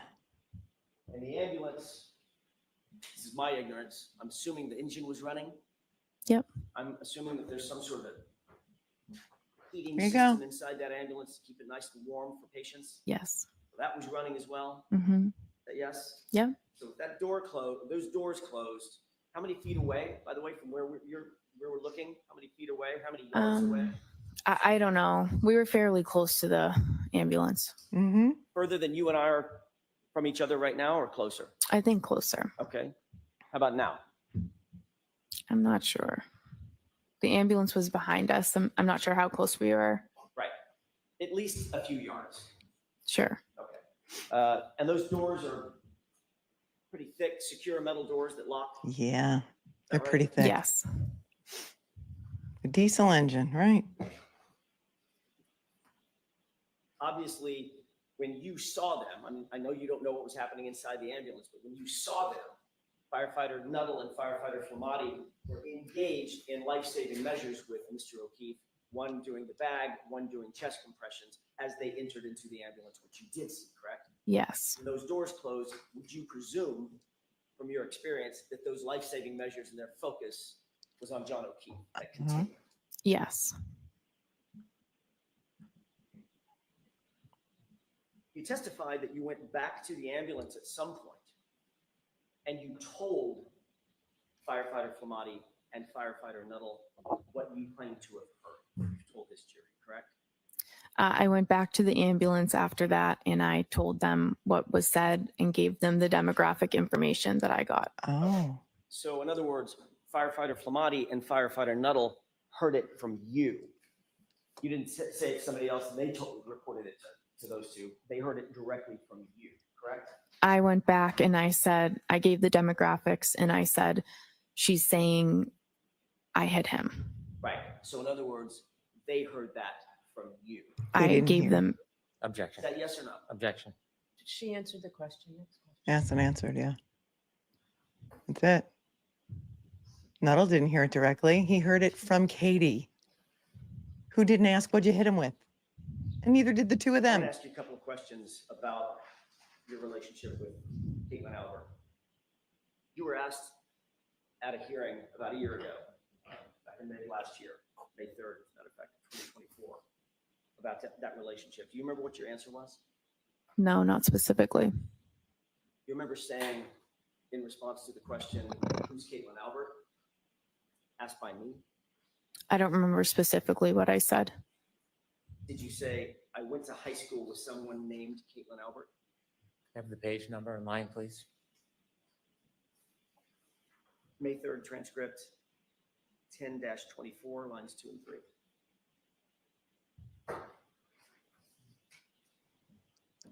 That Did you say, tracks. I went to high school with someone named Because Caitlin people are Albert? saying Turtleboy's article was either May 3rd or May 4th of 2024. That was the same day of her testimony. And if I remember, I think she had to testify 2 days because I think they were not done with her the first day. Then she came back the second day and then some pictures had surfaced overnight. You can correct me, Chad, if I'm wrong. I believe so. Refresh your recollection, take a look at your transcript. Sure. Nuttall was so sure. Remember how sure he was? I'm going to have to go back and watch his testimony again, but he's like, my memory is better now than it was 3 years ago. I 100% am sure that I remember. She said, I hit him, I hit him, I hit him. 3. Okay, thank you, Brennan. He was going to be the star of this whole show. Season 2, he was going to be the star. He was a series regular. He thought, Timothy Nuttall.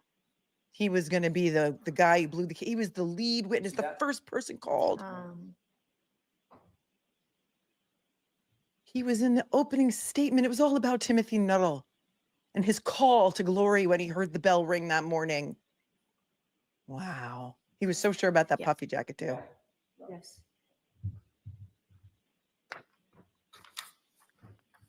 Did that refresh your recollection as to what your answer was to the question, who's Caitlin Albert? Yes. Did you say, quote, I went to high school with somebody named Caitlin Albert? Yes.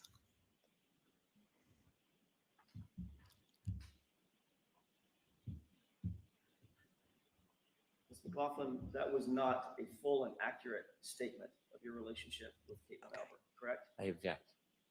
Was that accurate? I mean, that's a fact. That's Okay, next question. All right, I'd like to be seen. All right. I'd like to be seen. Lana Del Turtle says the first Turtleboy article with the pictures with between Katie and Caitlin was in May of 2023. Did he write a second one in May of 2024?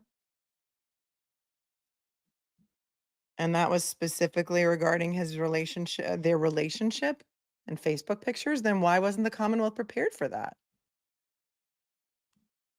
In the first trial, I have questions. Why weren't they prepared? If those pictures were out there all over the internet by, the guy who's allegedly harassing everyone, I want to hear what the question was. fact. And That's Not a full and accurate statement of your relationship with Caitlin Albert, correct? I object. Was that accurate? I mean, that's a fact. That's Okay, next question. All right, I'd like to be seen. you'd like to be Right. seen. Okay. We see you. We see you, Mr. Brennan. We don't like you very much, but we see you. In fact, we like Lally better than you. I'm going to say it. I'm going to say the quiet part out loud. We like Lally better than we like you. It's been confirmed at this point. In answer to Go ahead. In answer to that question, the open-ended question, who's Caitlin Albert, you didn't offer up in that first initial response, you didn't offer up, you didn't say we're friends, did you? we're not. You didn't say that We're not are in the friends? same friend group. No, You didn't say we've been friends since high school. no, You said I went to high school with someone named Caitlin Albert, correct? yes. Almost as if you just saw her name in a yearbook. No, I don't agree with that. That's not true, is it? I mean, that wouldn't be true, correct? Because you did know Caitlin Albert. That is true. And you asked me if I knew her, and I said yes. And you asked me if I'm friends with her, and I said I wouldn't say friends. You wouldn't say friends. Right. But if all of this was out there already on the internet since May of 2023 for 1 year before that you say you were being harassed, why wouldn't you just come clean about it? That doesn't make sense to me. Who are you trying to protect? Even as you sit here today, you would not say that you're friends with Caitlin Albert. No, You wouldn't say that you've been friends for years. we've known each other for years. That wasn't my question. We've known each other for years, Doesn't but matter. Just we're admit not. it. We are not close friends. We don't have a relationship, just her one-on-one. You It's grew up- just group settings. You grew up in the same town together, correct? We did. Went to the same middle school together. Correct. Went to the same high school together. Yes. You socialized with her. Yes. You've taken day trips with her and others. Yes. You've taken beach trips with her and others. Yes. Taken 4th of July weekend getaways with her and others. I don't remember that, but One of your best friends named Michaela actually lived with Caitlin Albert at college, didn't she? She's yes. looking for the objection. She's looking for the objection. Didn't come. At that residence where she Look, lived with Caitlin she looks for Albert. the objection. Your It's not best friend. coming. Yes. there. And you visited your best friend at that residence where she lived with Caitlin Albert on more than one occasion, didn't you? Yeah, occasionally I would go to visit the friends that I had there. You would even spend the night in the apartment with them, correct? Maybe a handful of times, yes. You've taken photographs with Caitlin Albert, correct? I'm in pictures with her, yes. You've been to baby showers with Caitlin Albert over the years. I have attended a baby shower with her, Had yes. celebrations with her over the years. Correct? Yeah, we socialize, like I said, group settings, social events. I will see her.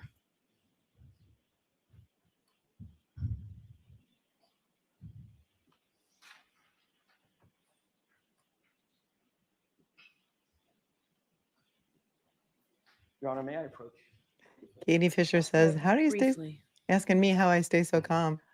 Because I've seen this film before, but I didn't like the ending. So I'm back to watch this film again. And hopefully we're going to get a different ending this time. That's another song quote. If you know, you know. Will they break soon and then take lunch? Probably. Let's just scooch a little further.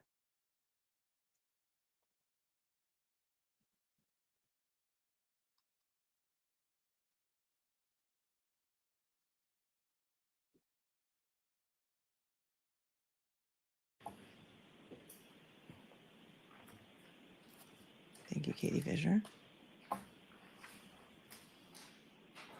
Thank you, Karen Duffy.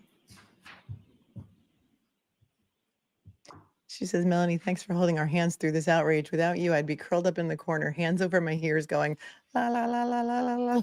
Thank you, Karen Duffy. Thank you, Kat Randall, for gifting a membership. You're awesome.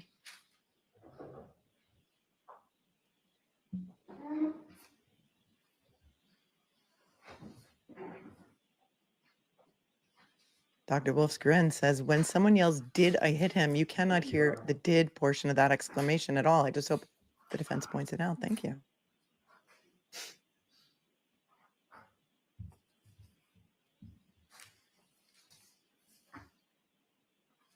Shout out to Peter from Smitty for making waffles and watching the trial. Hey, Peter, thanks for hanging out with Smitty today.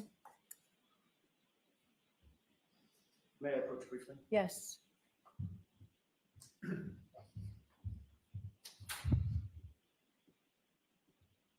May I stay by the witness stand just so I can take photographs back? Can you describe, first of all, take a quick glance through that series of pages and tell me if you recognize what's depicted in those pages.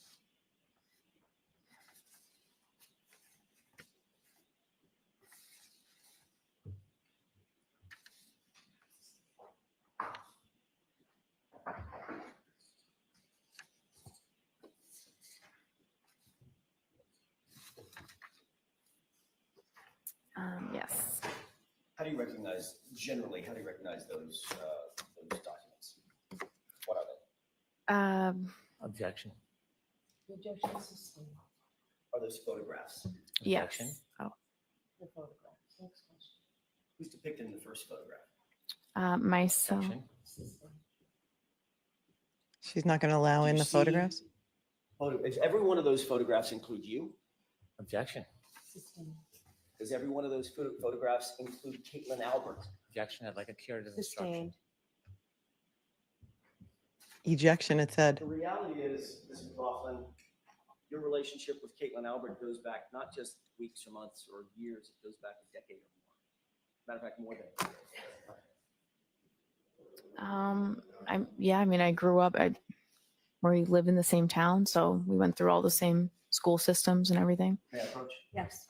If I can have this, please. It's The out there. The reality jury is knows. You did more with Caitlin Albert than simply go to the same school system. Is that right? Yes. One of these photographs has you on vacation with Objection. Caitlin Albert drinking, correct? Sustained. You've been photographed. You've been photographed with Miss Albert on many occasions at many celebrations with your girlfriends, correct? Like a sidebar, please. I'm going to allow that. Is that right? Been photographed on occasions. On occasions, yes. That wasn't my question, Your Honor. Go ahead, ask My it. question. They won't let it in or speak on them because she's admitted to it. And so I think Brennan's argument is that the photographs are more prejudicial than probative, and she's already admitted to being in pictures with her, admitted to being at the baby showers, admitted to being photographed. But Brennan is freaking out a bit. Question was, you've been photographed on many occasions and many celebrations with Caitlin Albert and your girlfriends, that group of girls that we just looked at. Yeah.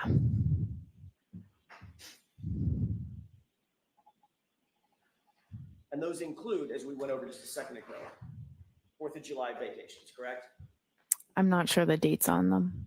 I didn't ask you about the dates. I don't know the dates either. Well, I don't know that was a 4th of July celebration. I'm not sure. You see a beach photo with American flags in the background?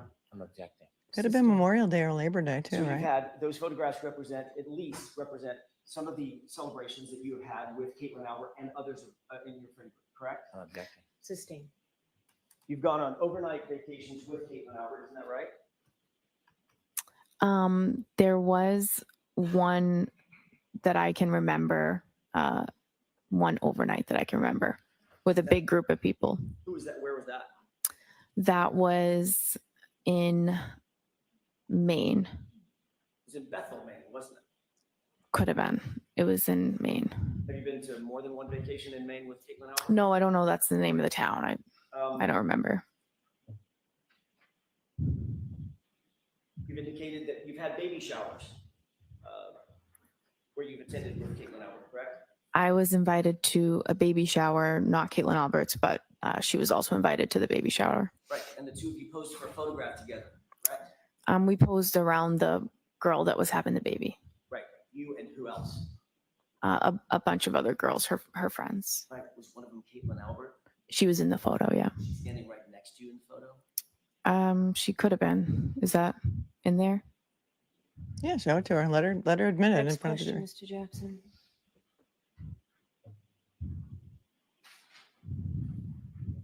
May I approach? No. No? Next question. You I just looked approach? at a No. photograph of you I just at a glanced baby through shower. them. Objecting to this Sorry. whole line. The objection is sustained. The reality is, Brennan objected to the whole line of questioning because it hurts his case. Think about this. When you ask why is he objecting, many times it's because it hurts his case. They're not allowed to state grounds. It's okay. I'm not mad about the photos not coming in. The jury's hearing all about it. I'm not mad about it. It's out there. Objection is sustained. the reality is, Ms. McLaughlin, your relationship with Caitlin Albert is far more than simply somebody that you went to high school with. Isn't that true? I described what it is. Do you stand by your testimony that Caitlin Albert is, quote, somebody I went to high school with somebody by that name? I said that, and I described the relationship numerous times throughout that testimony to clarify it. clarified it under questioning by me, correct? Yes. And Mr. Lally, he asked follow-ups. And in fact, you were shown some of these photographs last year too. Objection. Sustained. It's true. The reason you clarified it is because you were confronted with photos of yourself last year, correct? Can you repeat the question? Sure. The reason you clarified it, as you just testified, the relationship, is because you were confronted with photographs of you and Caitlin Albert last year, correct? I just answered the questions that you had. Right, and you were shown photographs last year. I was, yes. There's also another member of the Albert family that you've spoken to about this case, isn't that right? No. January 30th, 2022, you were contacted by a member of the Canton Police Department to set up an interview, weren't you? Yep. No, I was not. You remember being contacted by anybody to set up an interview with Michael Proctor? The state police called me and I met with two state troopers. I don't know which one of the troopers called me to set up Oops. the. Kevin Albert's the one who set it up, but she's denying it now. I'll take that back to that first question. Paris Ray in the crush is here and says, because it's devastating to my case, quoting Jim Carrey from Liar, Liar, if you know, you know. January 30th of 2022, she's contacted by somebody to do an interview. Like we know it's Kevin Albert, brother of Brian Albert. Listen.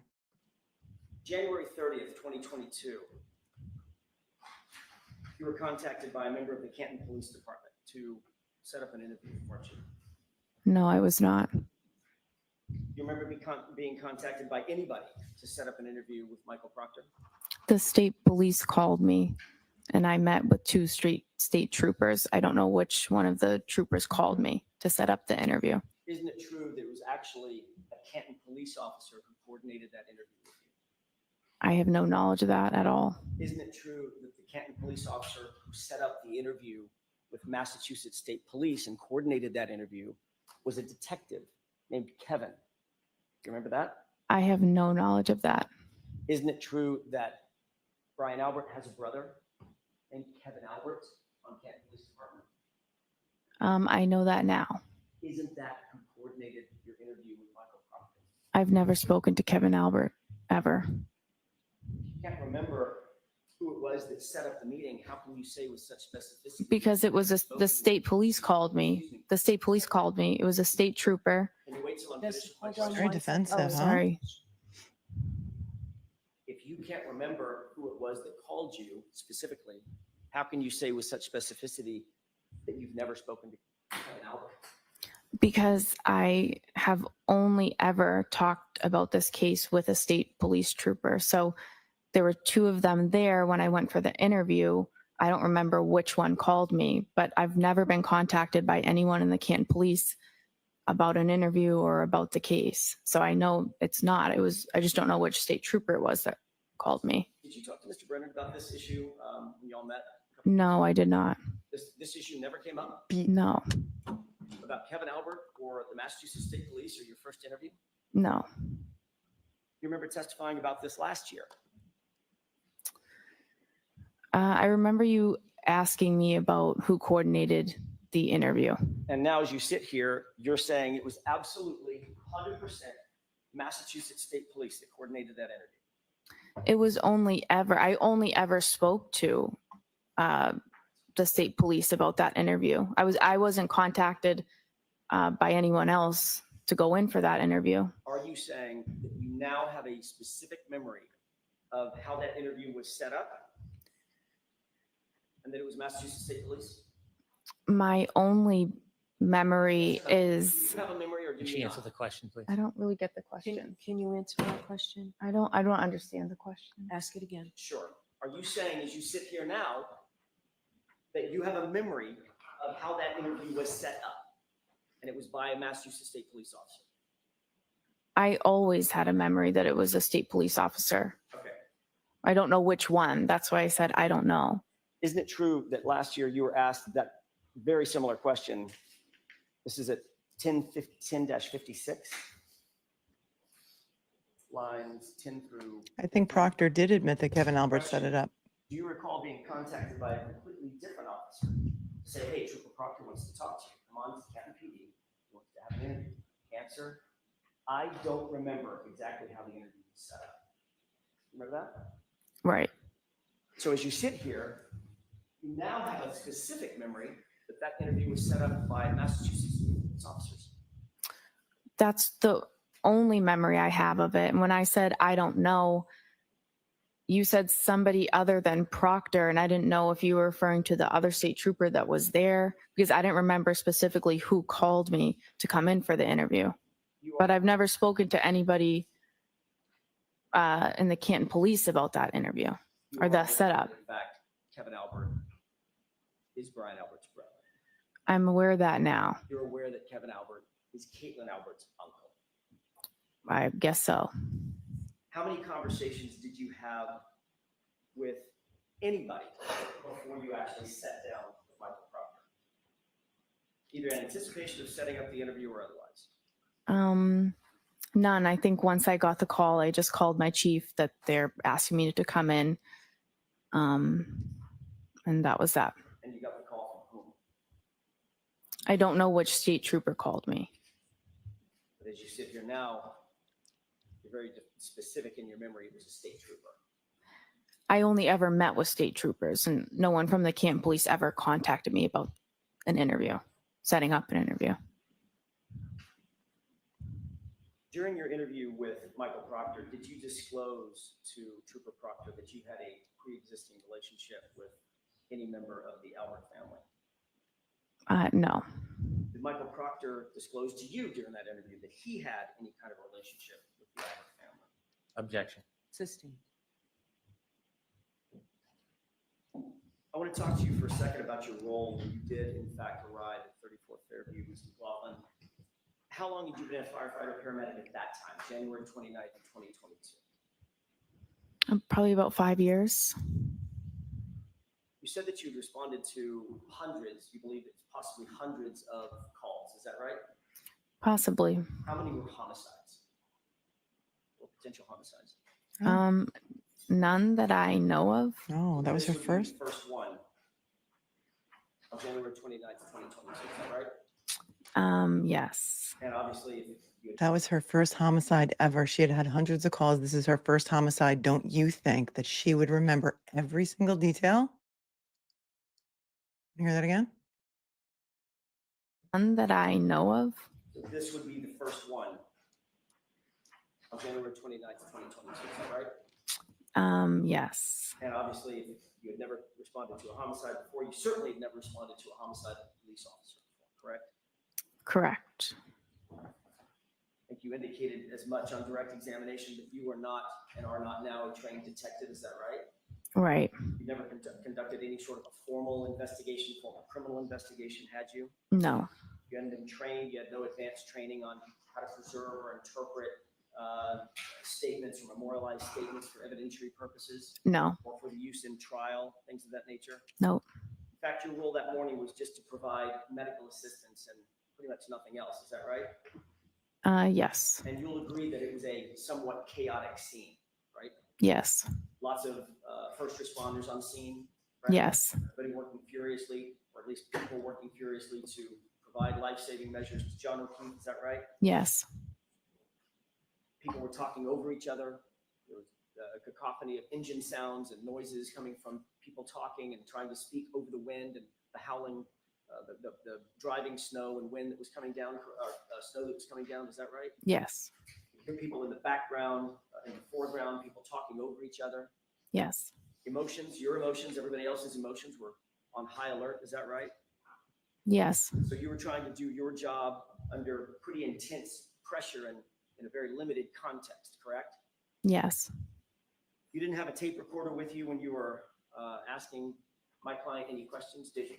No, of course not. There's no audio recording of that conversation you claim took place between you and Ms. Reed, is that right? Not that I know of. And you've already indicated that you didn't even follow up with a single question when she responded in the way that you've indicated she responded, correct? Yes. The words you claim you heard were, "I hit him." Is that right? Correct. It's your experience that people under pressure, people under stress, because you go to high stress situations all the time as a firefighter, paramedic, correct? Correct. People in those kind of situations speak in broken sentences or rhetorical questions, correct? Not uncommon. People react differently at different scenes. But you Yeah. certainly wouldn't say that that's uncommon. Oh my God, what happened? What happened? Things of that nature. No. Did you hear my client ask the question of confusion or a series of questions of confusion? Could I have hit him? Did I hit him? I did not hear that. You never heard her say anything close to, did I hit him or could I have hit him? I did not. Ms. McLaughlin, where are your notes regarding this statement? I don't have any. Where'd they go? No notes. It's not in the role that I was in. I'm not in a position to write a report on this type of call. It would be the lead paramedic or the officer on scene. So you didn't write anything down? You didn't have any opportunity to write anything down? I didn't. You're just going by your memory. Yes. What to play exhibit 4, starting at runtime Cool. 8:50. Thank you, Sarah Dawn, Okay. from Newfoundland.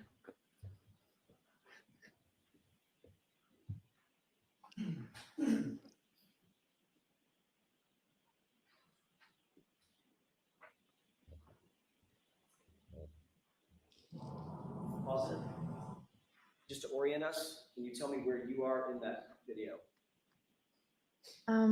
I might be in the middle there, although I didn't get a good look. With the yellow and the red. Yes. Okay.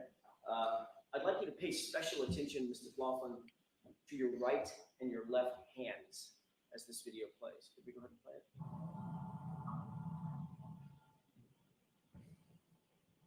it? She's writing something down. She's writing something down. What are you looking down at? Oh, I see what you're saying. Yeah, I would write like stuff on my glove. That's something I'll do as I'm getting the information. Was that your question about notes? So you were taking notes. That's just me jotting down the demographics. Writing on your glove? Let's keep playing. Where's your glove now?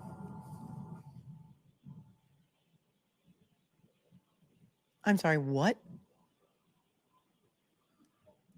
You weren't taking notes, but we see you writing on your glove? This is around 6:15 a.m.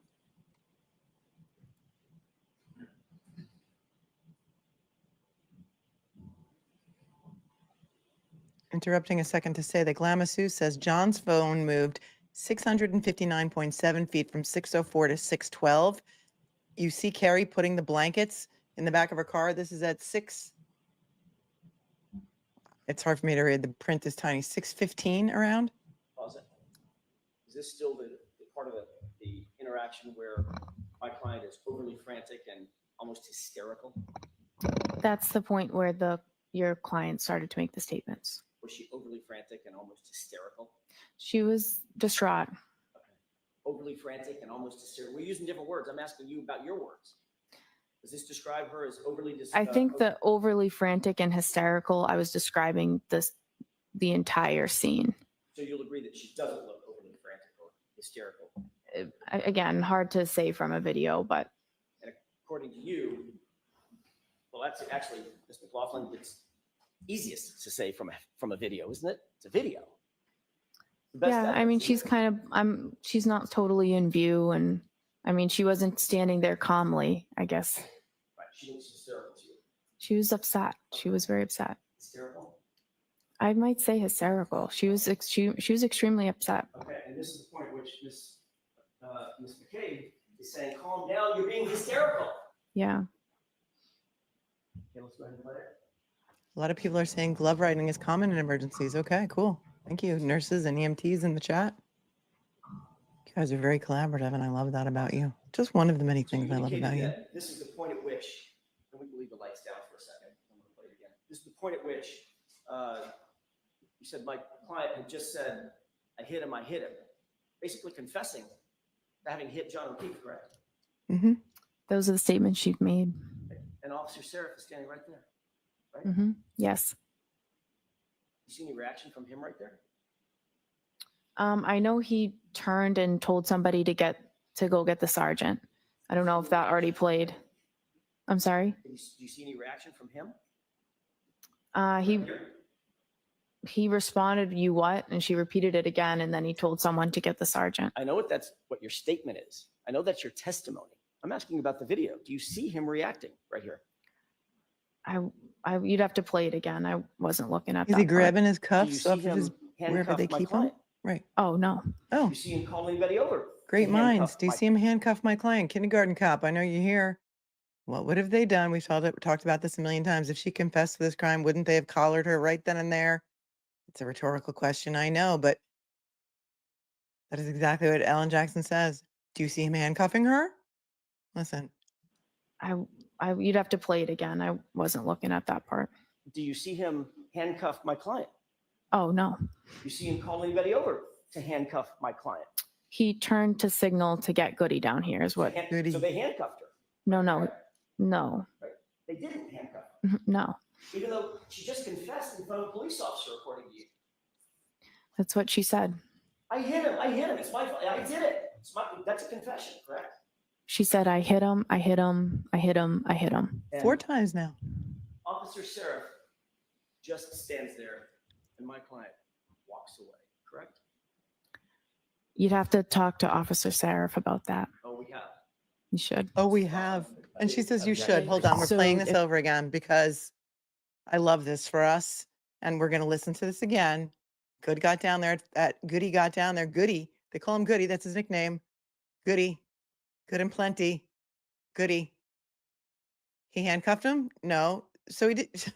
Did he handcuff him? Her? No. Hold on. This is fantastic.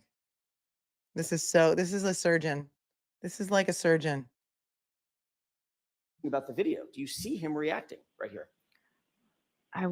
You'd have to play it again. I wasn't looking at that part. Do you see him handcuff my client? Oh, no. You see him call anybody over to handcuff my client? He turned to signal to get Goody down here is what. So they handcuffed her. No.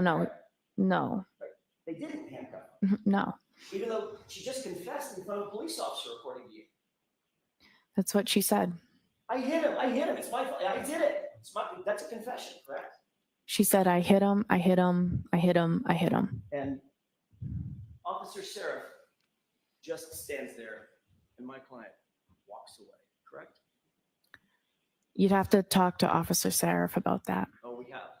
You should. Mrs. Laughlin. Objection. You should. Oh, we have. You should. Officer Seraph was thinking about the hamburger. I would gladly pay you Tuesday for a hamburger today. You should. Who objected? Hold on. We have. You should. Mrs. Laughlin. Objection. So let's move on. Mr. Jackson, I'm not rushing you, but how much longer do you think you'll be? Not long. Okay, so, I can wrap it in a couple of minutes. Okay. Another Toward the hour. end of this video. Are you playing it again or should we put the lights on? If we can play it again. Okay. Continue. Play it again, Sam.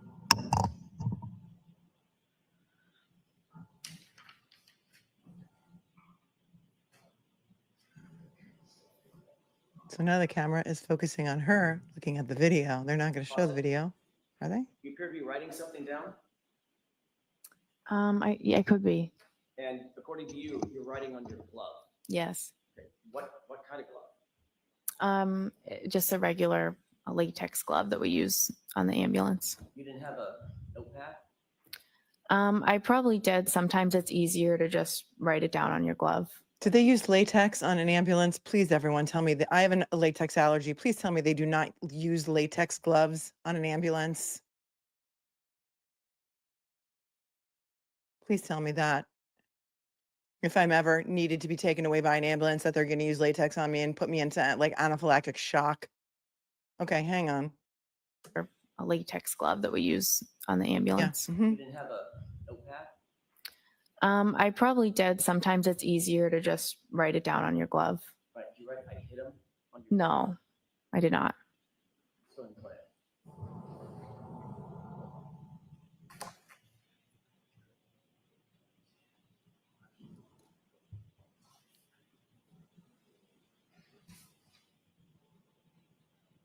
Yeah, but if you're unresponsive, how do they know if you have a latex Writing something allergy, down right, with your Shelley-Ann? glove? I might be looking at it. Thank you. It's a no. Thanks, Nurse Corky.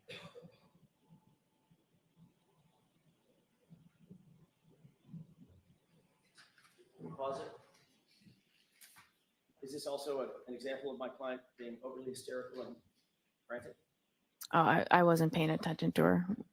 You can have the lights up.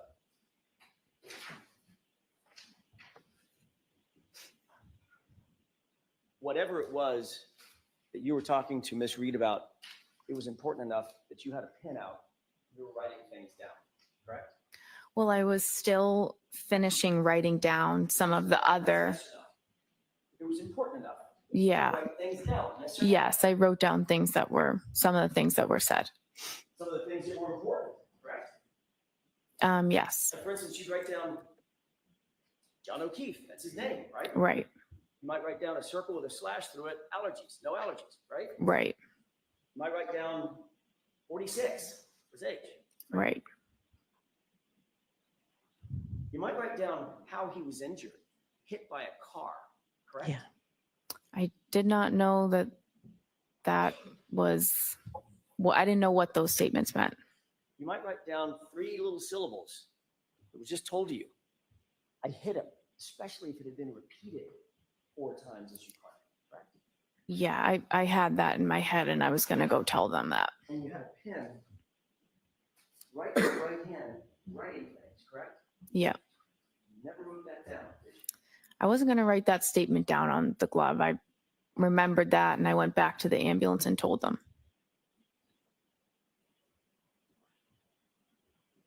Thank you, Sky You Bell, for memorialize gifting a that membership. statement on any note that we have, correct?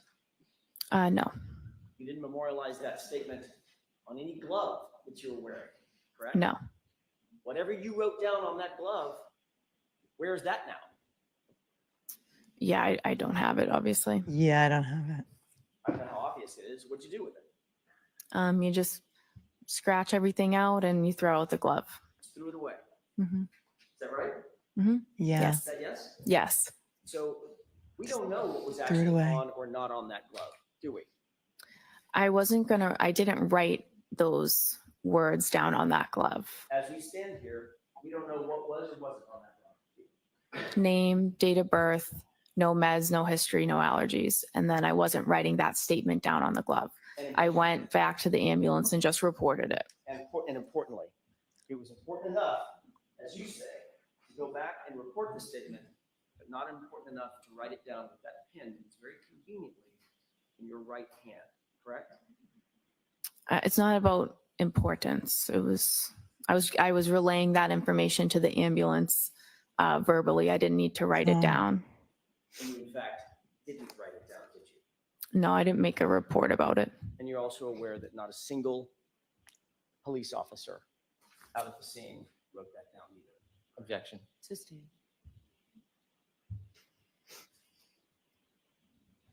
That's all I have. So Brennan, can you do a redirect in 5 minutes? I can. Oh,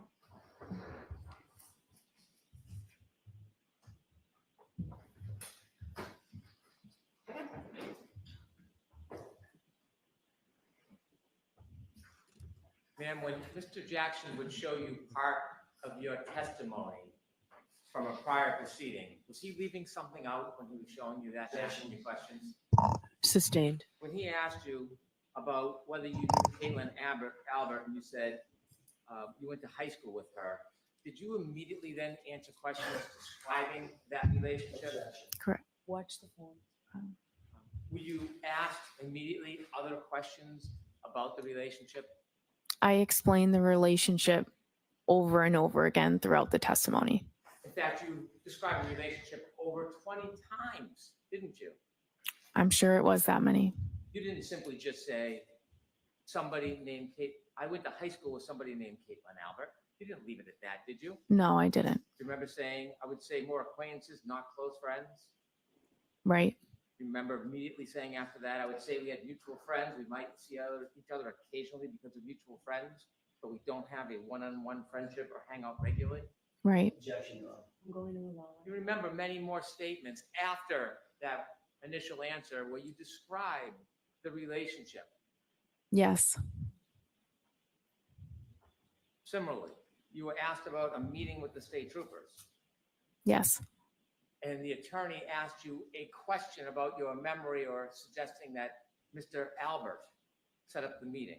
Remember those questions? Yes. You were asked questions just like that before at the last hearing, weren't you? Yes. Remember being asked about who set up the meeting and you saying that you didn't recall? Yes.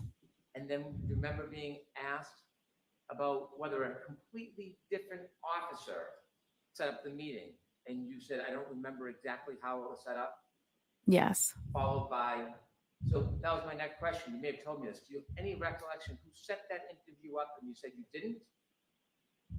Right. And you were specifically asked, does the name Kevin Albert sound familiar? Objection. Do you remember saying no? The objection sustained. Do you remember when you were asked at the last hearing, does the name Kevin Albert sound familiar? Do you remember what you told Attorney Jackson? I told him no. And then you were then asked, do you know Kevin Albert? Do you remember? It just happened again. Brennan asked a question that he knew was improper, that it was leading. Weren't you asked this and you said no? Objection is sustained. And now he asked it a different way and Katie knows how to answer the question. Did you pick that up? I've been screaming about this for 8 days. What was your response? I said no.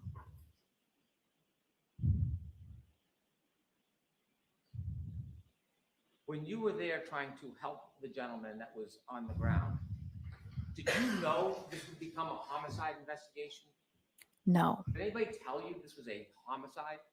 No. In fact, when you spoke or the defendant spoke to you, you were simply trying You knew that he was clinging to life. You knew that he had no signs of life. to get background information to help Mr. O'Keefe.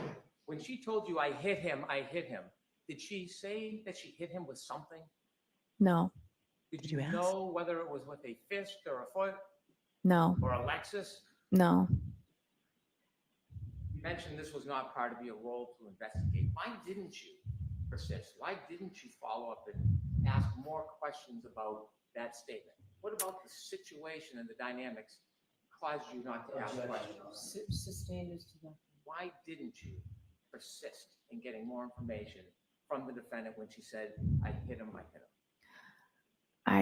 I felt bad for her at the time. It was a very disturbing scene and I did not want to You felt bad push further down that road. It's not my job and I didn't feel comfortable doing it. It's not my job. Write those statements down on your glove? No. Then how do you remember she made those statements? I won't ever forget those statements. I have no further questions. Anything, Mr. Jackson? Very briefly, that was a disturbing scene, you said, correct? Yes. An emotional scene. Yes. Right? Yes. A scene that was upsetting. Yes. A lot of people, Yes. For a lot of reasons, right? Yes. And that's when things start getting missed, when emotion starts playing a role, correct?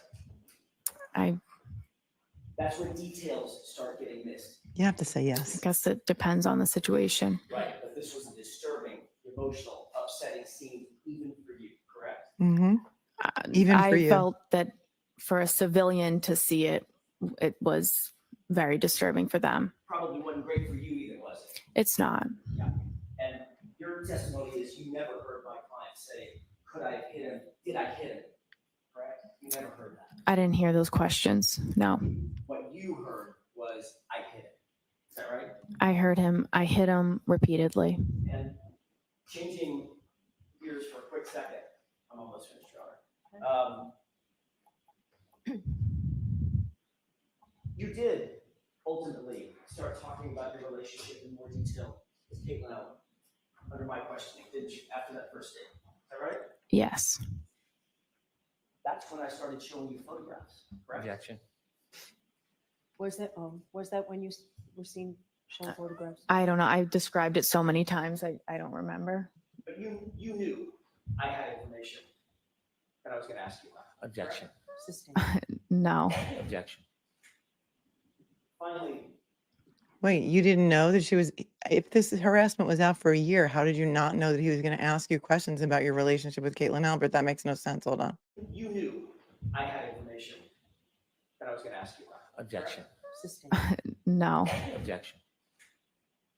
Finally, with regard to Kevin Albert, did Trooper Proctor tell you during that interview that he had texted with with Officer Kevin Albert about setting up your interview?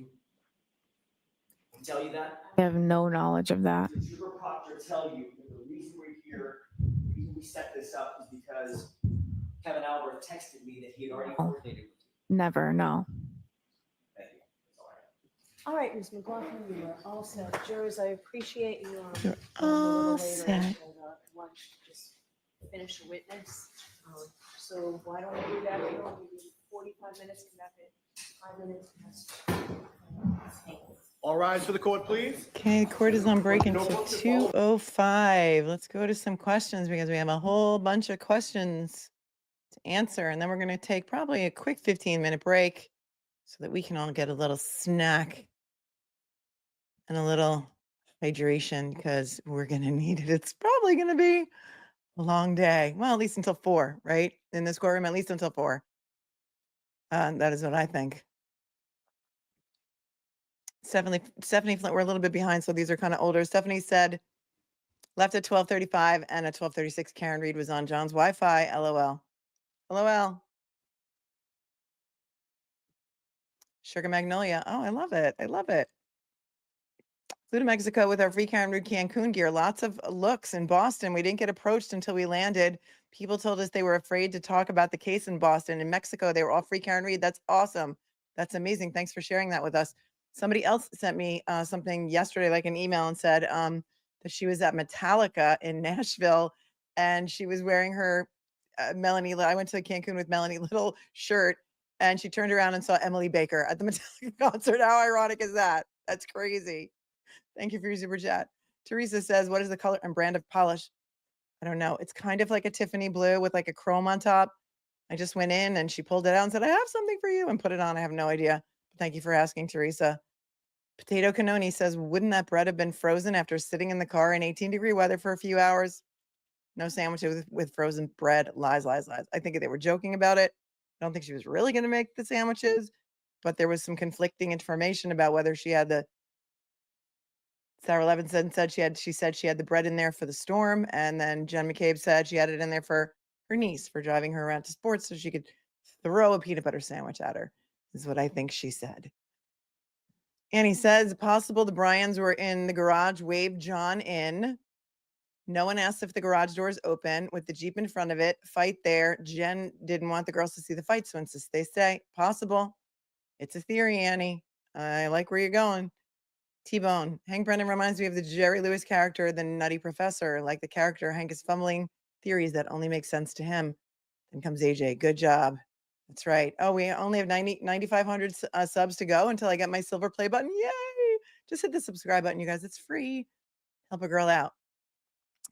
I don't want to mispronounce your beautiful Gaelic Irish name, so I'm just going to call you Ms. Walsh. Says she said the PBJ story happened in the car while parked. Jen McCabe said it was when they were driving past, and that's why she didn't see a body, because she was turned around facing the girls. Yep. I love how you guys are pointing out all the inconsistencies. If you're picking it up, we can only hope that the jury is too. Jade, last trial, Sarah testified that Brian Jr. took Catherine and or Mary upstairs to see Chloe. Brian Jr. has yet to testify. Good point. I always thought that was very weird. Why mention this? Because Chloe wasn't good with strangers. We heard Sarah Levinson say she'd never ever seen the dog before. And also, didn't Brian Albert say that he put her up in the bedroom after he let her out to pee? Great point. Great point. And then Jennifer McCabe says Chloe was not there in the morning. What does that lead to? Leads the jury to believe that perhaps John O'Keefe's arm was attacked by a dog, and that's why they got rid of Chloe the night before. I'm Mac. Thanks for the 5. I feel like Jackson objects early on in the direct questioning just to let the witness know he's doing the cross and to rattle their cage tactic. Absolutely could be one. Absolutely could be one. Let me tell you the results of the Court TV poll that I just saw just now. What is your verdict in the retrial for Karen Reed? Has your opinion changed? Ready? They had 17,000 votes. Guilty, 16%. Not guilty, 71%. hung jury 12%. And that's on court TV where you know they tend to attract more anti-Karen Read people. So it makes me happy. I think it's a little too early to take a poll because as we're keeping track of the 150 possible witnesses that are on the witness list, I believe, because I just went back and counted during someone's testimony, that Katie McLaughlin is only the 15th witness in the Commonwealth case to testify. We're on witness number 15. 15. Mike from Providence, thanks for your 5, says, Melanie, you asked a great question earlier. Where were the Bryans during this 15 to 20 minute span? Yep, they've got conflicting stories too.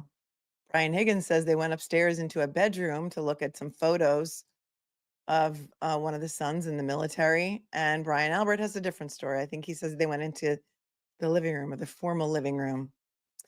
Elizabeth Mullins says Hank, or the other way around. I can't remember right now exactly. Because maybe Brian Higgins said he had never been upstairs in the home. I could be conflating that or just reversing it in my head right now. Elizabeth says Hank is not a stupid man. Why would he risk his career on this case? That's a great story. I mean, that's a great question. Money, notoriety, political aspirations. We have often speculated about that, and I really don't know the answer to it. Guess we'd have to ask him. What we do know is that he was originally going to be paid 75 grand at $250 an hour, and he's currently been paid almost 250 grand. So there's that, but he had to stop practicing as a defense attorney during this case. He can't do both. Asher, 2 times now they imitate Karen's voice and tone, etc. when talking about her screaming names like Jen, Carrie. But notice no one uses any intonation with I hit him or Google this. You're right. Thank you, Asher. Bella's mom says, I can't believe there were no measurements taken. Believe it. It's true. Canton PD is incompetent, as must be the CERT team. Nobody took any measurements or photographs. So we really don't even know where John O'Keefe's body was found because it just wasn't done. Kiki says last year he was 30 feet off the street. Yep. Now it's 8 to 10 feet. Yep. Yes. The theory is morphing. There's so many different details. You can't even keep them straight anymore. And they keep changing their story. Sue says Aidan wrote an article May 31, 2023. That was part 44. And this was about Katie McLaughlin, right? The next article was May 4th of 2024, part 344, which makes sense because that was the day I believe she finished testifying. Thank you. Cindy says, ignore me if you already confirmed this, but the first Turtleboy article was in May 31st, 2023. He did another article in 2024 and she testified. Thanks for all you do. Thank you, Sandy, for your 10. I appreciate you. Technically, perjury gifted a membership. Formerly, Dr. Russell's the GOAT. Melanie Peterson, thanks for your 20. Super sticker. MMG. Enrichment says, Mel, I think I saw your head roll past me down the street. You think Katie got an invite to the wedding? I don't know. Love ya. I don't even know when the wedding is, and I don't want to even say when the wedding is. Don't put it out there. It's none of our business. Thank you very much. Brennan's feigned indignation. Lupus Lady gifted 5 memberships. Thank you so much for your generosity. Gringa says not being allowed to state grounds for objections. Doesn't that give judges too much control over what the jury hears? I don't think it gives the judge too much control over what the jury hears. I think it preserves every single possibility for the objection for appeal. So that's what I think. Thank you, Gringa. Bohica, wait, what? Says the dash cam had only GPS in the original video, no date and time, and the audio was removed from the new version. Now, people have said that, yeah. So, like in the old video, it was on the top, now it's on the bottom. There's no metadata for any of this stuff. So, the judge doesn't think that the metadata is important. I hope it's all pointed out. Michelle says, wouldn't those bloody baby blankets be evidence? Yes, they would. Absolutely, they would. But she just took them and put them in her car as if it was nothing. Christine says, why would Karen tell on herself at the scene if she was trying to get away with it? Makes 0 sense. Yeah, of course it makes 0 sense. It also makes 0 sense that nobody would say, hit him with what? Or handcuff her. She confessed to murder. Come on, man. Really? LJ says, every paramedic would follow up with, you hit him with what? And where on his body did you hit him? Yes. Thank you.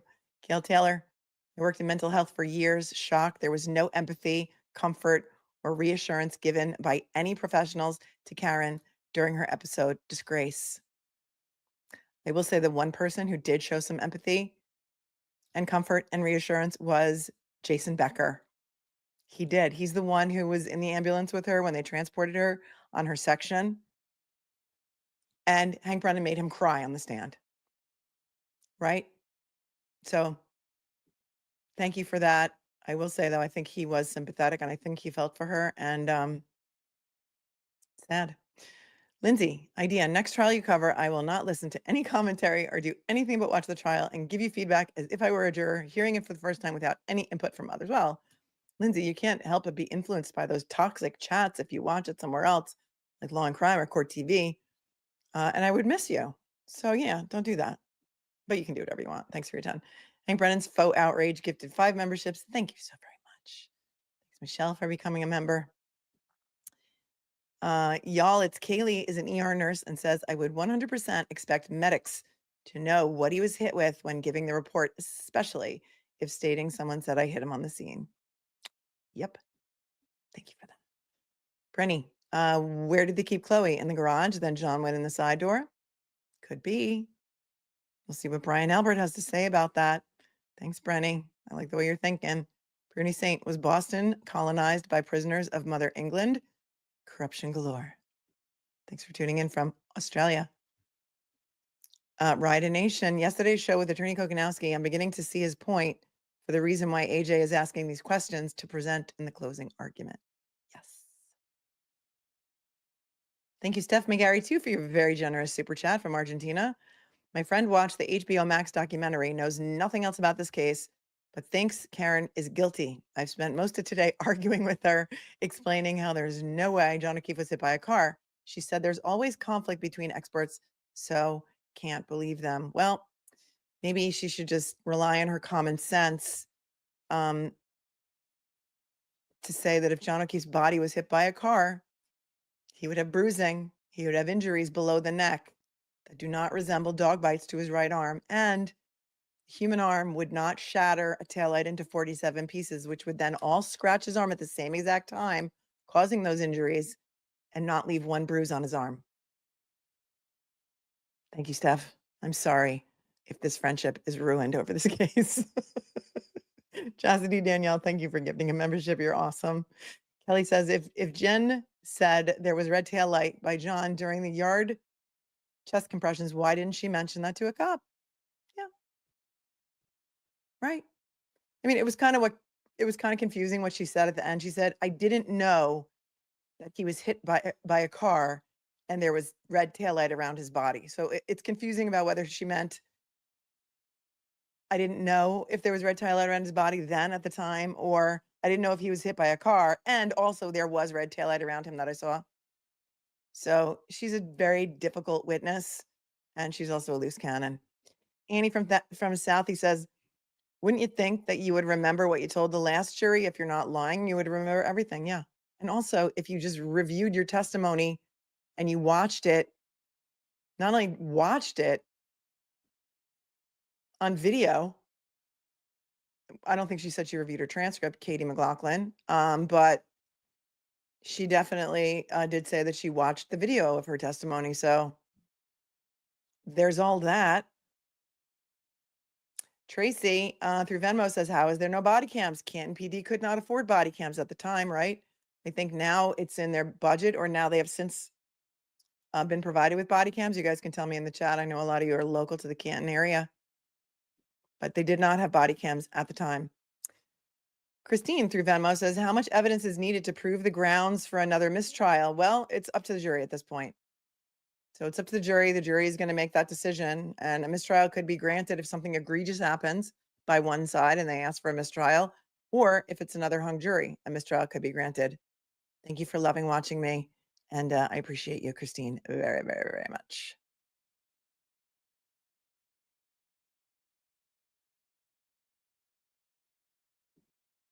Annabelle, thank you very much for your Venmo, and just says it's for YouTube. Let's take a look at, you guys want to look at Aidan Carney's bail revocation motion? Thank you so very much, Mastad, for sending this to me.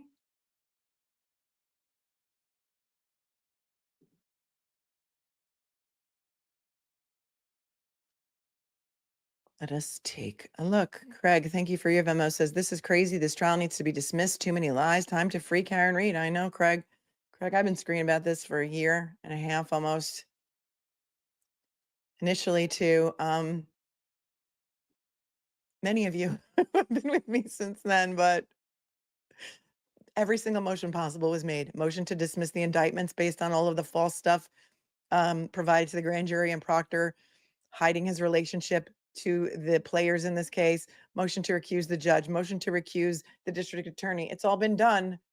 It's all been done and none of it was granted. And we're here. Here we are. The second persecution of Karen Reed. And I agree with you.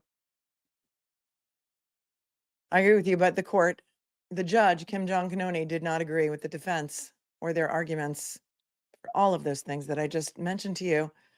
Paula, through Venmo, says, Carrie admitted she didn't hear Karen ask Jen to Google, but saw Jen on the phone. I wonder if phone records show only isolated Google searches at 6:23 and no other activity.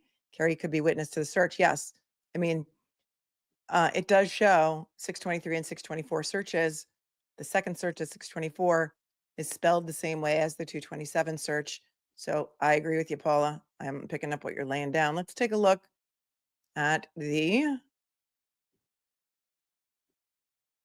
decision on the Commonwealth versus Aidan Kearney motion on bail revocation.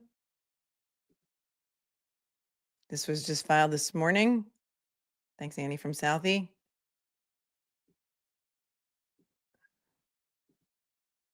Commonwealth versus Aidan Kearney, decision and order of Commonwealth's motion for bail revocation of defendant's release pursuant to general law, section 276, 58B. A hearing was held on this matter on April 30th, 2025. After a review of the papers and evidence submitted, this motion is denied. The words stated by the defendant, a journalist, on his YouTube live video of April 26, 2025, do not mandate revocation of his bail pursuant to general law, section 276, 58B. The comments do not violate the court's order to have no contact, direct or indirect, with a witness, nor do they, without more, constitute a new criminal offense. XOXO, Judge Michael P. Doolin, Justice of the Supreme Court, May 5th, 2025. If you're wondering what that was all about, Aidan Kearney made some comments, Turtleboy, on his show about Tully and said something such as like, and I'm paraphrasing right now, I don't care if Tully and his whole family die in a fire. That guy should die. All the things that he did to me, I wouldn't care if he died, something as such like that. The Commonwealth used that in a motion to revoke his bail and have him put back in the pokey.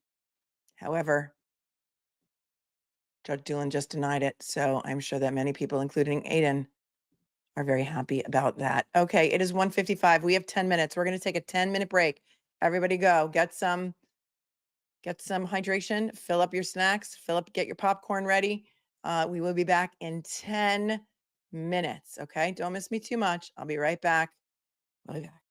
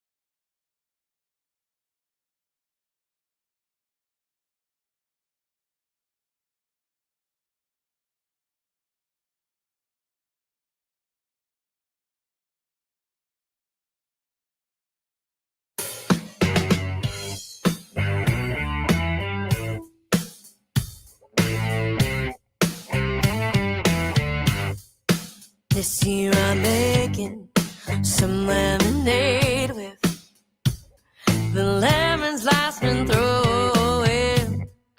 I started thinking all of this rain is the reason I've been growing. They say I'm green, it's not my time. Well, look at me, baby, I'm right. I'm making lemonade. I'm singing songs and getting paid. Rome wasn't built in a day, but I love the life I made. This year I'm making lemonade.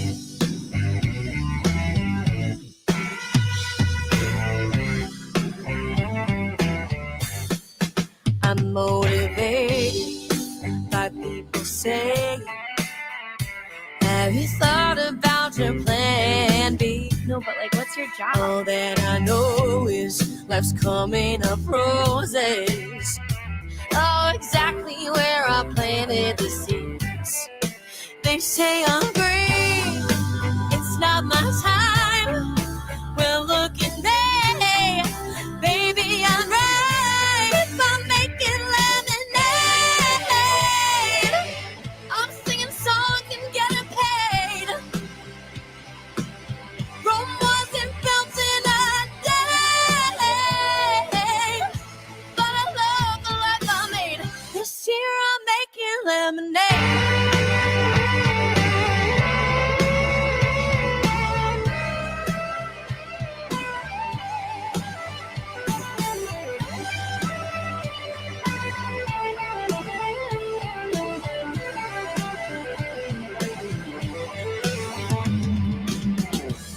My heart gets broken, I make it rhyme.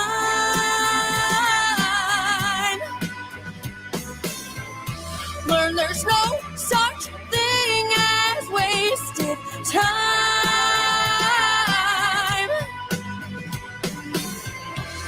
The hits keep coming, but so do mine.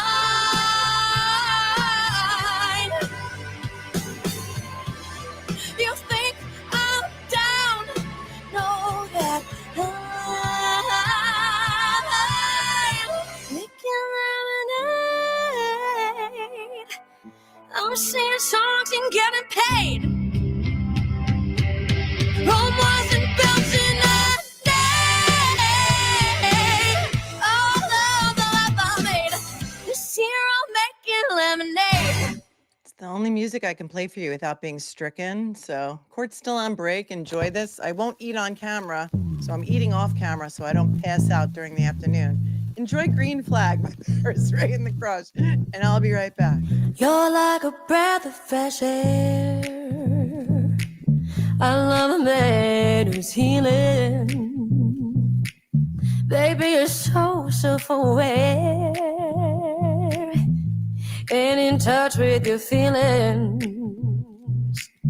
No holes in your bedroom walls.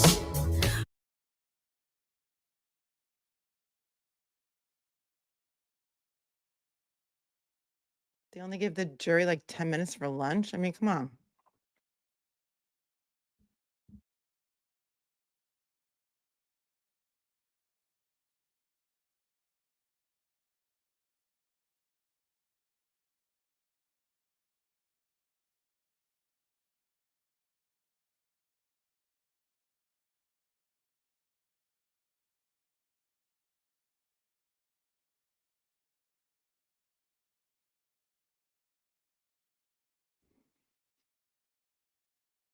Okay. They've been cutting down the jury lunch to 45 minutes. We were a little bit behind, so we only got like maybe a half hour. I talked for 15 minutes. No, 20. So we got like a 10-minute break. But if I go off camera to eat, I will be right back. Do not eat on camera. I hate it. I hate when other people do it. It upsets me. So I'm not going to do that to you. Farmer wants to know, will house sale and basement demo come up? I'm not sure. It did come up last time. The house sale at least did. I think the basement demo did too. I think with Brian Albert. Dr. Jen N says, enjoy your commentary. Do we know if Karen mentioned which door she saw John O'Keefe walk into? She's said different things on different interviews, and I'm sure Hank Brennan's going to play all of them. One of them, she said the side door. I think one of them, she said the front door, but she may have meant, the front door on the side as opposed to the garage door. That's kind of like to the side, but to the right going into the garage, if that makes sense, sort of perpendicular. So Karen has not testified, but she has spoken out on at least 2 of the documentaries and or 2020 Dateline, Nightline interviews that she's given. Lindsay says no one is mentioning blood in the snow, which there should have been if hit by a vehicle, correct? Also, I'd miss you to forget my idea. I don't know what you're right. Oh yeah, about going to a different channel and watching without commentary. You don't want to do that. It's lonely over there. It's toxic. You guys know. Tell Lindsay what it's like in the Law and Crime or Court TV chats. They're really mean over there, really mean. There would be a lot of blood. What you will find is there were 6 drops of blood found, and that the Canton PD collected those drops of blood in, wait for it, solo cups. We have an emoji for that. They were solo cups. We don't know if they were used for beer pong before, but they were given to the Canton PD by the deputy chief of the Canton PD, who lived directly right across the street from 34 Fairview, gave them the solo cups to collect the blood evidence. However, didn't come out of his house, even though those were his guys on the lawn of his across the street neighbor, Brian Albert. I know it strains credulity. I know it does. Also, he's got ring cameras that point right exactly at the point where John O'Keefe would have been hit and killed by Karen's car. And he says he looked at his ring camera and just said, nothing to see here. Nothing interesting. Thank you, Citizen Pained. And thank you, Steph. Steph coming back with a big super chat from Argentina says, my friend also assumed that Karen is guilty because of her facial expressions, how smug she is, and how arrogant she is in the way she speaks. I know a lot of people think that. A lot of people think that, Steph. She's not alone. No amount of evidence would seem to change her mind. Yes, I know. People are like that. If you choose to wade on the cesspool of Twitter, you will see a lot of that over there. And it's disturbing, but sadly, it is the way that apparently many trolls on Twitter seem to feel. It's not uncommon. We've heard that a lot. They used to, during the last trial, they would tweet about how Karen's clothing was inappropriate for court, how her skirts were too short, and therefore she must be guilty, etc. Hopefully the jurors don't think the same way, but you never know. Yeah, no, you never do know. And we do know, because I do not. Send you back to the jury room. We'll see you in 10 minutes. I don't play on All Twitter. rise, please. My demographic, for the most part, does not play on Twitter. They are sending the jury out. So something's happening, and we're here. Sandra, welcome. Thanks for becoming a member. Team Wicked Smart versus Pure Wicked says, was Jen's I won't testify the way you want me to a threat to the DA about her new demeanor? Blackmailed the DA in her own cover-up case, and they complied. I don't know. That's interesting. The way you want me to, meaning I won't come in looking like a soccer mom and with a glow up, and that's interesting. I don't know. Makes me think. Elaine Barry Griner, thanks for your 20, says John's head injury. Where is mention of their massive amount of blood? Yeah, exactly. There wasn't a massive amount of blood. There should have been. It wasn't there. And they're going to have an expert actually come in, a brain surgeon, to testify. The ground was hard as a rock. That's how he got the head injury, from slamming his head onto the rock hard ground and broke his skull, as Hank Brennan even said that, broke his skull. I hope he's asked about the massive amount of blood. And if the ground was hard as a rock, it would not have been absorbed into the soil, right? I mean, thank you, Elaine. Like the way you new viewers are thinking who haven't watched this trial before. You're getting it. You're getting it. Stephanie Flynn, going on your thing yesterday with U.S. students not being in court. In the UK, we are encouraged to go into them and learn, live, and not just read books. You mean law students specifically? Or you mean all students are taught to go in and check out the justice system? I like that. Thank you, Wendy, for your super sticker. And Volcano Joe for your super sticker. They sent the jury out. They're having some sort of discussions. We're waiting for them to come back and let us hear something. They brought the jury back from lunch and then they sent them out again. Josie Mojo says, thanks for awesome Karen Reed trial playlist. Link below. Yes, thank you from South Africa. Tuning in. We have a Karen Reed mixtape Spotify playlist. It is below this video in the show notes. Please save it, enjoy it, crank it up really loud whenever you need some stimulation. Red's daughter, thanks for your 10. Jen McCabe says only 2 of 5 calls. Jen McCabe saying only 2 out of 5 calls. Feel that she did that purposely, as no answer on the other 3, so she had not talked to anyone else. Yes, when she lied to the FBI. Also, same thing with the 507 call to Nicole Albert. Has Brian Albert answered? Yeah, it could be. Avoids perjury. Yeah. Although she said nobody answered that call. I don't think she just said Nicole Albert, but maybe in her own way. If she was not telling the truth, it may be her way of skirting the truth to make herself think that she's telling the truth. I mean, there's a lot of psychology behind that, and I'm not a psychology or body language expert, but I'm picking up what you're laying down, and I could see that. Karen says, all of this not writing anything down by anyone at the scene is making me crazy. Oh, yeah, welcome to the madness. Anyone working in law enforcement or first responder, and the first responders document. Yeah, if you don't document it, it didn't happen. Ask a nurse, right? And here's the thing. None of the witness statements were recorded either by audio or video, and none of them were written and signed by the witnesses. Most of the witnesses were not even separated. They were in groups when they were interviewed.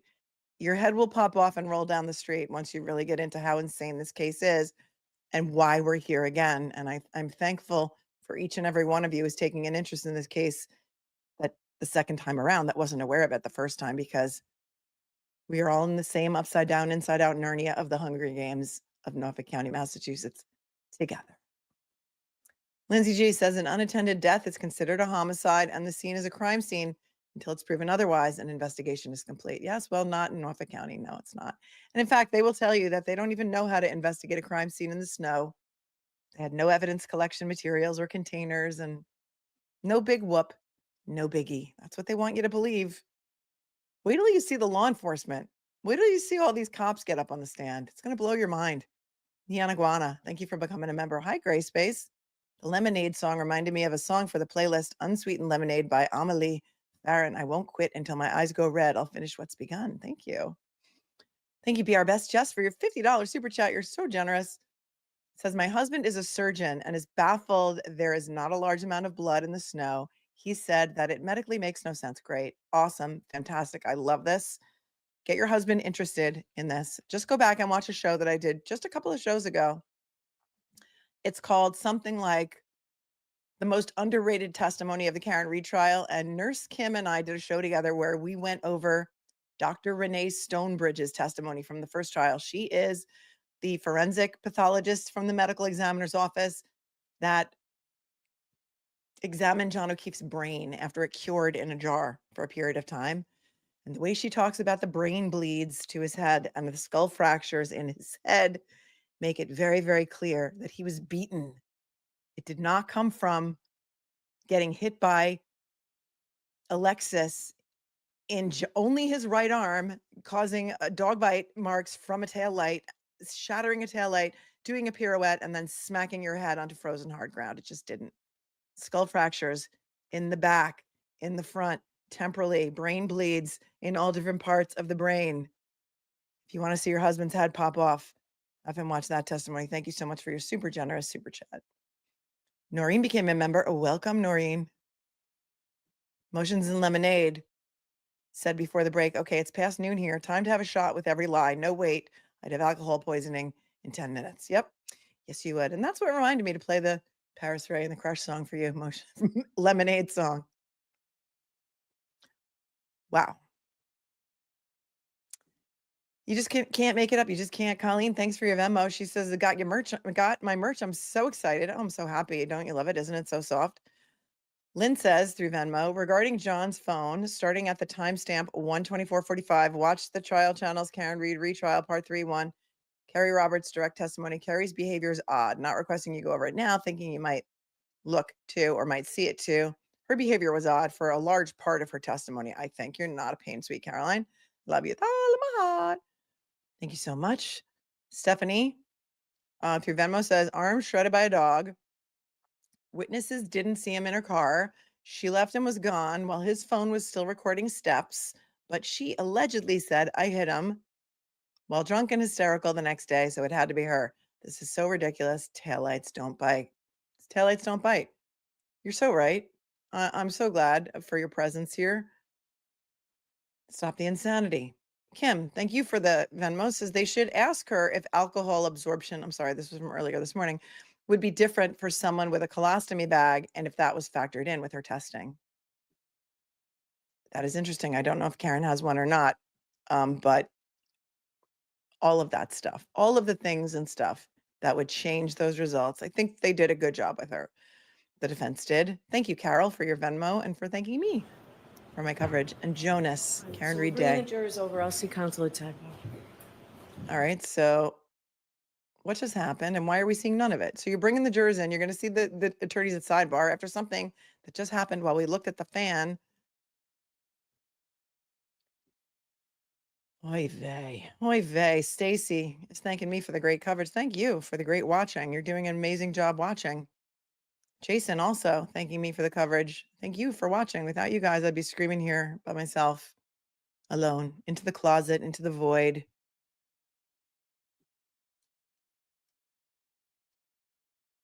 And again, we wait. I always thought lawyers should be called waiters because all we do is wait all day long for our cases to be called. You could spend literally like an entire morning in court wasting time until they call your case. And it is really frustrating. Dr. Wolf's beautiful wife has bought 3 matcha lattes and says, thanks for all your insight. I don't think it's really Dr. Wolf's wife, but I do like that. I do like that, that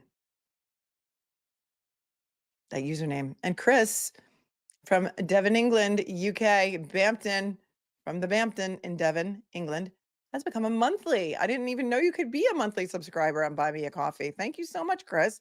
I'm so glad to have you here.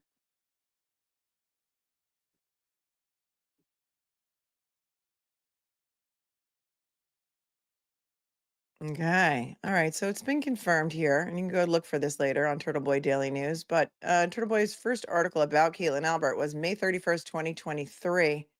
It's called Canton Cover Up Part 44. Firefighter who heard Karen Reed say I hit him is close friends with Caitlin Albert and others inside 34 Fairview Road on the night John O'Keefe was killed. And then he does post some photos that we were not allowed to see. But, you know, since we're still looking at the damn fan, here they are for your viewing pleasure. Oops. This, as you see, is, oops. Caitlin Albert and Katie McLaughlin here on the right at a beach at some sort of party. And I don't know if there are some more pictures, but here's the one. We saw them during the last trial. Here's some more pictures of them all together with a whole bunch of other people. So it is clear that they are friends, and more than just a girl I went to high school with. Thanks, you guys, for sending me the receipts. And if you, one thing you know about Turtleboy is, if you follow him, he doesn't do anything without receipts. He does his research. First, Fist Fights and Dog Bites says, I'm here for the collusion, not the collision. Well, there was no collision. This is not a car accident case at all, and you know it. Karina, kind of fangirled Paris Ray in the Crush over the weekend and found my new favorite song, Horoscope. Oh, it is a great song, right? If we have a break, maybe I'll play that. Or if you guys just go to their YouTube channel, you can find it. When I first started promoting them on YouTube, they had something like only 19 subscribers on YouTube because they're very, very Back in new. session, you may be seated. Now, I apologize for that, folks. Nobody likes wasting your time. Thank you, Your Honor. Call Paul Gallagher. Paul Galler. Now they have 817. Come on, let's get them up to 1,000, you guys. Let's get them up to 1,000. Thanks, Karina. Thanks, Audra. You solemnly swear to be honest with the court and jury in the case now hearing the truth, the whole truth, and nothing but the truth, so help you God. I do. Thank you. Good afternoon. Your Honor.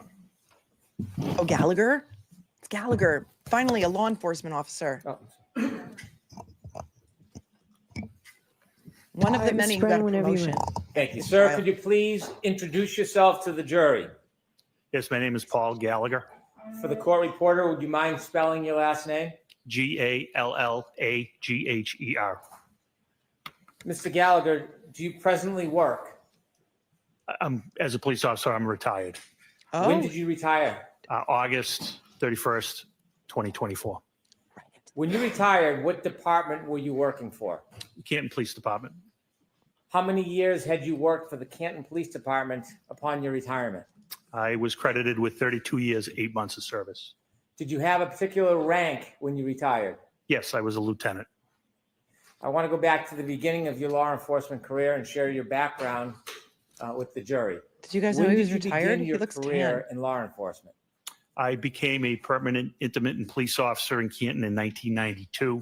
What a permanent intermittent police officer is, it's basically a part-time police officer. You're required to attend a 16-week part-time academy.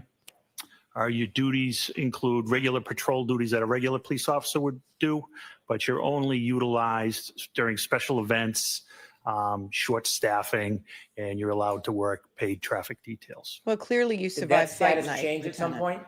It did in 1994. 1994, were you a patrolman? Yes, and that required me to attend a full-time 18-week police academy. In addition to the police academy, did you continue your training over the years? Yes, I did. Can you share with the jury some of the training that you would attend over the years? Oh, sure. So I did constitutional law. I did interview and interrogation. Yeah, I'm going to pause him for a second just to point out, first of all, he's tan. He's probably playing golf every day in Florida. Second of all, he made it over $323,000 his last year on the job, 345, something like that. Somebody said that's why they couldn't afford body cams in Canton because of the salaries that people like Gallagher were making. I didn't know he retired. Let me know if that's news to you. And also, nice tan. He also, did he get a promotion after the investigation of John O'Keefe? Did they fly you up from Florida, sir? Hopefully your golf game is good. He's the one whose idea was to get the leaf blower. Listen up. Terrorism, international terrorism, domestic terrorism, domestic knew? violence, I'm behind, I guess. buccal swabbing, I call it and buccal swabbing. DEA basic narcotics course.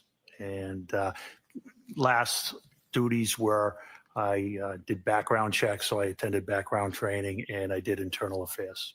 Before I talk a little bit more about your experience over the years and your progress through the Canton Police Department, I'd like you to share with us generally and briefly the structure of the Canton Police Department. The Canton Police Department, how big is it? How many officers are typically employed by Canton at the same time? We would like to have 45, but unfortunately, we're short-staffed at this time. At the Canton Police Department, is there different ranks? There is. And what are they? They are patrol, sergeant, detective sergeant, lieutenant, deputy chief, and chief. Given the size of Canton, is it a small department or a typically large department for that size? I would say it's a medium-sized department. Is Canton? Why is he saying we like to have 45, but we are short-staffed at the current time? He's retired. It's no longer me, we, it's like they, right?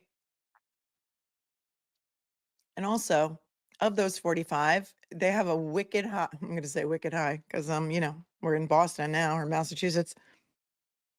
Something like, you guys can tell me the exact percentage, something like 90% of the Canton PD grew up in Canton. They're like lifelong townies. Prove me wrong. It's a very, very high percentage. Do you receive traffic from other areas nearby? We do. Is Boston part of the crossroad through Canton at times? It is. Route 138 runs from Boston, and it goes all the way down to the South Shore through Brockton, Taunton, et cetera. Other cities or towns nearby that bring traffic through Canton as far as law enforcement is concerned? They do, and other states. 95 runs through Canton as well and brings up traffic from Rhode Island. For a relatively small town, is Canton a busy police department, given all the crossroads and intersections? It can be very busy at times. You mentioned in Canton that there are different ranks. You started as a patrol officer. Yes. Did that change at some point? It did. When? July of 2001, I became a detective. Did you have any particular or special training to become a detective? I started attending how to dust for fingerprints. My focus was narcotics. I had several narcotics classes. Did you have leaf Did you blower engage in those training? type of investigations on behalf of Canton? I did. Did you work with other agencies? I did in 2005. I started working with the Drug Enforcement Administration in 2006. I was assigned as a task force officer for the DEA, initially out of Worcester Tactical Diversion Squad, which their mission goal was to eradicate OxyContin and oxycodone distribution at that time. It was during our oxycodone phase. In 2008, I was moved to Boston Division, and there we focused on all narcotics, not just oxycodone, heroin, cocaine. We have a leaf so- blower emoji for him. How many years did you spend as a detective before you received your next promotion? Approximately 15 years. What happened next in your career as far as progress? I took the sergeant's exam, and I became a sergeant. In order to become a sergeant, do you have to pass an exam? An exam and an assessment, yes. Is that enough to become a sergeant, or is there another process you have to go through? That's where they rank you after the exam and the assessment. What year did you say you became a sergeant? I became a sergeant in 2017. Was that your first supervisory position? Not actually. I also worked as an officer in charge, which you're not technically a sergeant, but when there's no sergeant to fill the shift, they'll use Were experience. you ever assigned to groundskeeping and or beer pong duty? Just asking for a friend. Officers to work as a sergeant, and you receive sergeant's pay.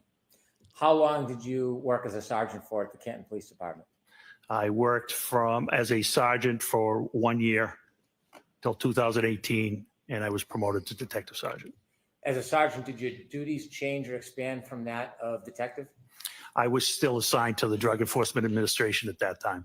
And you just shared a year later, you were promoted to lieutenant. Did you have to take and pass an exam for that? That was detective sergeant, and I did not have to pass a test for that. Did your duties and responsibilities expand when you became lieutenant? Yes, I was brought out of the DEA to work in Canton specifically.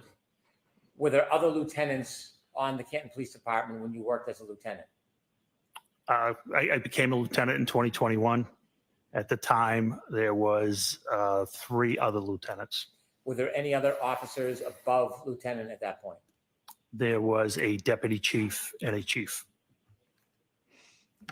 Did the deputy chief live across the 2022 street from Ryan January, Albert? Were you a lieutenant? I was. Your duties and responsibilities, do they include actually going to scenes, or was it purely supervisory? Now we're cooking, you guys. It was supervisory, but we were expected to respond to scenes. Comments are mean by off the that? hook. Our chief expected a supervisor on scene at all times, at all scenes. Even if there was a ranking supervisor like a sergeant, were you still as a lieutenant expected to go to scenes? Oh, yes. Did you ever Did you do bag that at often? Stop and Shop? Yes. I want you to take us to January 29th, 2022. Were you working the overnight shift from January 28th, 2022 into January Acting 29th, 2022? I was the outgoing lieutenant. I did not work into the 29th. I was the last lieutenant to work on the 28th. In the early morning hours around 6 a.m., were you on shift or off shift? I was off shift. Were you planning on working that morning? I was planning on working later that day, yes. Do you remember what the weather was like that early morning? Yes, there was a nor'easter, which was snow, wind. Did anything interrupt your plan of working later that day? Yes. Tell us what happened. Shortly after 6 a.m., I received a call from Sergeant Sean Good of the Canton Police Department. Goody. After you received a call from Sergeant Sean Good, were you informed about a situation? I was. Were you told any basic details of where and what? Yes, Without sharing the actual conversation, where was this situation taking place? I misunderstood the situation. I thought it was on Meadows Ave in Canton. I later found out through dispatch that it was actually Fairview Road. Wait, what? When you heard that there was a situation in Canton, did you decide to change your plans about when you would come in? Yes, I responded. Why did you Stop. I misunderstood. I thought it was on Meadows. He was contacted by, you know what's interesting about that? Listen, Kerry Roberts called Canton PD and spoke with Sergeant Good shortly after Karen called her, right? A little after 5 a.m. and said to Good, my friend's boyfriend is missing. He lives on Meadows. And then they're laughing about some blizzard party, right? Why did he misunderstand and think it was Meadows? Did Good call him right away after 5 o'clock and say, listen, John O'Keefe, police officer John O'Keefe is missing. He lives on Meadows. You know anything about this? This is sus to me because when it was called in, Jen McCabe never said anything about Meadows on the 911 call, right? Jen McCabe never said anything about Meadows on those 911 calls. Carrie did when she called Good and they were laughing about the blizzard party and she thought, he never came home, maybe somebody picked him up. Have you picked anybody up? I want to hear that again because now my interest is first interesting thing that Gallagher has said. I don't think he said that in the first trial that he was confused and thought it was on Meadows. Hold on. Were you told any basic details of where and what? Yes, Without sharing the actual conversation, where was this situation taking place? I misunderstood the situation. I thought it was on Meadows Ave in What do you Canton. misunderstand? I later found out through dispatch that it was actually Fairview Road. When you heard that there was a situation in Canton, did you decide to change your plans about when you would come in? Yes, I responded. Why did you respond? That's the expectation our chief had for us. When you go into work, do you use a police cruiser or do you use your personal vehicle? On this particular day, I used a personal vehicle because of the weather. Was that different than typical? Yes. And why would you use a personal vehicle instead of a police cruiser? It was larger. It was four-wheel drive. It was the only way I probably would have got there to the scene. After you received the call about a situation, tell us what you did. I loaded up the car with a tent, and I drove to the Canton Police Department, and I got some winter gear from the office, and I got on the radio and advised Sergeant Sean Good, who was at the scene on Fairview, that all officers were held to further notice. What does that mean? They weren't going to be going home at their end of the shift until they were relieved by another supervisor. Why did Personal vehicle also means no dash cam. you take a tent with you? Because of the snow, Wait, why didn't you take a tent with you? Hold on. Because he's getting ahead of all this. they weren't going to be going home at their end of the shift until they were relieved by another supervisor. Why did you take a tent with you? Because of the snow, took a the tent? way the call was described to me was a person possibly not breathing. And if it was an unattended death, I wanted to be able to cover the person. Why? Respect. That tent was a tent from your home, a I personal never tent? used the tent. It was an 8x8 pop-up tent. He You brought a went to the soccer Canton pop-up Police tent? Department first before you went to the scene. I did. I'm sorry. I don't know if Ed Wallace is here. I haven't seen him this morning. He's been saying all along, why didn't they put up a tent to preserve the evidence? It was a camping tent. This is like a pop-up that you bring to a soccer game, a 10x10 tent. You had one and you didn't put it up to preserve the scene, to preserve the evidence where the body was? Are you kidding me? He would have put it up out of respect. Okay. But not as far as like preserving the scene. A 10x10 pop-up is something you use to bring to your kids' sports, right? To tailgate with, perhaps? And or? To cover the person. Why? Respect. That tent was a tent from your home, a personal tent? It was an 8x8 pop-up tent. 8 You by went 8, to that the seems Canton more. Police Department first before you went to the scene. I did. Why did you go to the Canton Police Department first? I had some winter gear there, including a reflective jacket that I thought would be helpful, given it was dark out. Visibility was very bad. But evidence When you got to the containers. Canton Police Department, did you learn anything from any of your colleagues while at the police department? The only one colleague at the police department at that time was Officer Kelly Dever. After you got your gear at the Canton Police Department, did you head towards Fairview? I did. Other than the general description that you had heard, did you know anything about what was going on there? Just that a gentleman was found unconscious in the snow, possibly not breathing. You mentioned the term unintended death. What does that mean? An unattended death is a death where someone dies alone, and you don't know the reason. It doesn't mean there's foul play. In fact, 99% of the time, it's natural causes. Is there a process for the Canton Police Department when they learn of any death, unintended or not? Is there a process you need to follow? Yes, there is. And what is that process? That's to call the Norfolk County DA's office, their CPAC unit, Crime Prevention and Control. They have jurisdictions over deaths and unattended deaths. You mentioned a CPAC unit. What type of officers or law enforcement is the CPAC unit? It's manned by the Massachusetts State Police. Are you required by statute to contact CPAC or the Massachusetts State Police, even if it's an unintended death? Yes. Did you follow that process? Sergeant Lank followed that process. Is that one of the officers who worked under you? Yes, that is correct. Did you know if Sergeant Lank was at the scene when you were leaving Canton, or did you learn at some point? noticed when you that got there too. Whether Sergeant Lank was at Fairview? When I got there, I saw the black Toyota Tundra, which is operated by our detectives there, and then I saw him. It sounded to me like Brennan was saying unintended death, not unattended death, because he doesn't know the case. Cindy from Virginia, the way you do, and I picked it up too. And Canton Police Department first contacted the Massachusetts State Police or the CPAC unit about the information. Do you have an understanding whether or not the Massachusetts State Police were going to respond or not? They were not responding. Yeah, we're not coming.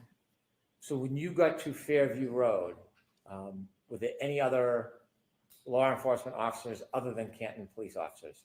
No, there was not. When you appeared at Fairview Road or arrived, were you the superior officer on the scene? I was the highest ranking officer. As you're pulling up to Fairview that morning, what's the first thing you see when you get there? As I pull up, I see the last of the fire apparatus pulling away. I get out of the vehicle. The first one I encountered was Sergeant Sean Good, who was the shift supervisor. Did you see any other of your officers there? I did. I saw Lieutenant Lank further down, and further down, I saw two other cruisers, which ended up being Officer Mulaney and Officer Sarif. Did any of the cruisers or vehicles have lights on? They did. Did you hear any sirens? No, there wouldn't be any sirens. Why wouldn't there be? Sirens are used to move traffic. There was no traffic. It was a blizzard. There were no cars on the road. You might see an occasional plow. So all the sirens you that we hear ever going by the courthouse learn- every day, they're just doing that to move traffic, even though we know that, like, isn't the traffic blocked in front of the courthouse, you guys? Like, nobody can get into the buffer zone area. Are they using the sirens to clear the traffic in front of the courthouse, or is it a sign? I don't know. You decide. Let me know if you're outside in the buffer zone. If there's a lot of traffic in front of the courthouse. The general area where the person was found? Yes, At that time, did you know who the person was? I did. I knew him by name, yes. Did someone inform you of who the person was? Sergeant Sean Good did, yes. Okay. And who was the person that you learned was on the ground? John O'Keefe. Had you known John O'Keefe? I knew of John O'Keefe. I had never met John O'Keefe. When you You love first him. arrived at Fairview, was Mr. O'Keefe still on the ground? He was not. Was he at the scene? He was not. So when you got to the scene at Fairview, Mr. O'Keefe was already gone? Yes, he had been transported to the hospital. So did you ever firsthand see exactly where Mr. O'Keefe was lying when he was found? I did not. Did anybody point out to you the general area? Yes, The general area. Did you have a chance at that point to well, obviously you didn't have a chance to examine or look at Mr. O'Keefe. Did you have a chance to look in the general area where you were told he was found? I did. Tell us a little bit more about the weather now that you're standing outside Fairview Road. What's the visibility like? What's the temperature like? What are the conditions like? So it was terrible. It was blizzard-like. The wind would blow in your face. It would change directions. No, Goody is. The snow was an icy snow. Sorry, just to clear this up, Goody is Sean Good. His name is Goody. Sean Good, that's his nickname. It's not Proctor. Just want to clear that up for you.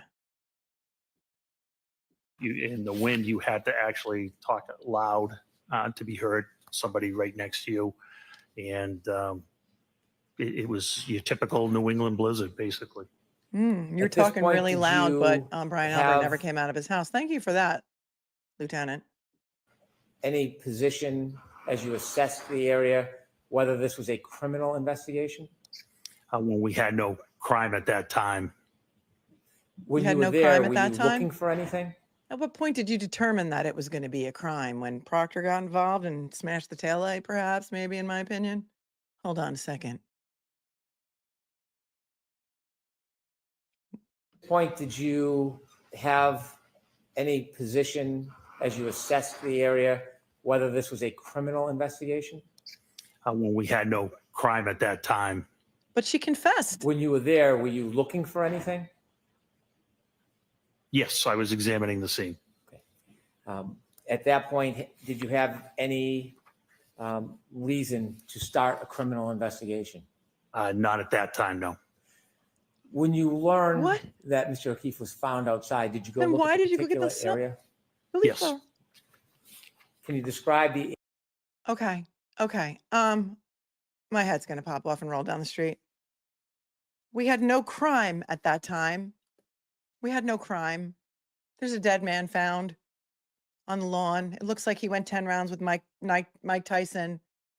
Looks like he was beat to death. Huge gash on the back of his head. There was no crime. I'm sorry, what were you assuming? Are you the dumbest lieutenant on the face of the planet? She confessed at the scene. You heard Katie McLaughlin say, she said, I hit him. You have Jen McCabe talking everybody's ear off about, I hit him. But you didn't think there was a crime. That's actually good for the defense. My friends, because they want you to believe that Canton PD is incompetent, and he's now proving it to you. You're the best they got. You're the $325,000 a year lieutenant, and you didn't have a crime? Yeah, there was no crime until it's time. So that's why you left the scene unattended for something like 8 or 10 hours. Got it. Wow. They really are incompetent. Reno 911 in the house. Not at that time, no. When you learned that Mr. O'Keefe was found outside, did you go look at the particular area? Yes. Can you describe the area that was shown to you where Mr. O'Keefe was found? Sure. It was on the left side of the property of 34 Fairview. You could see where first responders and witnesses and police officers had walked up to the area. It was by a flagpole on the property line of number 32 Fairview. What was the lighting condition at that point in that area? It was dark. It was sun was coming up, but due to the weather and the cloud cover and the snow, its visibility still was not great. Were the law enforcement vehicles providing any light for the area? No. How about the house? Was there any bright lights coming out of the house illuminating that area? Nobody thought to pull up a cruiser and, direct their headlights into the area where the body was found so that maybe they would see some giant red pieces of taillight. You didn't think about that? Nobody thought about that because you're incompetent. A bunch of clowns. Yep, that's what they want you to believe. And he's proving it to you. I didn't see any lights, window lights on. There might have been an exterior, the door light at one or two houses. In addition to the law enforcement officers that were there, did you see any civilians when you got there? No, there were no civilians there. While you were outside looking at the area, did any civilians ever come out? No, not at all. Any civilians ever come out of 34 Fairview? No, How about next door, 32 Fairview? Did you ever see any civilians come out of that address? nobody ever came out of the house. Well, the Chungs are on the witness list, and your deputy chief at the time, Tom Kelleher, lived right across the street. Did you go knock on his door? Oh, yeah, when you went to get the solo cups? Okay, why didn't he come out of his house? Because he says he had a conflict because he knew Brian Albert? Does anybody see this as sus? Just a little bit? Across the street, is there homes across the street from 34 Fairview? There is. Did you see anybody come out of either one of those houses? Did not see anybody come out of those houses. When you So it's okay, Brian Albert. were didn't come out, outside and you 'cause were shown nobody the area where you were told Mr. O'Keefe was found, did you try to do anything regarding that area to identify the area itself? I'm sorry, can you ask that again? Evidence markers. The area where you were told outline the Mr. body. O'Keefe was found, did you try to do anything around that area to identify the area? Well, it was marked out with crime scene tape at that time. Oh, wasn't? And What? what I saw was pink blood, and it was in a circular pattern. Was the crime scene tape show number 1, please? Hold on. It just jumped ahead. There was no crime scene tape. They said they couldn't put it up because it was too windy and there was nothing to tie it to. Gallagher, have you lost your brain in retirement? Are you kidding me? There was no evidence markers. There was no crime scene tape. There was no outline of the body. We have to take this back a little bit because it jumped. We were here last time during the last trial.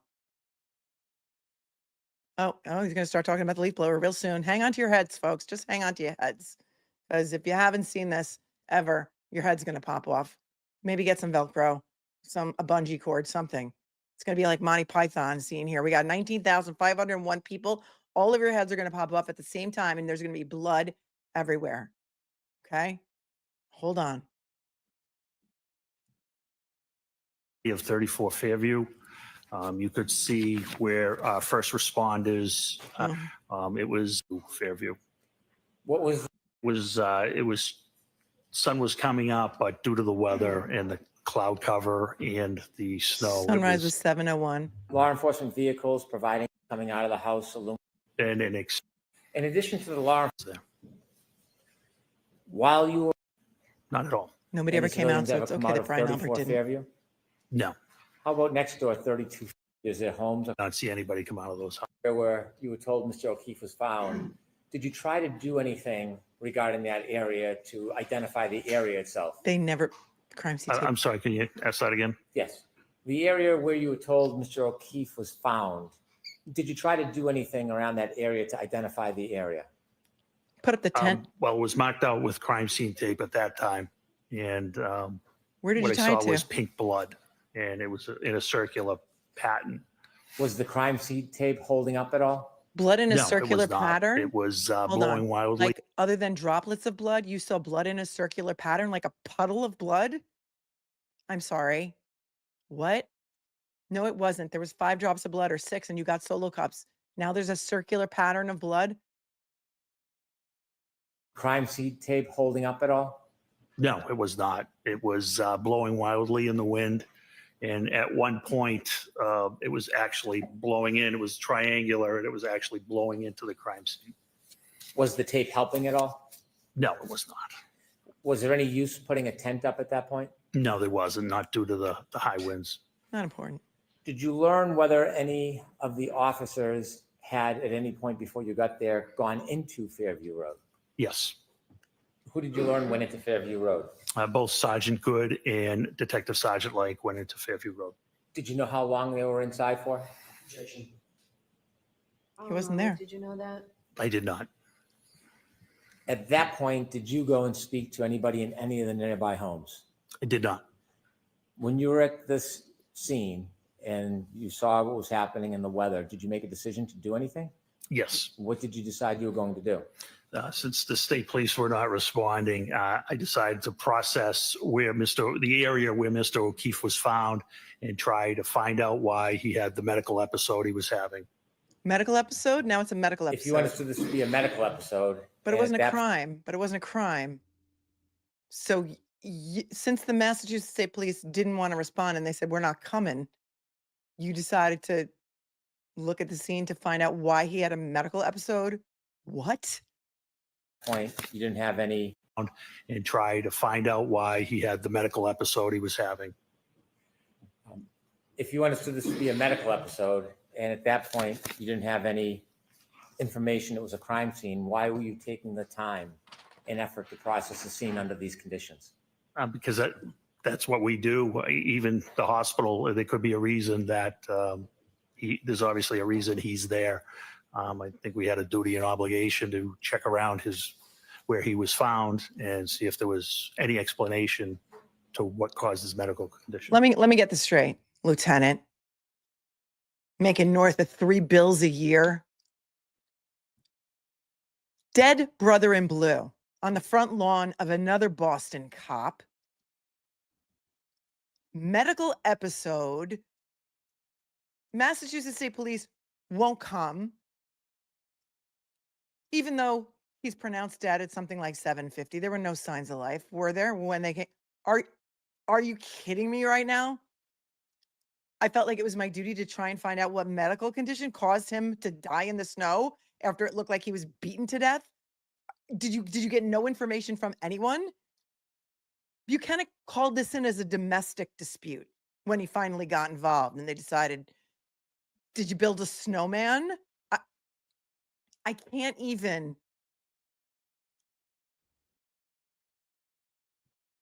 You had an obligation to check and see if there was any sort of medical.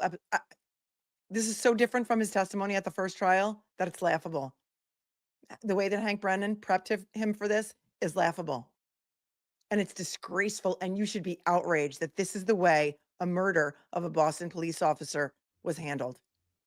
The hospital, there could be a reason that there's obviously a reason he's there. I think we had a duty and obligation to check around where he was found and see if there was any explanation to what caused his medical condition. Did you focus He's on a retired now. He particular doesn't area finish. when you decided to look around? I did. What area were you going to look at? Where it was pointed out he was found and where the blood pattern was. Were you thinking about looking in any other areas around that? Not at that time. Why not? We didn't have any reason to. We only had the area where he was found. That's why they didn't find the And tail at light. that point, did you have any idea what caused his injuries? We had none. Did At you this speak point, to when you were anybody? pointed or you're looking at the area where Mr. O'Keefe was found, was the area getting covered up at all? Yes, it was. With what? Snow. How quickly? Very quickly. I believe it was forecasted to come down to 1 to 2 inches an hour, if I recall. Did you have any idea how hard the ground was at that point? It was frozen. Did you have any idea? It was frozen. How does he know the ground was frozen? How deep was the snow covering that frozen ground? Approximately 4 inches at that time. It's not 4 inches. Wait till the When you weatherman want to comes look up around here. the area, did you consider using a rake or a shovel? I did. And did you? I did not. Why didn't you use a shovel at that point? I was afraid I would miss something or possibly break something. Like what what? could you break with a shovel? Anything, glass or anything of that nature. But it was a medical episode. There was no evidence. What was your decision about how you would He's retired. search He that doesn't- area? What did He you has want to no see? F's to give right now. I wanted to see anything that was possible, whether it was any type of weapon or any type of medical bottle or any reason that he could have come to where he was. Did you think of a way that you could look below the top of the snow without unresting the scene? Yes, I did. And what did you conclude? Because of the blood, the pink spots I thought might be blood. I thought a leaf blower would be the best method because I have seen it used and to remove light layers of snow. In and it can cartoons? be controlled. In And after having cartoons? seen that before and making that decision, what was the benefit of a leaf blower over a shovel? I wasn't going to miss anything with a leaf blower, much better control. It was a medical And condition. Control, tell us what your intention, what was your hope with the leaf blower? To clear the area, controlled, slowly, so any potential evidence of what happened to Mr. O'Keefe wouldn't be lost. Did you have a leaf blower with you? Did not. So what did you do? Sergeant Good volunteered to go get a leaf blower. Did you remain at the scene? I did. And during this Good. time, How are about you, this? How about this? Say good. I got an idea. I saw it once in the cartoon. You got a leaf blower? You got to shoot home, get your leaf blower, shoot back. How about you do that? Do that for me? All right. I'm no worries. I'll just wait here. Can somebody bring me some Dunkins? Because I'm a little waiting. What time is Julie Albert getting here with the coffee and the donuts? Just shoot home, shoot back, no big whoop. Go get your leaf blower. You're at Brian Albert's house. You got your deputy chief right across the street. Why didn't you ask them for a leaf blower? Is there an official leaf blower over at Canton PD? Could you send him back to the station? It's only like 2 minutes away. This is embarrassing. This is embarrassing. This is what they want the jury to believe, that Canton PD is incompetent. He's retired now, so what does he care? He's got his pension. He's good. This is insane. He volunteered. I think Gallagher told him to go get his leaf blower. Now he volunteered. He volunteered because he's stupid too. Because Goody is also a moron. Did not. so what did you do? Sergeant Good volunteered to go get a leaf blower. Did you remain at the scene? I did. And during this time, are you still have no information that it's a crime scene? We had no information on a crime at that time. It's a crime scene until it's not. How about that? I am no Ed Wallace, but I watch enough Ed Wallace to tell you that it is a crime scene until it's not. Did you not speak to anyone who saw the body of John O'Keefe that looked like he went 10 rounds with Mike Tyson and had a huge gash on the back of his head, and you find 5 drops of blood? And you had no information on a crime at the time, so no big whoop. This is insane. Did Sergeant Good come back with a leaf blower? He did. Did you try to get any other items to help you? Not that I recall. Okay. When Sergeant Good came back with the leaf blower, did you use it? I did. Was it successful? Very. Tell us what you did. I started with low speed and began whisking away the snow. And then I saw how it was uncovering. Those pink spots were becoming brighter red. So I verified it was frozen or coagulated blood at that time. And so out of the abundance of caution, I decided that that was something we may want to collect. Yeah, we may want to collect it. No big whoop. No big whoop. You know what? We're using a leaf blower right outside the bedroom window of Brian Albert. You guys know how loud the leaf blowers are. When the leaf blowers come here, I practically have to mute my mic. That's how loud the leaf blowers are. I don't think it was an electric one. I'm sure it was a gas powered one. They're loud as hell. But Brian Albert didn't wake up for that either. No, he didn't. Or was it after Good and Lank went in the house? I don't know, because he doesn't know what time it was. This is the only thing they took a video of is of Gallagher, man in the leaf blower. The only thing they took a video of. Just out of abundance of caution, DNA. I expected it to be John's DNA. And I wasn't going to. You expected it to be John's DNA? You didn't think there could maybe be a perpetrator involved? Did you see the marks to his arm? Did you hear about the marks to his arm? Because it could have been stab wounds, right? I mean, technically, John's arm looks like maybe technically it could have been stab wounds, but you, 300 plus a year lieutenant, you expected it to be John's DNA. So, no big whoop. The blood was probably John's. So, Wow. It's a caution. I decided that that was something we may want to collect. Why did you want to collect that? Just out of abundance of caution, DNA. I expected it to be John's DNA. And I wasn't going to get a second chance at it. It was either collect it or never have it. Blood. Were you making quick decisions under these circumstances? Yes. Did you ask somebody to get a container to put the coagulated blood in? I ended up getting the containers. Where did you get them from? I got them from Lieutenant Kelleher, who lived in the neighborhood. Tom Kelleher. Did Lieutenant Kelleher ever come over to the scene? He did not. Did he work for the Canton Police? He lived in the neighborhood right across the effing street. He gave you the solo cups. He didn't come out to help you. You're his guys. He's the deputy chief. You, sir, are a moron, an absolute moron. Department? He did. Why didn't he come over to the scene with you? Because he originally thought the scene was at 32 Assisting. Oh, he Did thought it you was a ask him 32. to come over to the scene to help you? No, Did you expect him to come over to help you? no, Did you prefer he not? correct. So when You prefer get he not? the containers, were they plastic cups? Yes, they were red Solo cups. And what was the purpose of using the red Solo cups? They were plastic. They weren't going to leak. They weren't going to get soggy. They were large. I needed a small sample.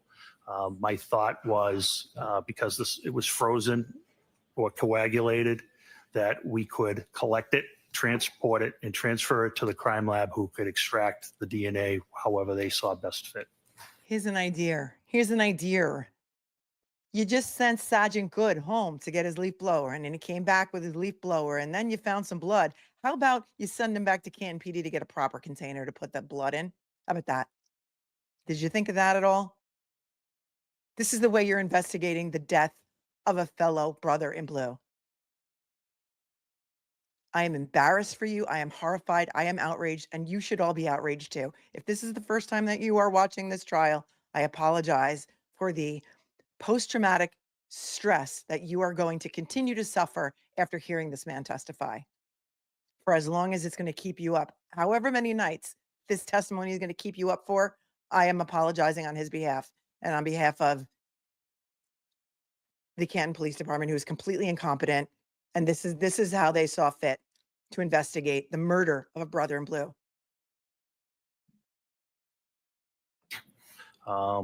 They weren't going to get soggy. They were large. I needed a small sample. My thought was because it was frozen or coagulated, that we could collect it, transport it, and transfer it to the crime lab, who could extract the DNA however they saw They best. never tested it. Do sometimes the crime lab test evidence and sometimes not? Of course, yes. Is that your decision? No, You were telling us about the leaf blower. Does it serve to excavate the area? it did. Did you begin that process? I did. And when you did that, did you try to memorialize it? Yes, I did. How did you do that? I had Sergeant Good videotape it. Why did you have Sergeant Good memorialize your efforts to excavate the area? I thought someone may wonder why I decided to use a leaf blower, so I wanted to demonstrate its effectiveness. Because you knew it was stupid? I'm going to move to introduce two videos that council has. The only videos of the entire crime scene, by the way. Yeah. Mm-hmm. So there's no objection to these videos, right? No objection. I object to this entire investigation. I'm horrified by it.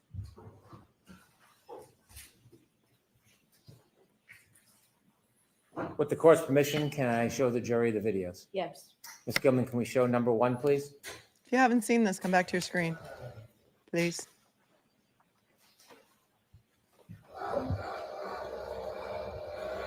We have emojis for this. Pretty loud, right?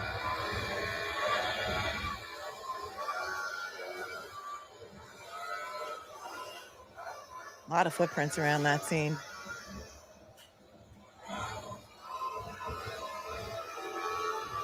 Just a couple of little blood spots. We can't tell where the body was. We have no idea. Nobody marked it.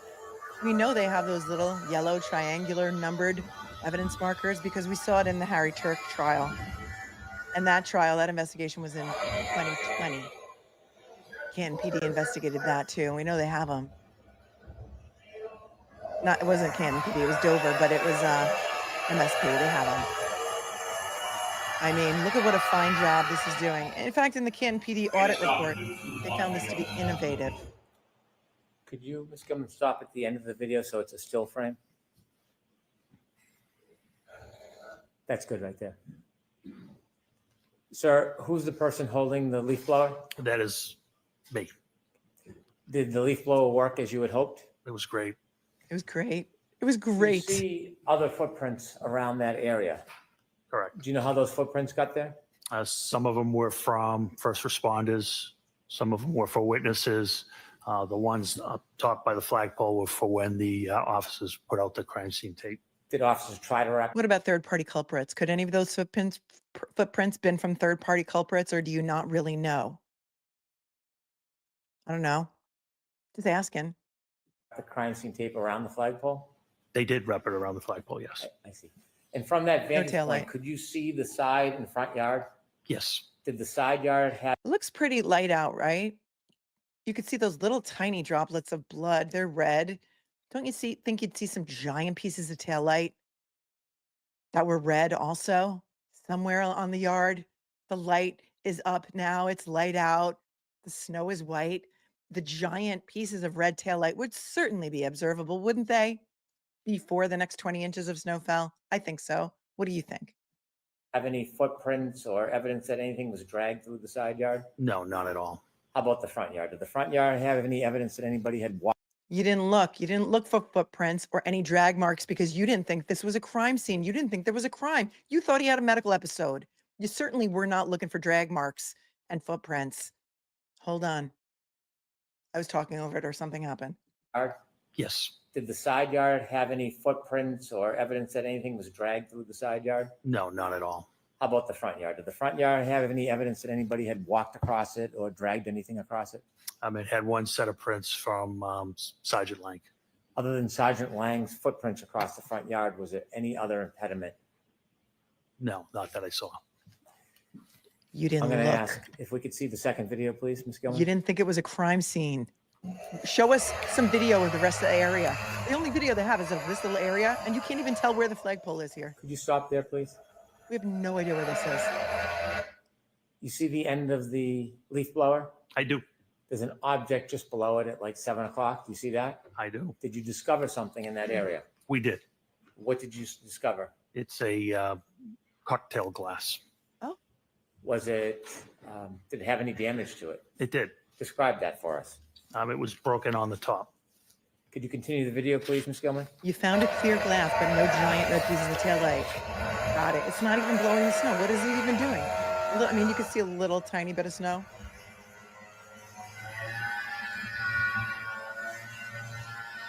I mean, you guys are good. You guys are good. Sergeant Good is good.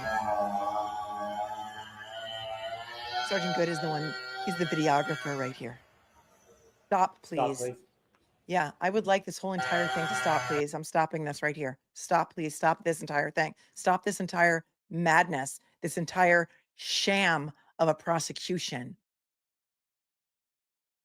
You now look like idiots in front of the whole entire world who is now watching this trial.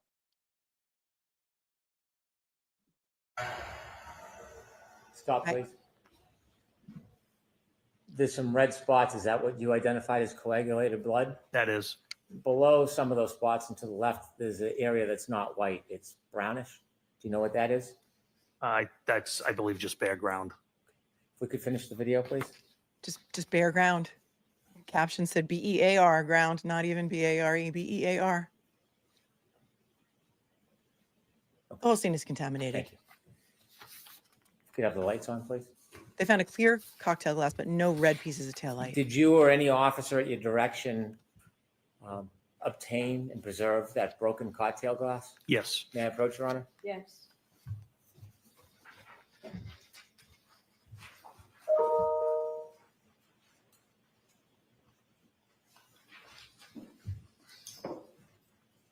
Sue says all the jurors are taking I'm notes. showing you two photographs. The first photograph, do you recognize what's in that photograph? I do. What is it? It's a after we exposed the broken, I exposed the broken glass. Is the broken glass depicted in that photograph? It is. Is that similar or substantially the same way it appeared to you that morning? That's exactly how it appeared. Yes. Do you know if that photograph was taken as a still image of the video or not? I do not. Okay. Second photograph, can you take a look at that? That's a close-up of the cocktail glass. Of the same photo? It is. Yes. I'd move these two photographs into evidence, please. Okay, do you want to be 52 and 52A? Please, Your Honor. I think it's 52 and 52A. Lieutenant, what was done with that cocktail glass? It was bagged and seized as evidence. Was it brought anywhere that morning? It was brought back to Canton Police Headquarters. What happens when it gets back to Canton Police Headquarters? It gets logged into evidence and it's assigned an evidence number. The officer types in a description of the item. In this case, it was a broken cocktail glass or broken glass. And once he hits the space bar, it automatically generates a property number for it. And I believe in this case, it was 22-18-PR, which means 22 is the year, 2022. 18 is how many pieces of evidence that the department as a whole had collected that year so far. And PR, I believe, means property room. Why is it assigned a particular number? As of January 29th of 2022, the Canton PD had only collected 17 other pieces of evidence. Okay. Thing is assigned a number by the computer. You said it's brought to the evidence room. Is that a separate or a special place? So we have Special place. Is it two special? rooms. We have a temporary evidence room, and then there's a permanent evidence room. Only 2 people have access to the permanent evidence room. Is there a reason why access to the evidence room is limited? Tampering? There is. Why? For security. Even in a police department, the evidence room is limited as far as people who have access? That is correct. In the evidence room, is there an officer assigned as an evidence officer? Not full-time. There is an assigned admin sergeant who is assigned as the evidence officer. Does anything happen specifically with the evidence? Is it packaged or stored in any particular way? The glass was put into a locker, I believe, and temporary evidence. And then it's the evidence sergeant's job to retrieve it. But in this case, we were going to transfer it to the state police. Was it transferred to the state police at some point? Why? I thought they was. weren't coming. Were you part of the transition of that item to the state police? I There's no was. chain of custody. And when was it transitioned and to who? It was on February 1st, 2022, and it was to a criminalist from the Massachusetts State Crime Lab. Do you know who the criminalist was? I don't know the name, no. Did the criminalist come to your department or did you bring the item to them? They came to our department. In addition to the glass, there was plastic cups with coagulated blood? That's correct. Solo What did cups. you He do won't with say those solo cups? cups. Those were placed in temporary evidence and placed in a refrigerated unit. To carry them from Fairview to the police department, did you hold the actual cups or did you put them in something? Nope, they were stacked in a bag. Stop and shop bag. They weren't stacked. What type of bag? It was a craft paper bag. In this particular case, we utilized a Stop and Shop bag. Is that Stop any and Shop bag. different than a bag from the police department? This made of the same paper, craft paper, the same size and dimension, other than Stop and Shop and evidence and probably price. They're basically the same bag. Why did you? Except the Stop and Shop bag could have been contaminated because somebody had their groceries in it, you dumb. I can't. No big whoop. No big whoop. We'll just use a Stop and Shop bag. Same thing as we use down there, made out of the same stuff, craft paper. Same thing, except for, the contamination factor. I'm sorry. Are you kidding me? He's trying to make this seem like it's totally normal. Nothing wrong with this. Nothing to see here, folks. Listen to this. Is that any different than a bag from the police department? This made of the same paper, craft paper, the same size and dimension, other than Stop and Shop and evidence and probably price. They're basically the same bag. Why did you use one of those rather than a bag that said evidence on it? I don't know where that bag came from. I was in a personal car. Sergeant Lank was in a Tundra. If that bag is upside down, you wouldn't know it didn't say evidence on it. So I'm not sure where that bag came from. Oh, And the plastic cups, do you know what happened to defending those? whoever did it. Yes, they were turned over to the criminalist as well. Where did you store them before they were turned over to the criminals? Temporary evidence in a refrigerator. Temporary evidence in a refrigerator.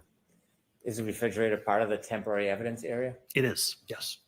And they were denied an expert in police procedure. The defense was a man named Michael Easter, very well-renowned expert in police procedure and evidence collecting and such as things like that. The judge said, you don't need a police procedures expert. You can just cross-examine the officers on the stand. The jury should understand what proper police procedure is. It's within their scope of knowledge, the common layperson who's sitting on the jury. So they're not going to know how insane this was because this guy wants them to believe it's totally normal, innovative, no big whoop. And now he can Did say you that bring because there's no that evidence. piece of evidence, the broken I mean, glass, there's with you no today? expert. Yes. With the court's permission, I'd like to Oh, approach the he witness. brought the glass with him. I'm sorry. Was it ever dusted for prints, the glass, or tested for DNA? I don't think so. Was it?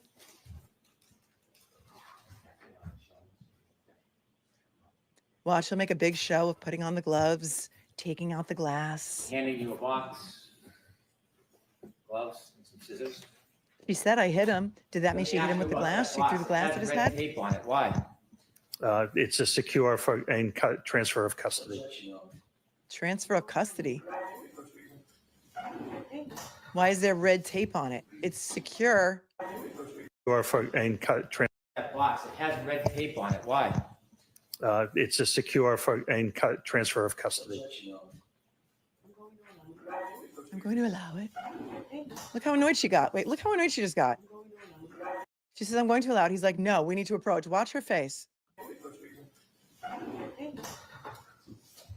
Hey, like she's annoyed. She's put out. There is a woman sitting at the defense table facing life in prison on a murder 2 charge. And you're annoyed, Your Honor. You're annoyed because it's Monday afternoon, 3:20, and you don't want to be there anymore. So sorry you're annoyed, Your Honor. We have time to, we have room to FF. If you're watching this for the first time, please put a 1 in the chat if you're watching this for the first time, and then put next to your 1 whether or not you're horrified. Horrified or not horrified will do. Slap. After Active. ability enroll in that process, or were you a passer from the locker? When you Yes. Bring the glass, were you one of the officers that discovered that broken glass? Yes. Did you personally bring the glass from Fairview to Canton? No. Do you know who did? Yes. Who? Detective Sergeant Lang. Sergeant Lang? Yes. When you went back to the station, you said that the evidence was then put into an evidence locker. Did you place it in the evidence locker? I don't recall. There's no chain of custody. He's trying to create one And where then it doesn't inevitably, exist. it was transitioned to somebody from the forensic unit? Right. That's correct. It just Were you did. personally there when it was taken from the evidence locker and given to the person from the forensic unit? Yes, that was me. Did you have a responsibility and role in that process, or were you a passive observer? I had an active role. I was the chain of custody. I was turning it over to the criminalist to the state police lab. Oh, After that glass was, he's retired now, so he can make this all up because he has nothing to lose anymore. He's got nothing to lose. He's got his pension. He's got everything. He's now going to be in charge of chain of custody. Wow. Amazing how they scripted his role this time. Did they hire some Hollywood writers to write the script here this time? given to the criminalist, did you ever have possession of it again? Never. Did you ever package it or touch it again in any way? No, never. Did you ever process it in any way? No. Did you put it in that box and tape it up yourself? No. Okay, I'm going to now ask you to open the box, please. Kevin wants to be Mrs. Wolf. I'll allow it. I love you too.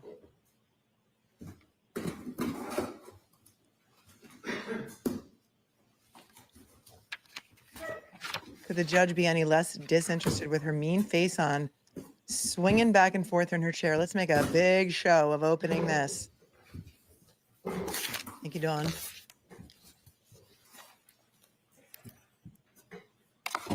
It's like The Price is Right. Would you like what's in this box? Would you please open the Or in bag and this show little us what's in that bag? lunch bag, which was probably used to bring Jimmy's lunch to school. We didn't care because it's the same material as the bags we normally use. No big whoop.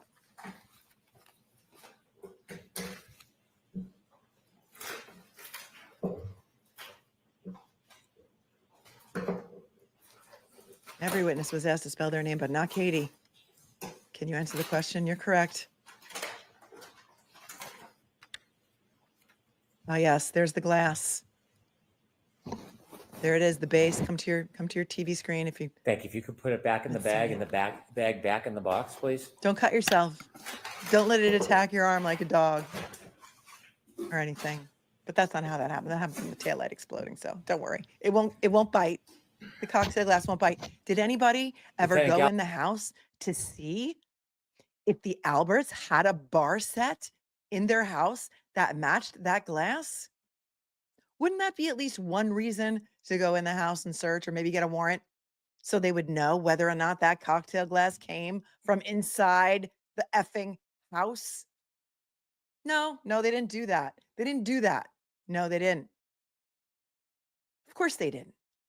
Why would they? It's only a dead police officer on another police officer's lawn.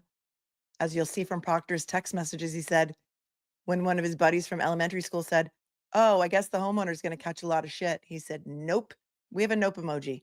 Nope. Homeowner's a Boston cop too. Gallagher, does that appear to be the same item that you found in the area where John O'Keefe was at Fairview that morning? Yes, it does.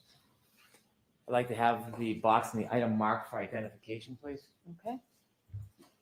Farmer says the plan was to dump at Meadows. That would be risky if Karen was there, right?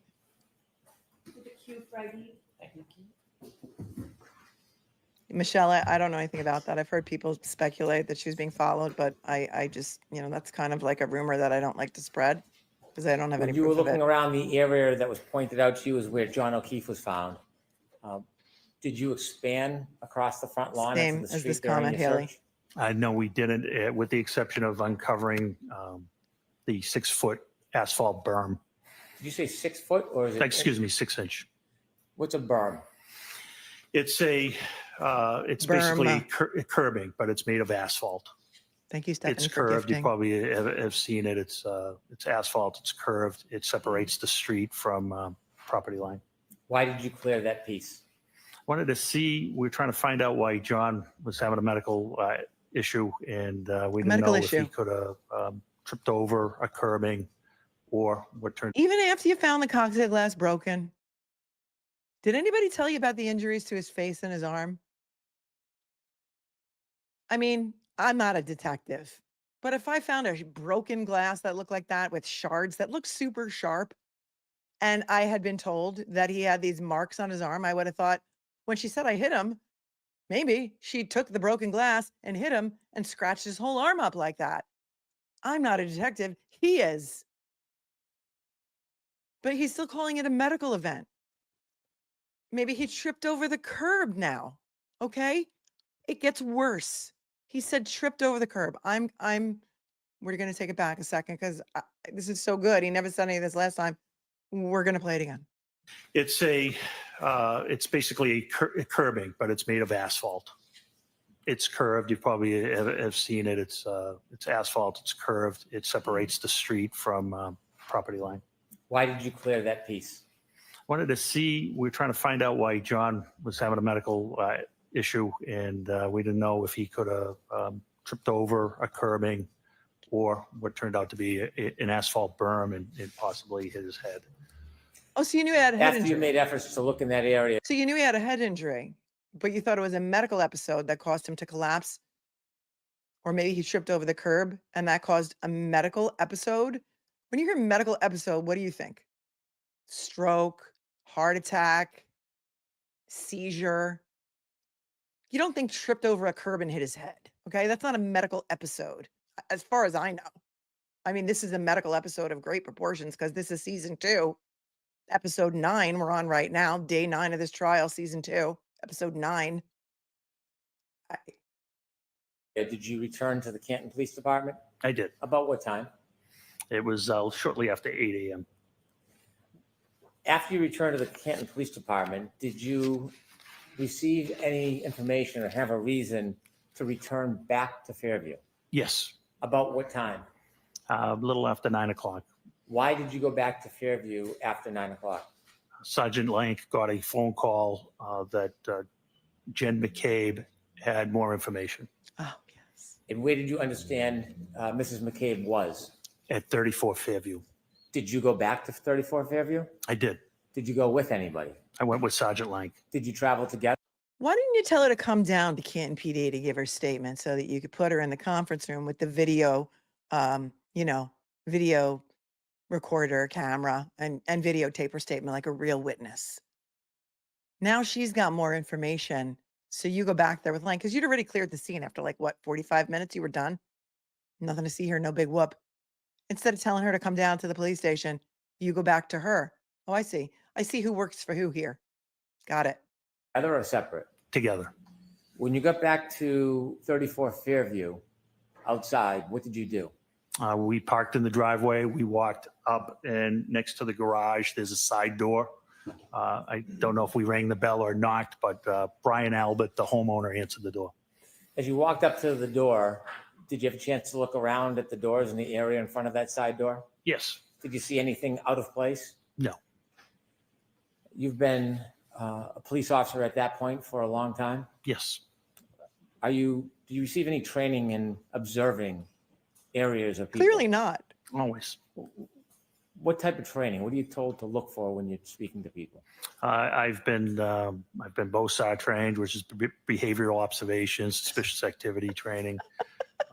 And, you didn't even think you didn't even think there was a crime. You didn't even think you didn't even think there was a crime.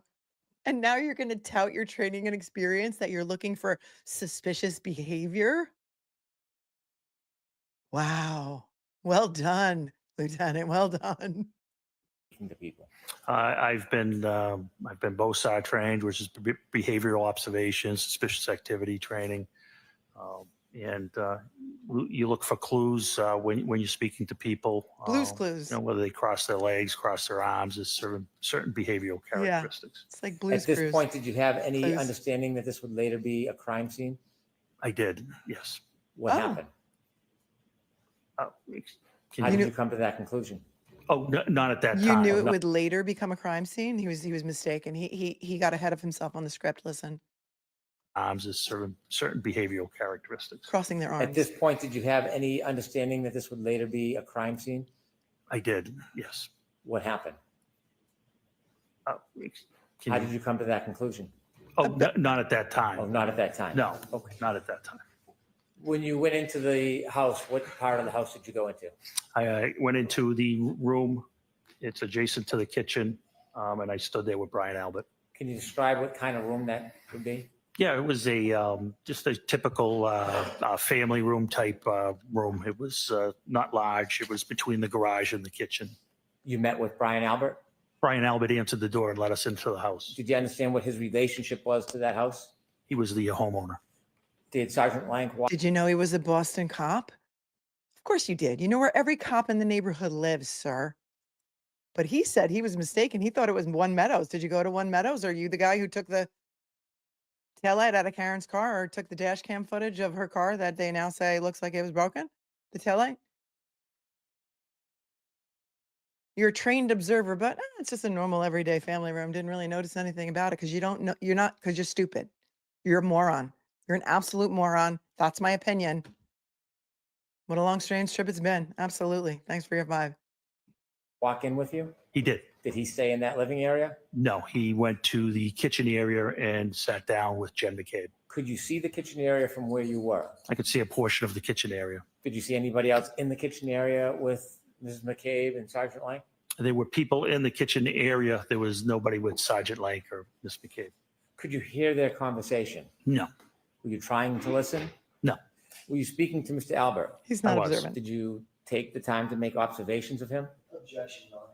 I'll allow it. Did you take the time to make observations of him? Yes. Did you speak to him? Yes. Did he speak to you? Yes. Was there anything about his mannerisms or affect that caused you any concern? No, it was just a social conversation. There was nothing of concern at all. Did you smell alcohol on his breath? Did he have any injuries? Did he look like he had a black eye? Did you look at his hands? Did you look at his fingers? Did you look at his wrist? Did it look like his shoulder might be dislocated? Because he's pictured in a sling a little bit after this. Did it look like he may have had any injuries to his body? Was he wearing a hat? Was he wearing sunglasses? Was he wearing eyeglasses? Was he wearing reading glasses? Was there anything used to disguise his appearance when he came to talk to you? Anything such as like that? Was he wearing long pants? Was he wearing long sleeves? Was he wearing gloves?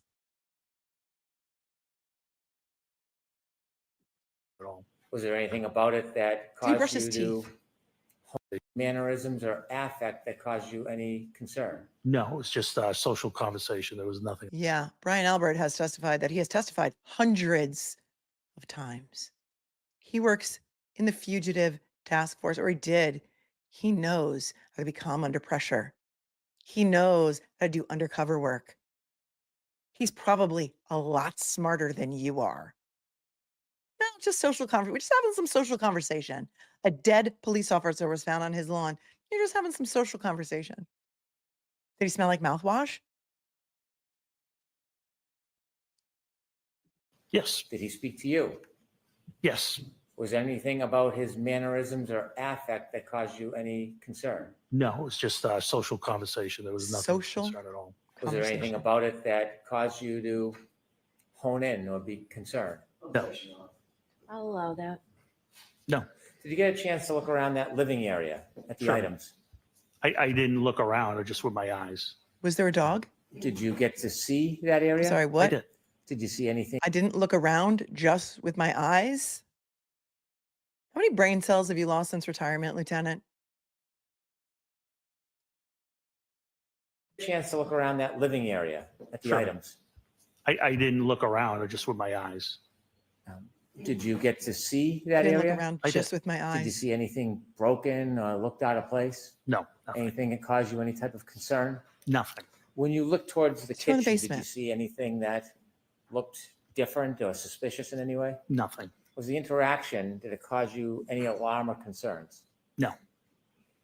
After Sergeant Lank had an opportunity to speak to Mrs. McCabe and you spoke to Brian Albert, what did you do next? We left. Where did you go? We went back to the police department and were informed that the state police were going to respond to the hospital and that we didn't need to respond to the hospital. Oh, When you heard that the state police was then going to get involved in the investigation, what does Canton do when the state police takes over an investigation? wait a second. He says they went back there, him and Lank, right? This is him and Lank that go back there because Jen McCabe called for him to come back, right? That was, we know from her testimony, 9 a.m. John O'Keefe is pronounced dead at something like 7:50 a.m. That is when MSP is supposed to get involved with all unattended deaths. It wasn't until after you went back there at 9 that you were told that MSP was going to go to the hospital. Hold on. See how he pulled on his ear like an old Carol Burnett, the old Carol Burnett move? We left. Where did you go? We went back to the police department and were informed that the state police were going to respond to the hospital and that we didn't need to respond to the hospital. When you heard that the state police was then going to get involved in the investigation, what does Canton do when the state police takes over an investigation? Well, it was based off of a conversation I had with my chief in the detective sergeant's office.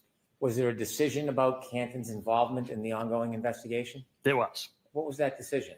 That we should recuse ourselves from any further investigative interviews. And why was that? Because our best detective, his name was Kevin Albert. Our and he best detective was named Kevin Al. Our best detective. He said we should recuse ourselves from any further interviews. Notice he just only said interviews. And this is after 9 o'clock, after the death. Our best detective. He's the best we've got. Kevin Albert, brother of Brian Albert, homeowner. recuse ourselves from any further investigative interviews. And why was that?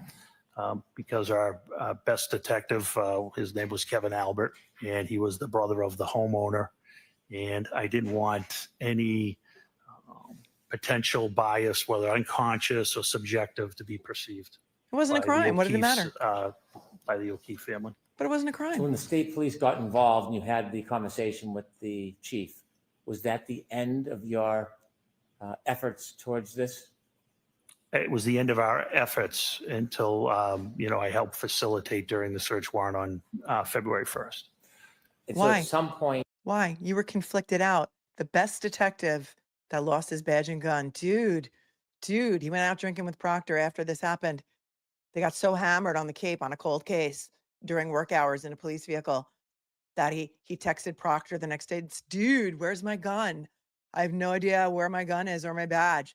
And Proctor's like, I found your badge in my car in the center console. Dude, I was so hammered too, kind of. I'm summarizing. And then Kevin Albert said, dude, can you just leave my badge in my mailbox? Proctor's been terminated. Kevin Albert got a summer vacation. Even though he just told you they were conflicted, now he's saying he helped out during the search on February 1st, which happened to be the same day Karen Reed was arrested. Towards this? It was the end of our efforts until, I helped facilitate during the search warrant on February 1st. And so at some point, was the defendant's Lexus brought to the Canton Police Department? It was. Was it Shouldn't put in a have particular area at the Canton Police Department? It was. What area? The Sally Port. What's a Sally Port? Sally Port is where, when we have an arrest, we bring our prisoners in. It's basically a extra large garage. It has 4 doors, then numbered 1, 2, 3, and 4. We typically go in door 4 and pull towards door 3. Door 4 is lowered, and then prisoners are walked into the booking area, which is also secure. The exterior doors to the Sally Port can only be opened by the dispatch council. When crime scene services came to look at the car, was that the same day, the 29th, or later time? No, it was February 1st. Did the Lexus remain in the Sallyport area from the 29th until February 1st? Yes. When representatives from the crime lab from the Massachusetts State Police came on February 1st, who provided them access to the Lexus? I was one of the people there that was there. I don't know if I provided them direct access, but I certainly would have. And I assisted them if they needed things. That's when the chain of custody, the exchange of custody for the blood samples and the glass occurred as well. And during their processing of the Lexus, were you? I'm sorry, what did you just say about chain of custody? Because there is none. Hold on. February 1st, who provided them access to the Lexus? I was one of the people there that was there. I don't know if I provided them direct access, but I certainly would have. And I assisted them if they needed things. That's when the chain of custody, the exchange of custody for the blood samples and the glass occurred as well. There is none. And during their processing of the Lexus, were you there for parts of it? I was in and out, yes, but I did not partake. Thank you very much. Like it's alcohol? Oh, who's doing this? Please. AJ, I'm so excited.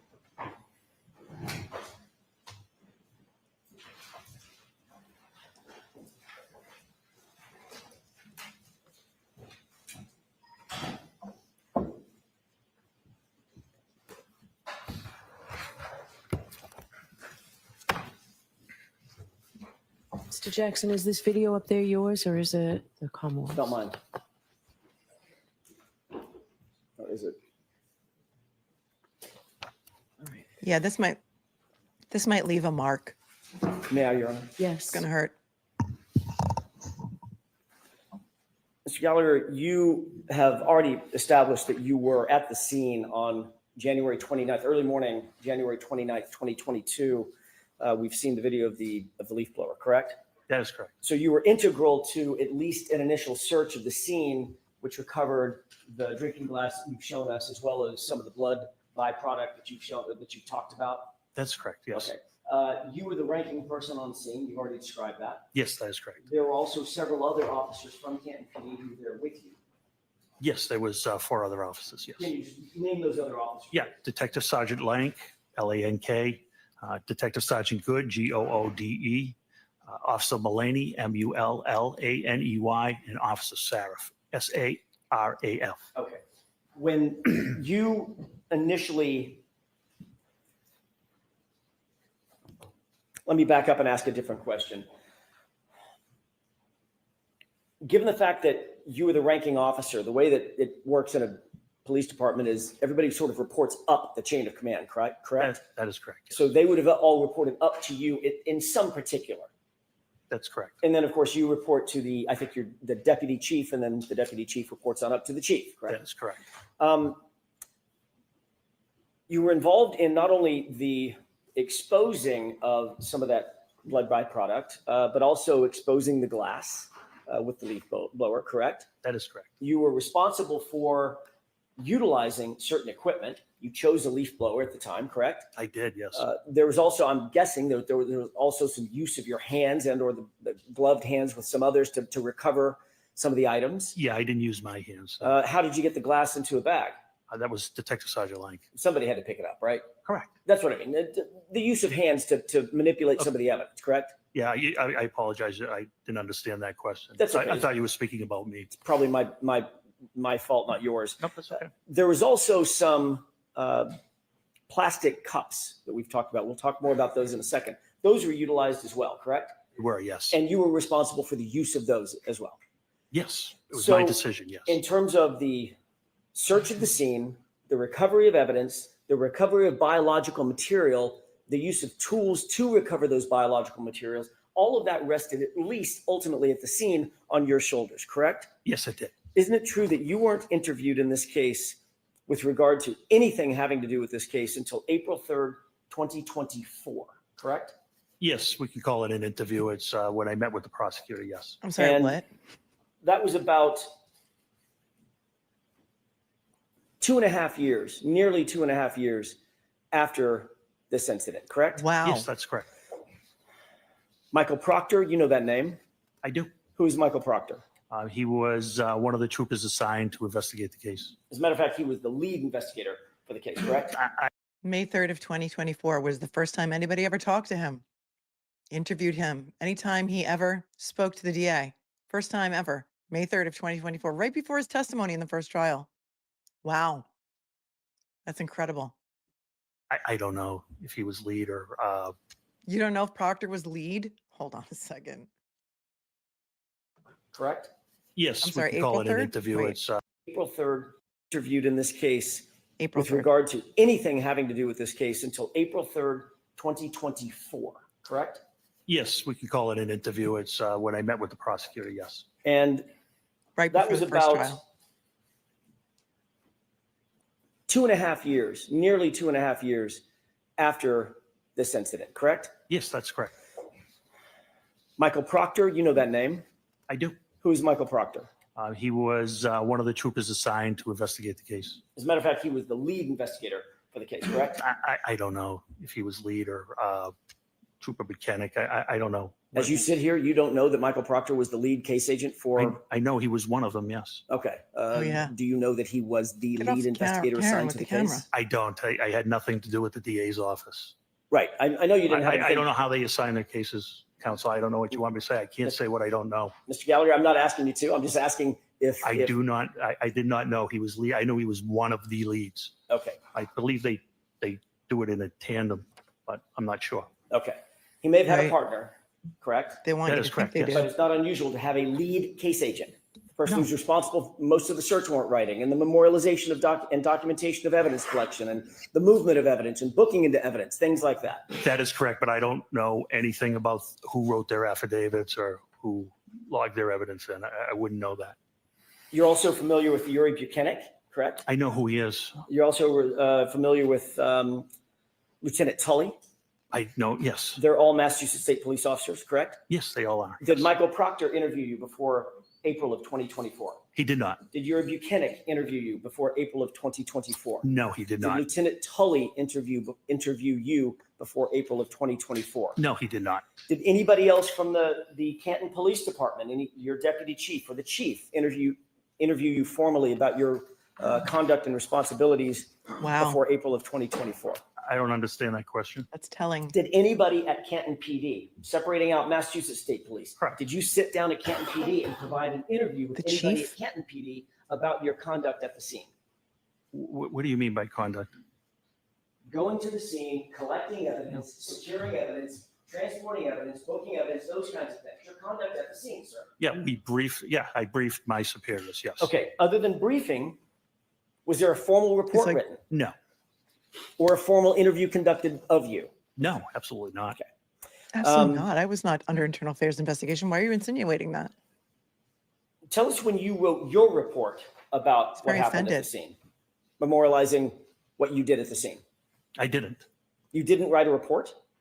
About the scene that day at the scene? Correct, about this I investigation. only did the metadata report. I did not write a report at the scene. You There's never- metadata? Wait, there's metadata? Hold on.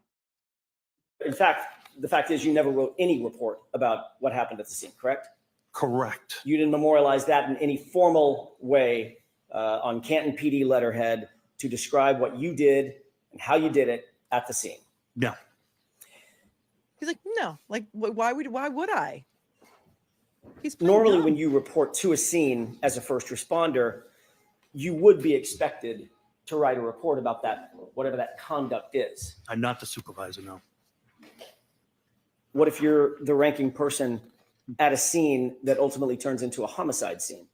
Well, we don't know it's a homicide scene at this time. Did you see him put his hand up? We don't know it's a homicide scene at this time. My Hold on. responsibilities. It's a homicide scene until it's not. There's a dead body on a lawn in the cold. There's a man passed out in the snow.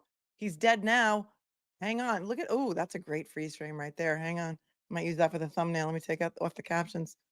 Yes, well done to me. Okay, hold on. Ultimately turns into a homicide scene. Well, we don't know it's a homicide scene at this time. We don't even know there's a crime committed at this time. My Understood. responsibilities He's talking to are the to make jury now. sure reports are written, not to necessarily write the reports myself. I'm the supervisor. It's Although- my job to make sure reports are written, evidence is logged, those types of things. Under ordinary circumstances, you would respond to a scene as a supervisor and you would oversee what other people are doing. What your That's subordinate- correct. Can I finish? Sure. I don't want to talk over each other. I apologize. You would want a supervisor oversee what your subordinate officers, whatever he or she might be doing or they might be doing, you're going to oversee that. But they're the ones actually conducting the investigation or picking up evidence or doing the interviews, writing those things of that nature. Correct. Detective Sergeant Lake's investigation, yes. So in that circumstance, you wouldn't be expected to write a report because all of that conduct is memorialized by others subordinate to the supervisor, correct? Correct. But in this case, quite the opposite happened. You were the one that was in the video. Look at him shaking his head. Correct? That's correct. You were the one that actually exposed the drinking glass, correct? Correct, yes. You noted the drinking glass and actually called somebody else over to take a look at it, correct? That's correct. You directed someone, Sergeant Lang, to pick up the drinking glass and recover it as a potential piece of evidence. That is correct. You noted the blood or the coagulation of blood in and around that area, correct? That is correct. You noted where you believe the drinking glass was, in other words, what location, if there were grid coordinates, where it would be, correct? Correct. And you instructed others to transport that important evidence back to Canton PD to have it booked, correct? That is correct. You also secured the plastic containers in which to recover the blood. That is right? correct. You also directed someone to get a bag to put the plastic containers in and ultimately transport it, correct? That is correct. So you would agree with me, Mr. Gallagher, that in this circumstance, you were the centerpiece of the recovery of evidence, Centerpiece. the investigation as it was at that time in that limited context. You were the centerpiece of what was happening at the scene, correct? And I made sure it was documented by Detective Sergeant Lang. But you didn't find it important enough to write a report yourself. I think that's poor misrepresentation. There's a person fighting for their life. It was. You know who else is fighting for her life? That woman over there at the defense table. She's fighting for her life based on your piss poor lack of investigation and your piss poor investigative skills, of which you have none. Hold on a second. How dare you? We'll play out with How Dare You by Derek Kearney, his video. Because how dare you? Investigation as it was at that time in that limited context, you were the centerpiece of what was happening at the scene, correct? And I made sure it was documented by Detective Sergeant Lang. But you didn't find it important enough to write a report yourself. I think that's poor misrepresentation. There's a person fighting for their life. It was very important. He was already pronounced at 7:50, so he was pronounced. Thank you. You were there at the scene at, what time was it, by the way? I got there shortly Okay, after nice. 7. Okay, you knew that that person who was fighting for his life had already been transported and was in good care, as best care we can provide at Good Samaritan Hospital, correct? That is correct. So certainly you're not That excusing sucks. away the idea that you didn't memorialize your conduct because you were too busy fighting for someone's life. That's not what you're saying. No, it definitely is not what I'm Okay. saying. Look at his face again with the faces. He's like, he should do comedy. Look at his face. Because you were too busy fighting for someone's life. Yes. That's not what you're saying. No, it definitely is not what I'm Okay. saying.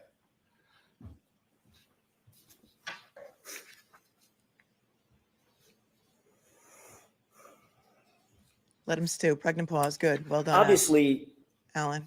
reporting to a scene and supervising a scene is one thing, but actually gathering evidence is a whole next level. You would agree with that?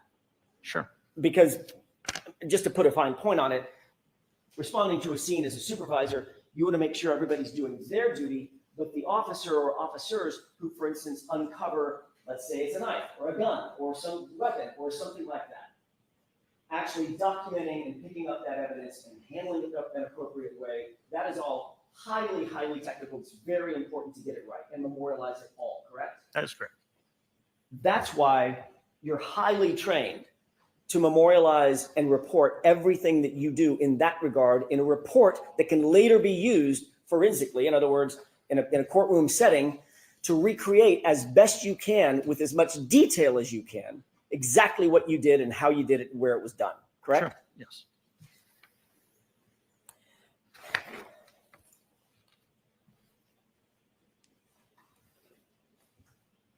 Officer Lank wrote a report in this case. Sure. Did Officer Mullaney? I believe he did. Yes. Did Officer Seraph? Yes. Officer Good? Sergeant Yes. Good? Yes. But you did not? I did not.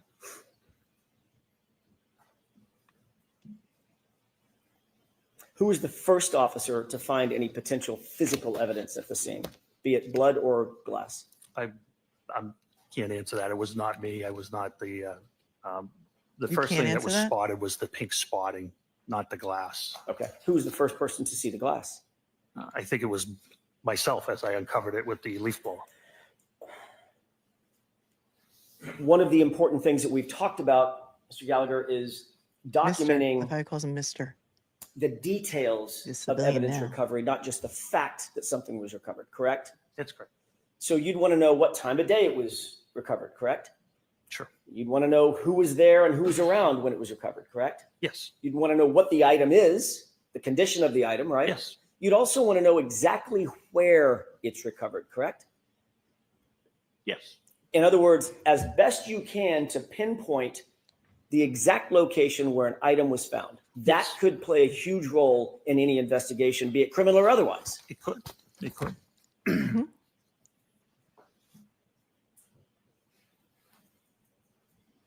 Did you diagram or draw a diagram back at Canton PD or I did out not. at the scene? No. About where that glass was found? No, I did no reports or diagrams. No, no diagrams, no reports, dead police officer. Did you no big what. diagram exactly where you recovered the blood spots that you did recover? No.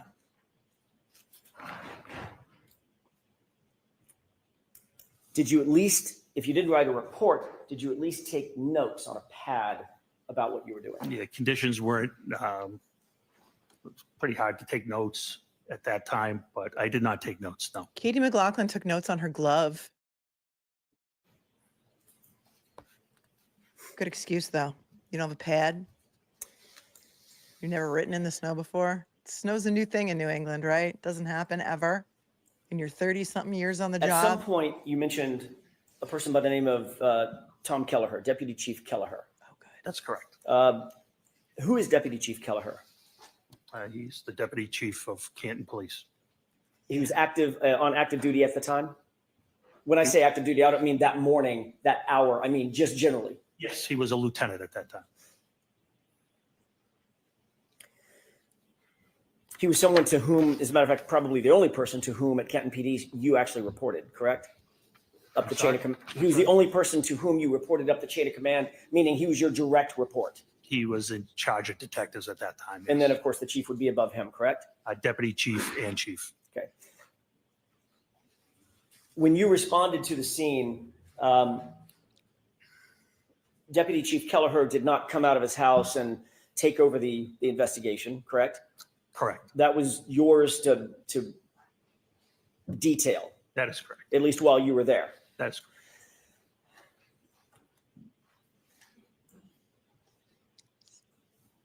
So can you describe what you did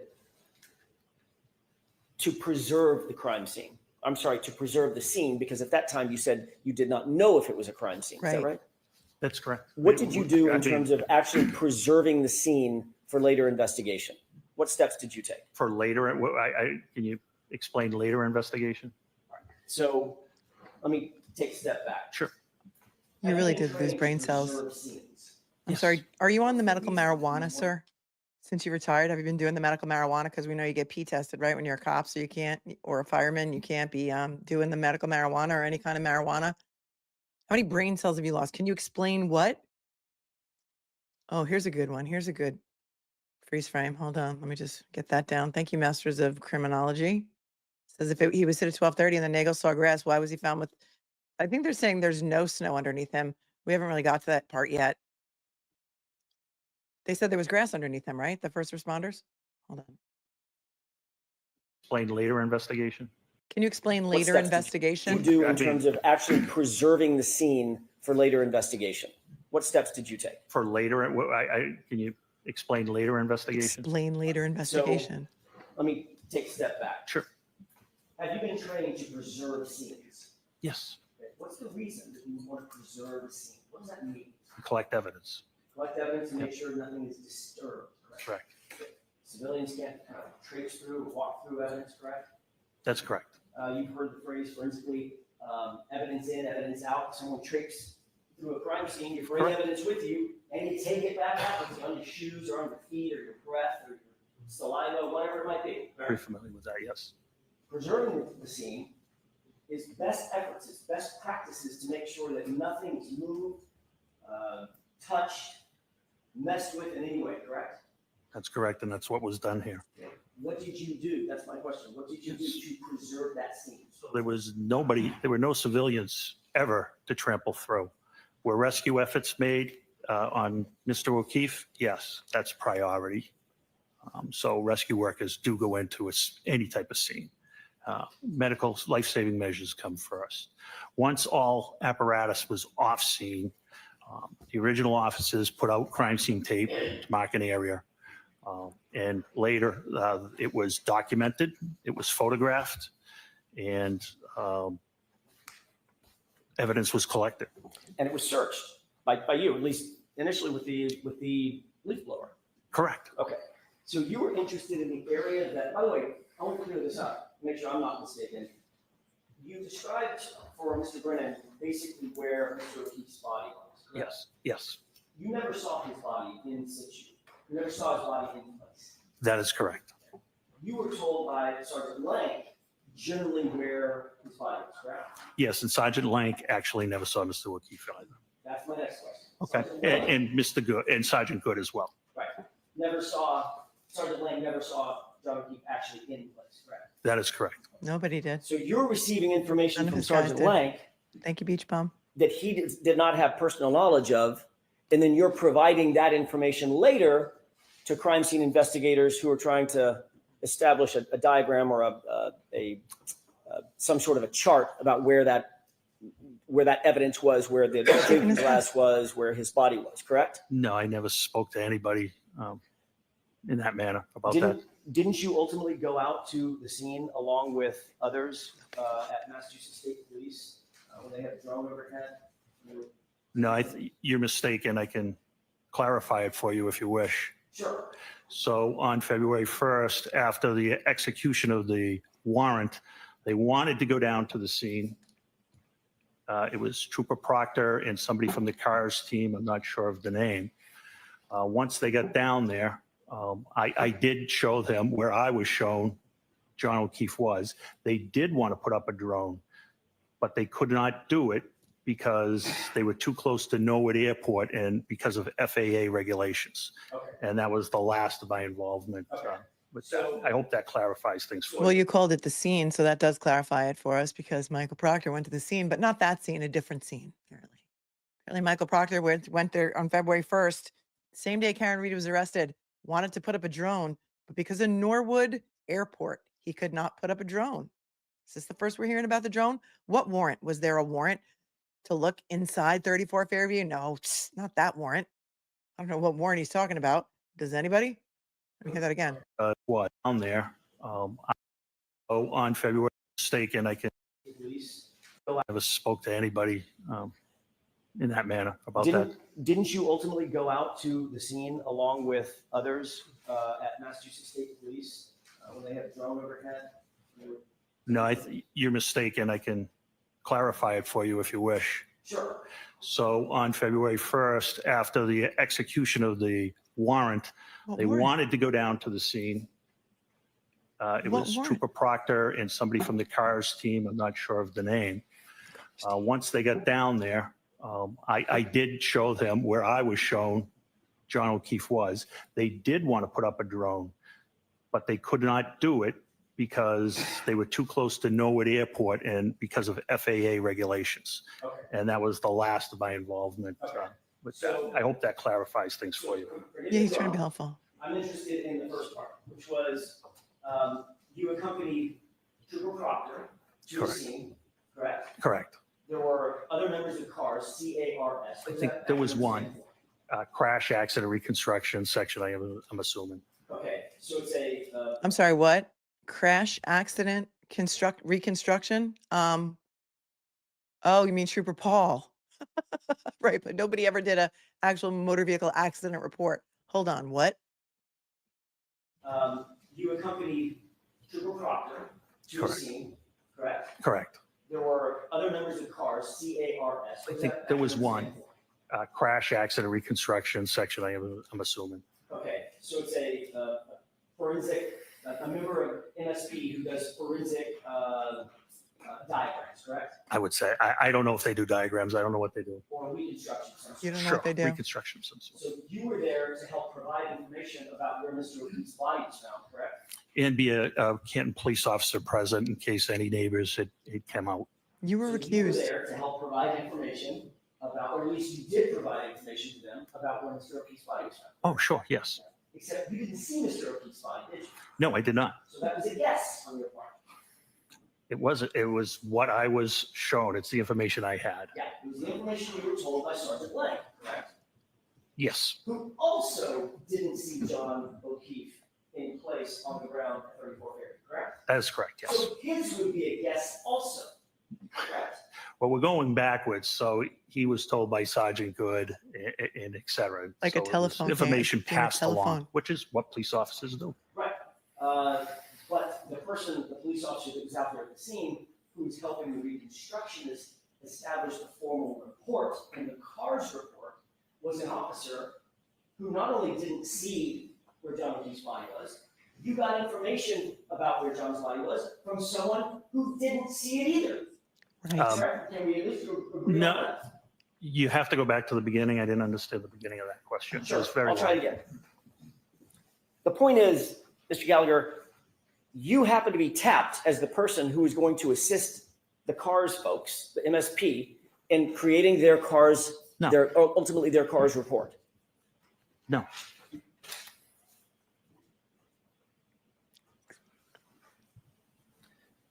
Isn't it true that you accompanied Trooper Proctor and members of the CARS unit to document Fairview Road and the scene of the incident? yeah, I thought I explained it could not be done.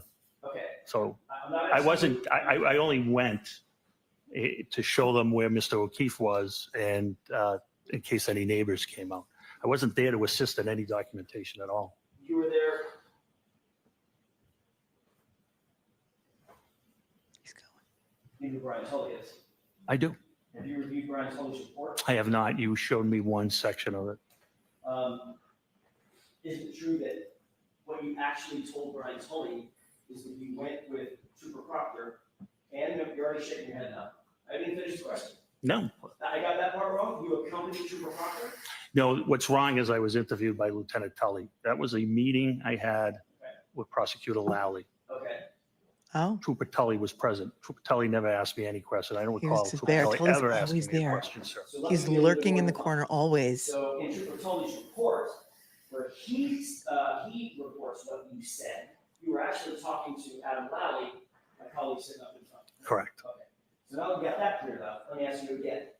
Did you say in front of Trooper Tully that you accompanied Trooper Proctor and members of the CARS unit to document Fairview Road? Meeting, they were documenting Fairview Road. It's not clear. The report's not clear. They were going to document Fairview Road, not me. So you just said something that I want to follow up on. Okay, The report's not clear, correct? that's correct. So that's an inaccurate report. I wouldn't call it inaccurate at all. I'm just saying you're misinterpreting the wording. I see. And I'm misinterpreting it even though I just read it directly from the report? Yeah. Yeah, sometimes sentences have different meanings. Okay. Yes, you are. Okay.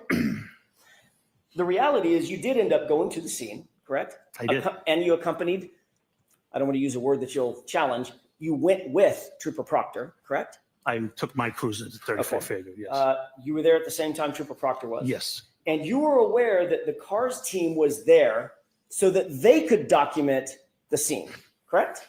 I don't know what the purpose of the drone was. I'm not familiar with that section. I thought I answered that question. I'm not He was familiar with really what they do. overpaid. But you do believe that as you sit here, you were there, we weren't. He was You like believe that drones that's do. the reason that they were there was to document the scene.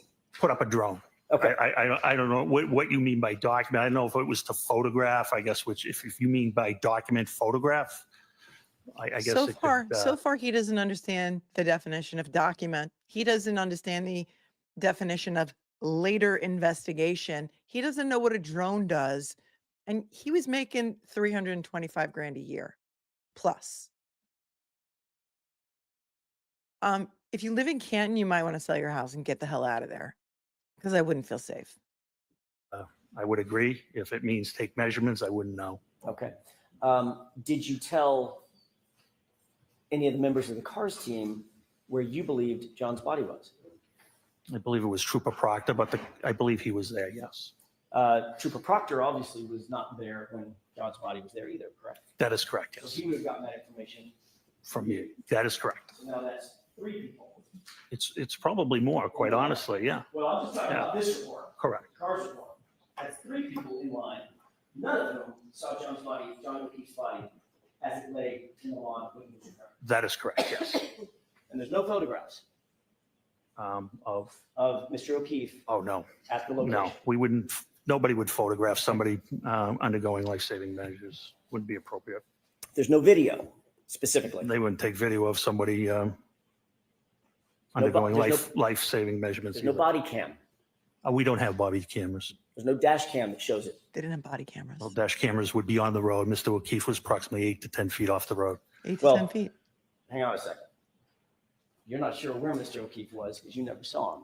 That's why I used a range, yes. Right. So you don't know I know where the blood was. I know where the glass was. Right. Some You people don't said 30 feet. 7 to 9 feet off That's correct. or 12 feet off. You can't say. I could, only approximately. He could have been hit with the glass. That's where the glass fell. And then some blood droplets fell. And then he could have had another episode further away. So you have no idea, really. Correct, yes. Another medical incident. Oh, yeah, You did 325. meet with 325. Officer Seraph. 350. You met with all the officers when you arrived at the scene, correct? Yes, And Officer Seraph had been there from the beginning of the morning. yes. Officer Seraph didn't report to you at that time any statements attributable to my client, did He did not know. he? You later went back to 34 Fairview with Sergeant Lank, That's correct. and you rode back. Did you ride back to Canton PD with Sergeant Lank or separate cruisers? Which time? I I'm sorry. apologize. That's a vague question on my part. You went back to 34 Fairview with just Officer Lank, and you described a circumstance in which you went in, you were let in by Brian Albert. He went to the kitchen. You were in the family room or some other place. Right by the kitchen, yeah. Right by the room kitchen. off the kitchen, yes. Okay, so right next to where he was interviewing That's correct. Jennifer McCabe. Yes. Did you ride back from that meeting with, or that event to Canton PD with Sergeant Lank? Yes, And Sergeant Lank didn't say anything to you about his interview with Jennifer McCabe at that time? I don't recall our conversation on the way back. Okay. And you didn't write a report about any conversation that you had with Officer Seraph. You didn't write a report about any conversation you had with Sergeant Lang. No, they're responsible for writing their own reports. Got it. Keeps looking at the jury. He keeps turning to tell the jury his story. You did say that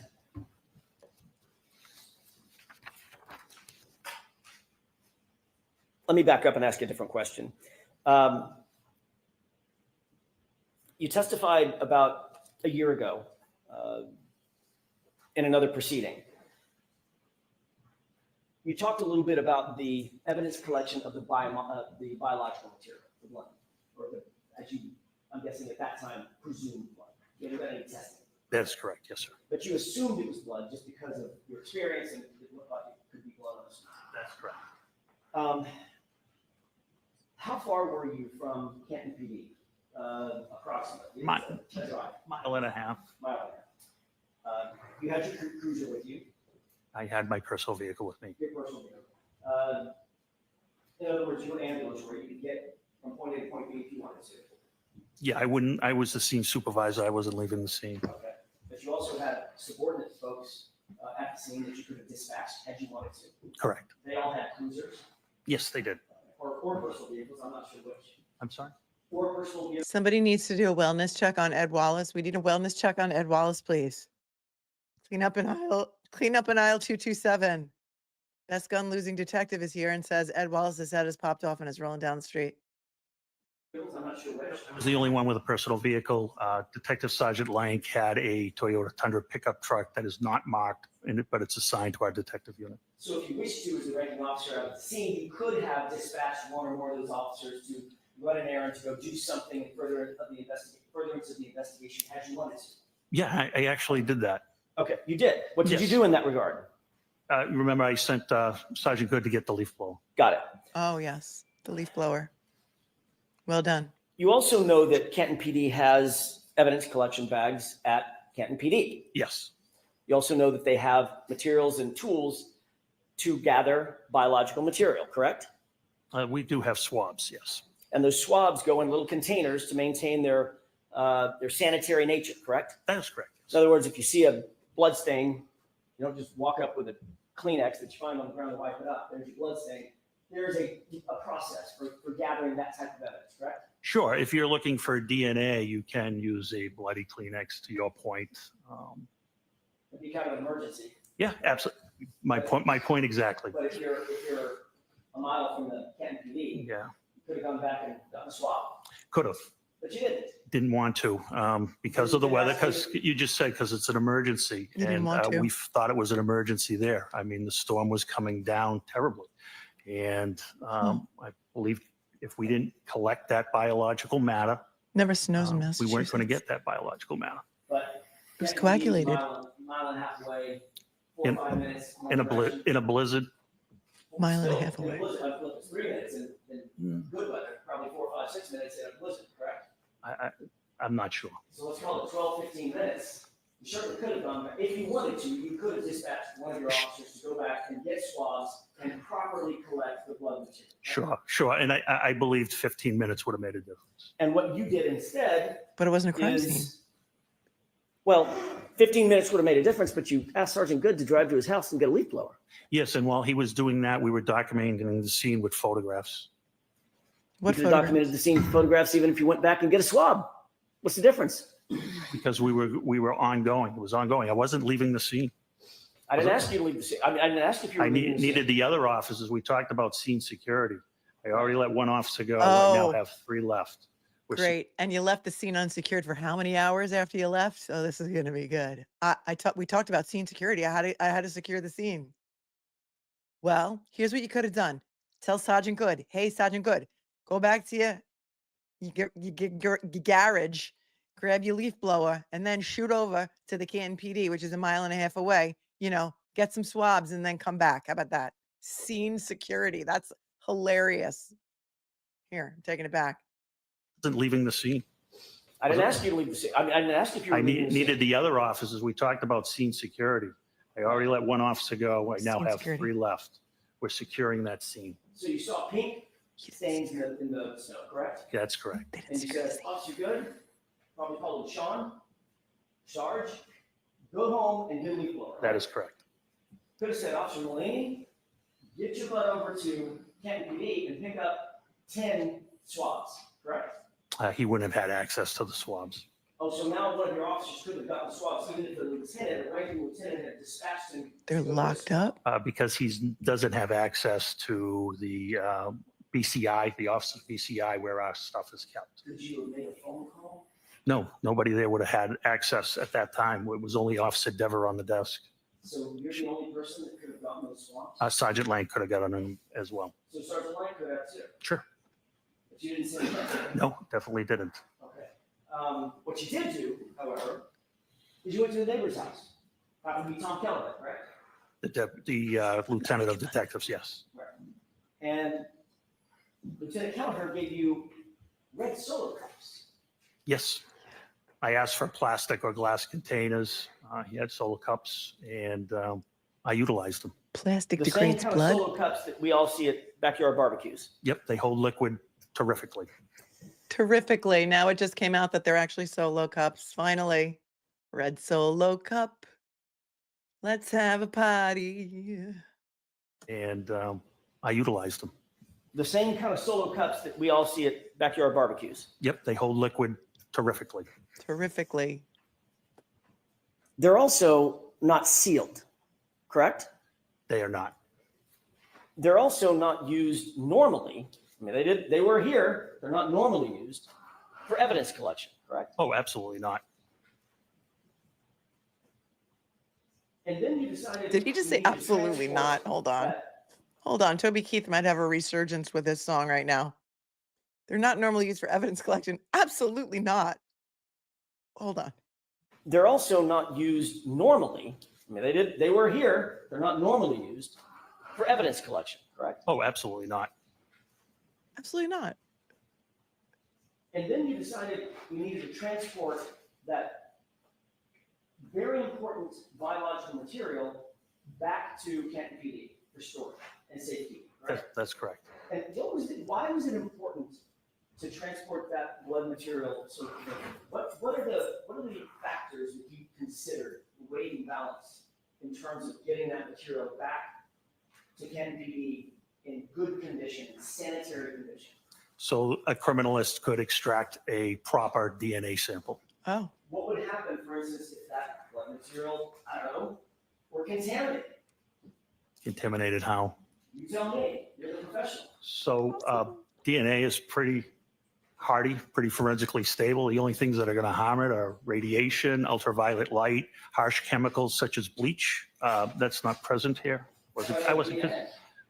Then you would have 2 sets of DNA when it's tested, which would benefit you. Well, Benefit you, like you're the defense attorney? That's correct. What? Yes. They never tested the blood. Hold on a It's second. tested, which would benefit. I wasn't. Harsh chemicals such as bleach. That's not present here. I wasn't. Then you would have 2 sets of DNA when it's tested, which would benefit you. Well, depends on whose DNA it is. That's correct. Depends That's on correct. whose DNA it is. Yes. Wow. They were never tested, these blood samples, right? No, they weren't. It was never tested. There were like 6 different Solo cups that were collected, 6 different drops of blood. They were never tested. While you were, I'm going to stay on this for a second. So obviously there's a reason why blood swabs or biological swabs are handled with such care. For instance, a DNA analyst is going to put on gloves. Correct. Oftentimes they're going to put on a mask. Right? I don't know about that. Oftentimes they put on goggles. Is that right? It depends what they're testing. Right. Yeah.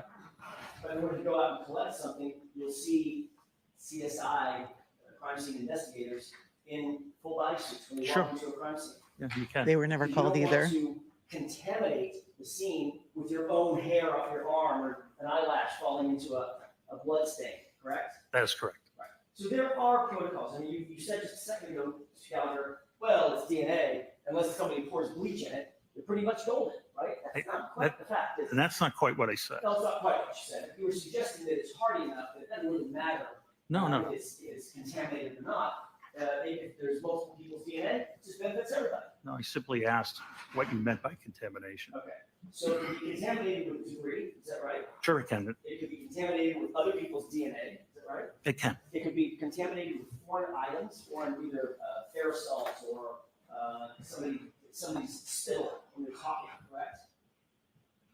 Sure. Contaminated with 1,000 things. Hypothetically, Right.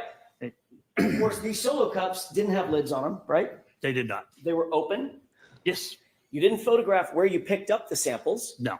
You didn't document where you picked up the samples. No. So if the samples were in 6, how many solo cups were there? 6. 6 solo cups. We don't know as we sit here where each of those solo cups contents came from specifically, do we? Specifically, no. Okay. Then those solo cups with no lids were placed into a bag, right? That's correct. You said on direct examination that this was a brown paper bag, right? It is. Stop and Shop, I believe. Stop and Shop. And you Throw it said in that there. Show them the picture. that Stop and Shop bag is, other than having the words Stop and Shop on it versus evidence on it, basically the one and the same thing. Same dimensions, made out of the same Whole materials. Foods, whatevs, Trader Well, the evidence Joe's. bag, It's all the same. you know exactly where it came from and who's handling it. Not necessarily. Comes from the manufacturer, Sure. whose job it is to secure those bags so that they are not mishandled, so they can have some sort of bona fides that they're clean and ready to accept evidence. In, say, for instance, I don't know, the investigation of a homicide of a police officer. Okay. Important stuff, right? We're not at a homicide of a police I officer didn't at ask this you point. that. I'm just talking about evidence bags in general. You suck Evidence at your bags in job. general. In other words, I'm trying to think about some of the most You important did. investigations around. The manufacturers of those evidence bags manufacture them and send them in a way so that they're bona fides, that the provenance of those bags is maintained, correct, and protected. That's the way they ship them, yes. Right. And Canton PD pays extra money for those bags for that very purpose. I'm sure they do, yes. You mentioned almost tongue in cheek, look, except for the price, Yeah. they're probably pretty close. Yes. There's a reason that there's a price difference, right? What would the reason, what's the reason? Well, it's not the shop, I can go pay 10 cents Yeah. for that bag, it's not really good. There's a reason there's a price difference between an evidence bag and a Stop and Shop bag. And he goes like this. He goes, what's the reason? He has no idea. He really, really, really is stupid. Canton, you're paying your PD way too well. If this is like the guy who retired, how much do you get for a pension? 50% pay, 90% pay, who's making $3.25 a year at retirement after 32 years. I guess it's the more years you work, the more of a pension you get. They're still paying him. Are you kidding? Look, he doesn't understand why an evidence bag from the manufacturer would cost more money than a Stop and Shop bag. I can't. I've lost all credulity. All credulity has been strained and lost. The most important investigations around. The manufacturers of those evidence bags manufacture them and send them in a way so that they're bona fides, that the provenance of those bags is maintained, correct, and protected. That's the way they ship them, yes. Right. And Canton PD pays extra money for those bags for that very purpose. I'm sure they do, yes. You mentioned almost tongue in cheek, look, except for the price, Yeah. they're probably pretty close. Yes. There's a reason that there's a price difference, right? What would the reason, what's the reason? Well, it's not the shop, I can go pay 10 cents Yeah. for that bag, it's not really good. Who's, where it's been, or who's handling it, right? It's got my milk and my eggs in it, really don't care. Yeah, I don't know. I don't know how they price it because of how they package it. I don't have any knowledge of that. Well, you're the one that mentioned the price. I'm just Oh, trying no, to no, make a no. point. Yeah, I There's a agree with reason- you on that. I'm sorry, we're speaking over each other. Okay. I apologize. I'm sorry, Mr. Gallagher, you gotta wait. Yep. There's a reason. My point is, there's a reason, right? Yes. That evidence bags are more expensive because there is a way they're manufactured and they're taken care of, and Canton PD is willing to pay that extra price, like every other law enforcement agency, because of that, correct? All right. So they're not quite the same, are they? No.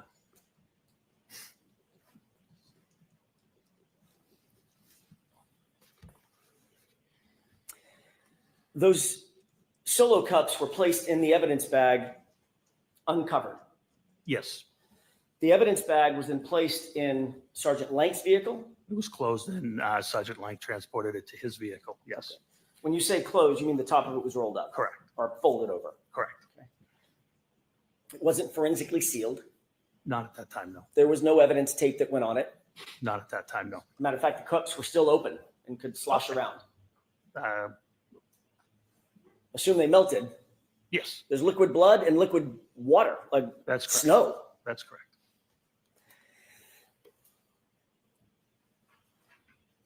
And you indicated that those were, at least you believe, those were placed in an evidence locker, temporary evidence locker, correct? No, the blood samples were put in a refrigerated unit. My mistake. I thought the refrigerator was the temporary storage locker. It's different? Yes, lockers are not refrigerated. I just put a poll up, so if you wouldn't mind, there's over 20,000 of you here. Come and just take the poll for me if you would. Here's the poll. How's this case going for the Commonwealth?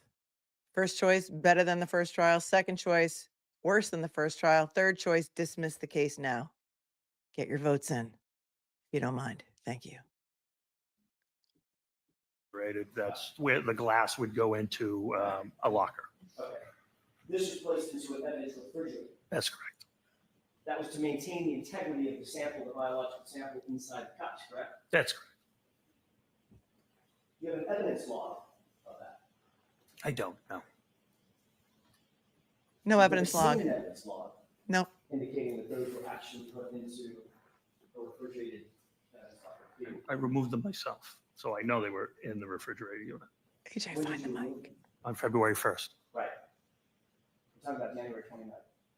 They were taken to Canton PD by Officer Lang, Sergeant Lang, on January 29th. I'm just asking, well, let me ask a foundational question. Does Canton PD maintain something called evidence logs?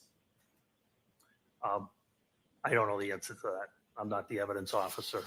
Oh, he knows nothing about nothing. It's all computerized. Right. So like I explained earlier, when they do get logged in, the officer puts the description of the property, hits the space bar, and the computer generates an evidence number. Right. And that evidence number is associated with just that piece of evidence. Just that piece of evidence, correct? And every time it's checked out or put back in, there is a log created, correct? Yeah, they do it by computer, yes. It's a digital fingerprint. Correct. All right. I mean, you're a former narco specialist, right? Mhm. You did narcotics for years, right? I did. Drugs, about the most sensitive thing out there, right? I mean, you get a bottle of fentanyl, you're not just going to set it on the evidence subject's desk. You're going to make sure that damn thing gets logged exactly how it's supposed to, correct? Of course. Because it needs to have a trace of where it goes and who touches it and who has access to it, correct? That is correct. You've never seen an evidence log for these items that were taken from 34 Fairview and supposedly put into the, well, not supposedly because you took them out, and ultimately went into a refrigerated evidence log. Yeah, I wouldn't have access to the evidence log. Our evidence room is a very strict process. There's only Right. 2 people that can even have access to the permanent, once it goes into permanent evidence. And it's the admin sergeant that changes the custody when it comes out for court, if an item has to come out for court, or if it Right. has to be transported to another agency, or So you if should an be able to officer produce the needs it log since it was logged into the computer, says Sooner Girl 74, right?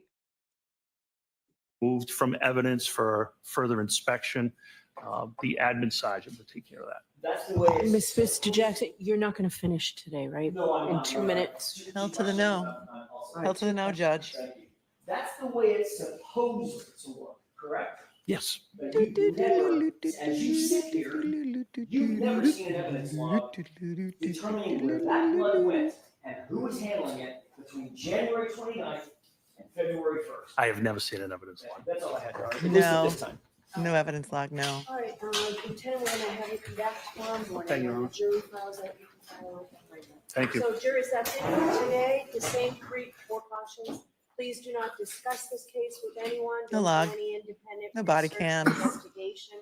No Into chain of this custody. case, If you happen to see. No proper hear, evidence collection anything about it, procedures. This guy knows nothing about please nothing. disregard it and let us know. He's playing golf every day. He doesn't care.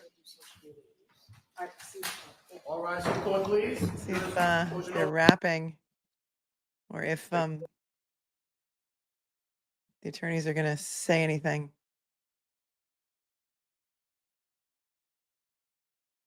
It's Paul O'Keefe, Tara Kerrigan, who's John O'Keefe's girlfriend from 25 years ago.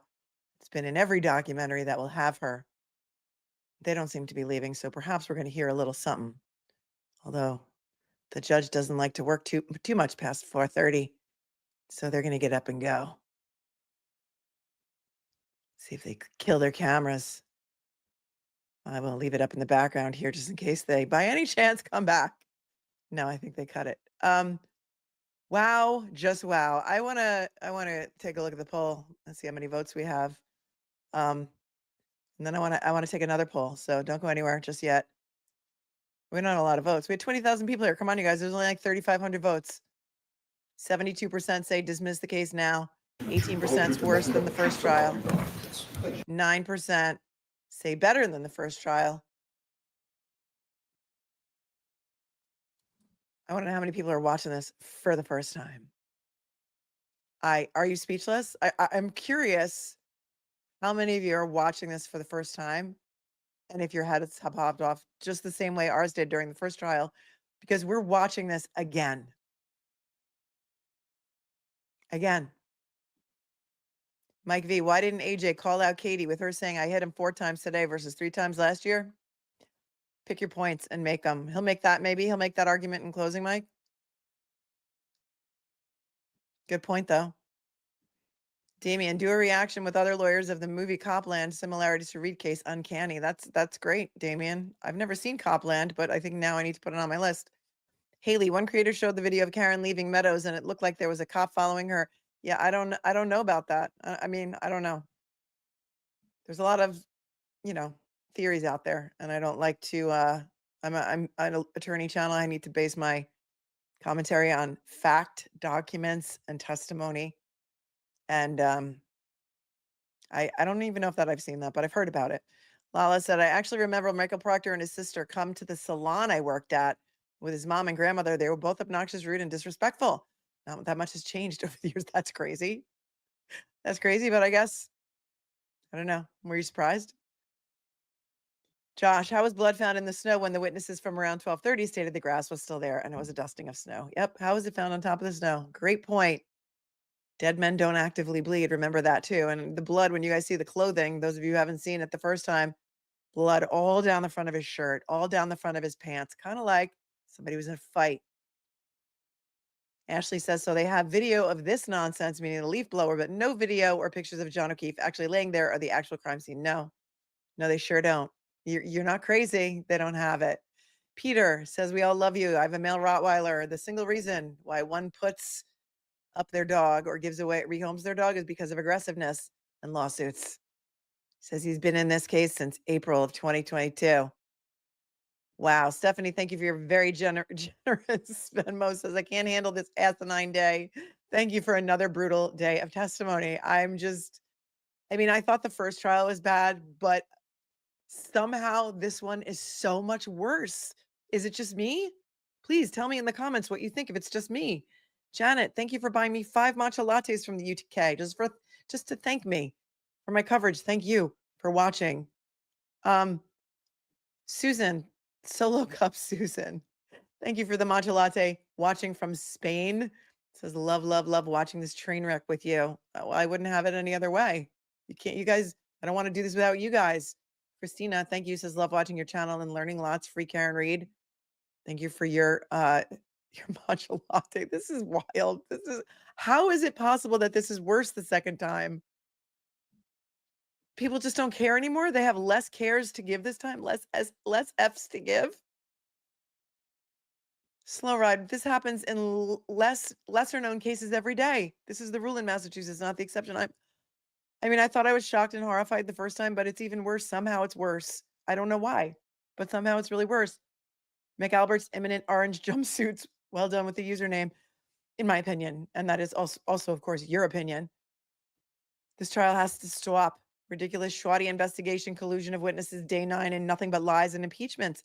Brennan must know he's lost. Mel, make it stop, please. I wish I could. Karen Reed is $5 million in debt to her attorneys. She has lost everything, her home, She had to sell her house to pay her lawyers.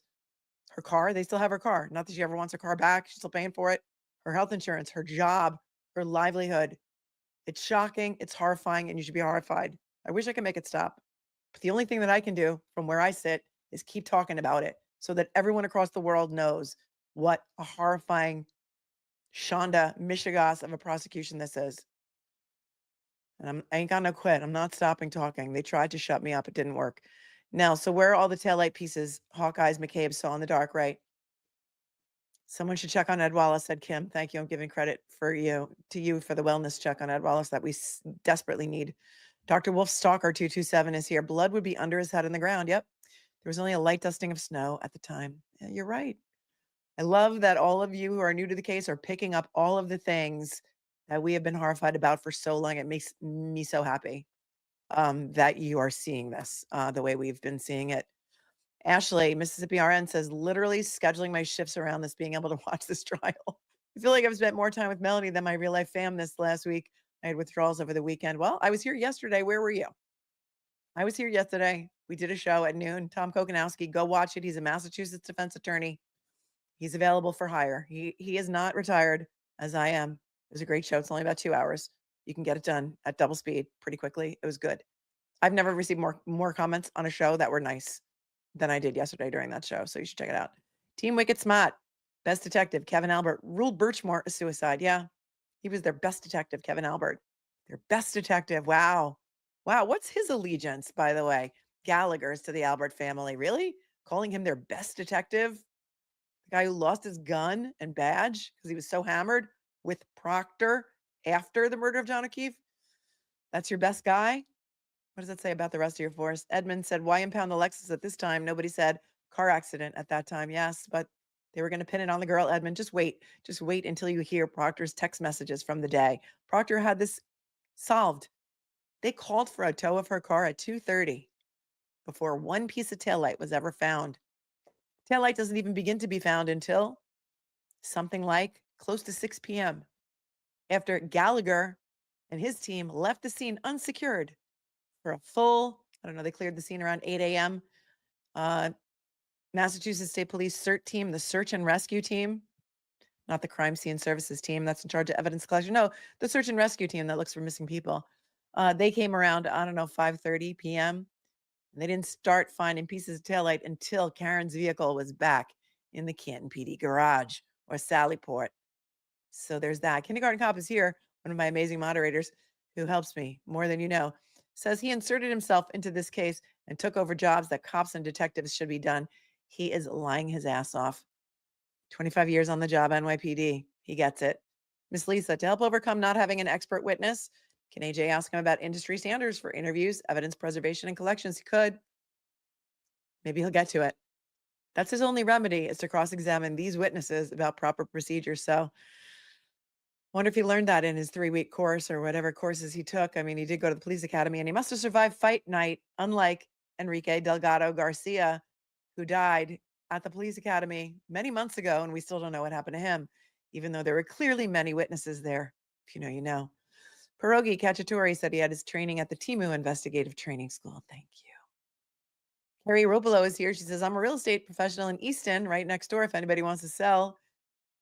Thank you for your super chat. Kathleen says, unbelievable that photos were not taken. Rob Schatz, where I live, is always rushing to scenes to take pictures. I call BS. Yeah. Thanks, Kathleen. Don Ciccio, aka Chris, is here. Don Ciccio. If you don't follow Don Ciccio, 74, I think, on Twitter, you should. He's done watercolors and sketches of everybody in the trial. He says, I'm waiting for some new people to draw. I've already studied all these faces. Bring on the dog expert. We love Garrett Wing. We love Garrett Wing. Don Ciccio. We love Don Ciccio too. Thank you so much for your super chat. Cat Randall, do Inuits or Cantons have more words for snow? Well done. Starflower 703. Gallagher is appalling. He's a disgrace to law enforcement. Evidence bags have tamper evidence seals to ensure the chain of custody and to prevent tampering. You are correct. Angels Wave, thank you for your 10. Anybody else waiting on Waiting for Rod Serling to peek his head in with those famous words, "You've now entered the Canton zone." I mean, Twilight Zone. Thank you, Mel, for your unwavering coverage. Guess what? Angie's Wave. We have emojis. We have 2 Twilight Zone emojis.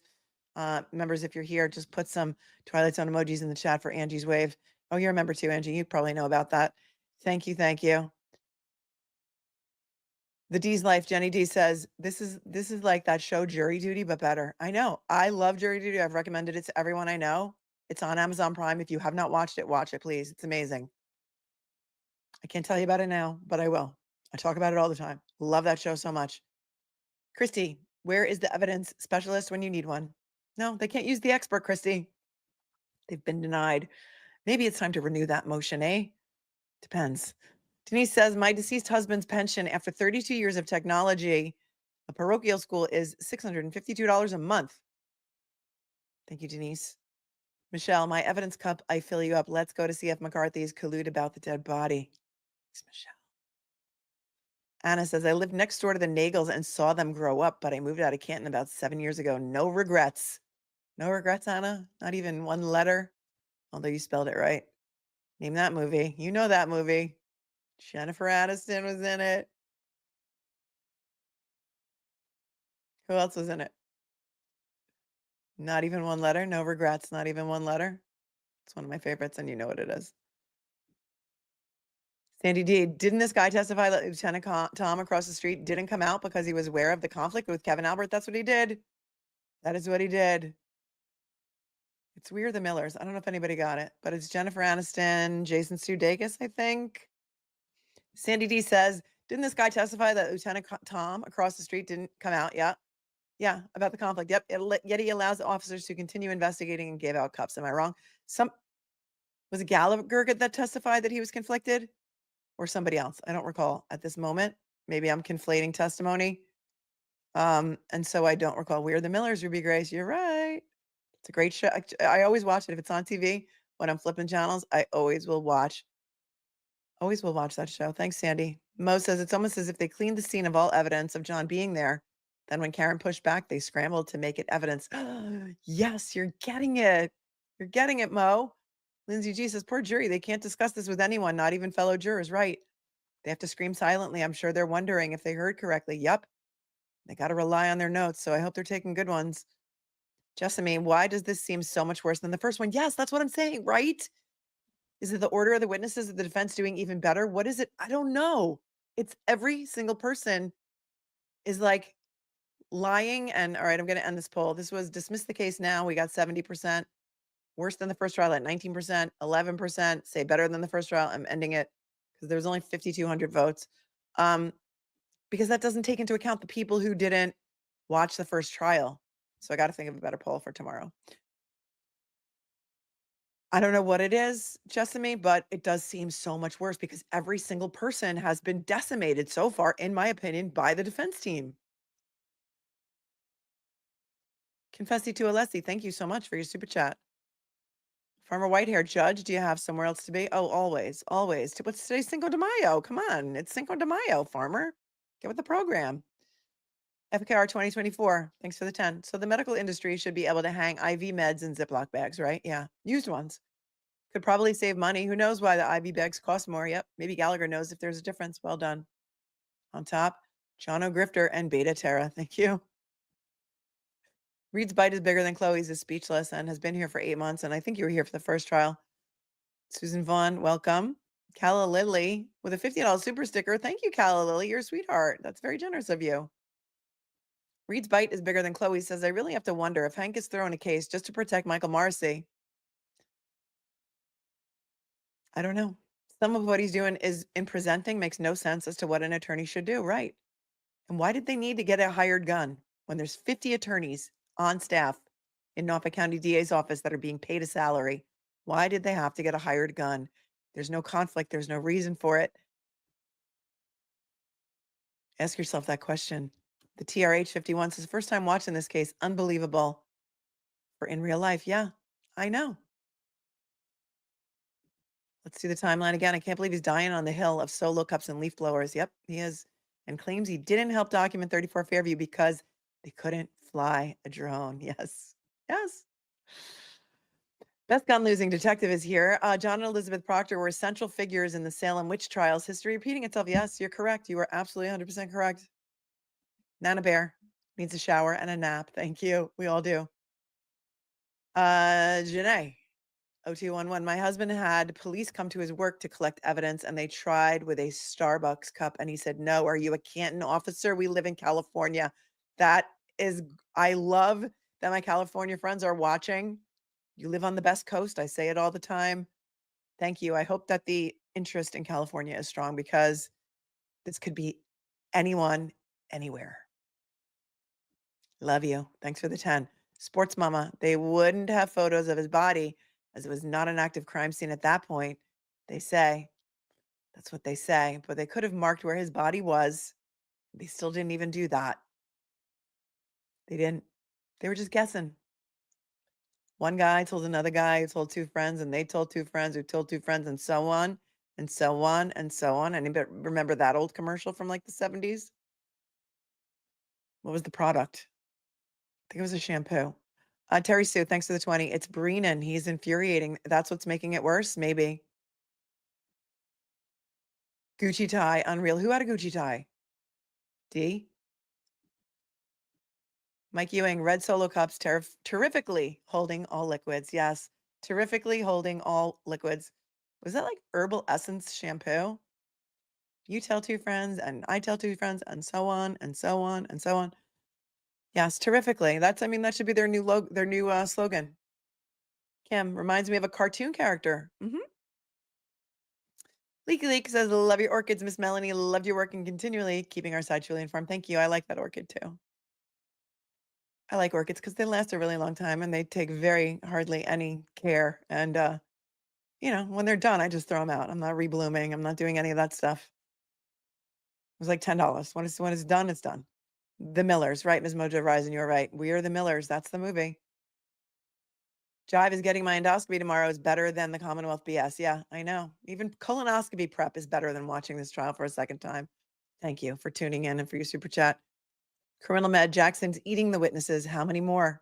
We're only up to 16. There's 150 on the list. We're going to be here till September. Wake me up when September ends. Maybe we should put that on the playlist. Danielle, thank you for gifting 5 memberships. You're the greatest. Baby, you're the greatest. Reed's bite is bigger than Chloe's.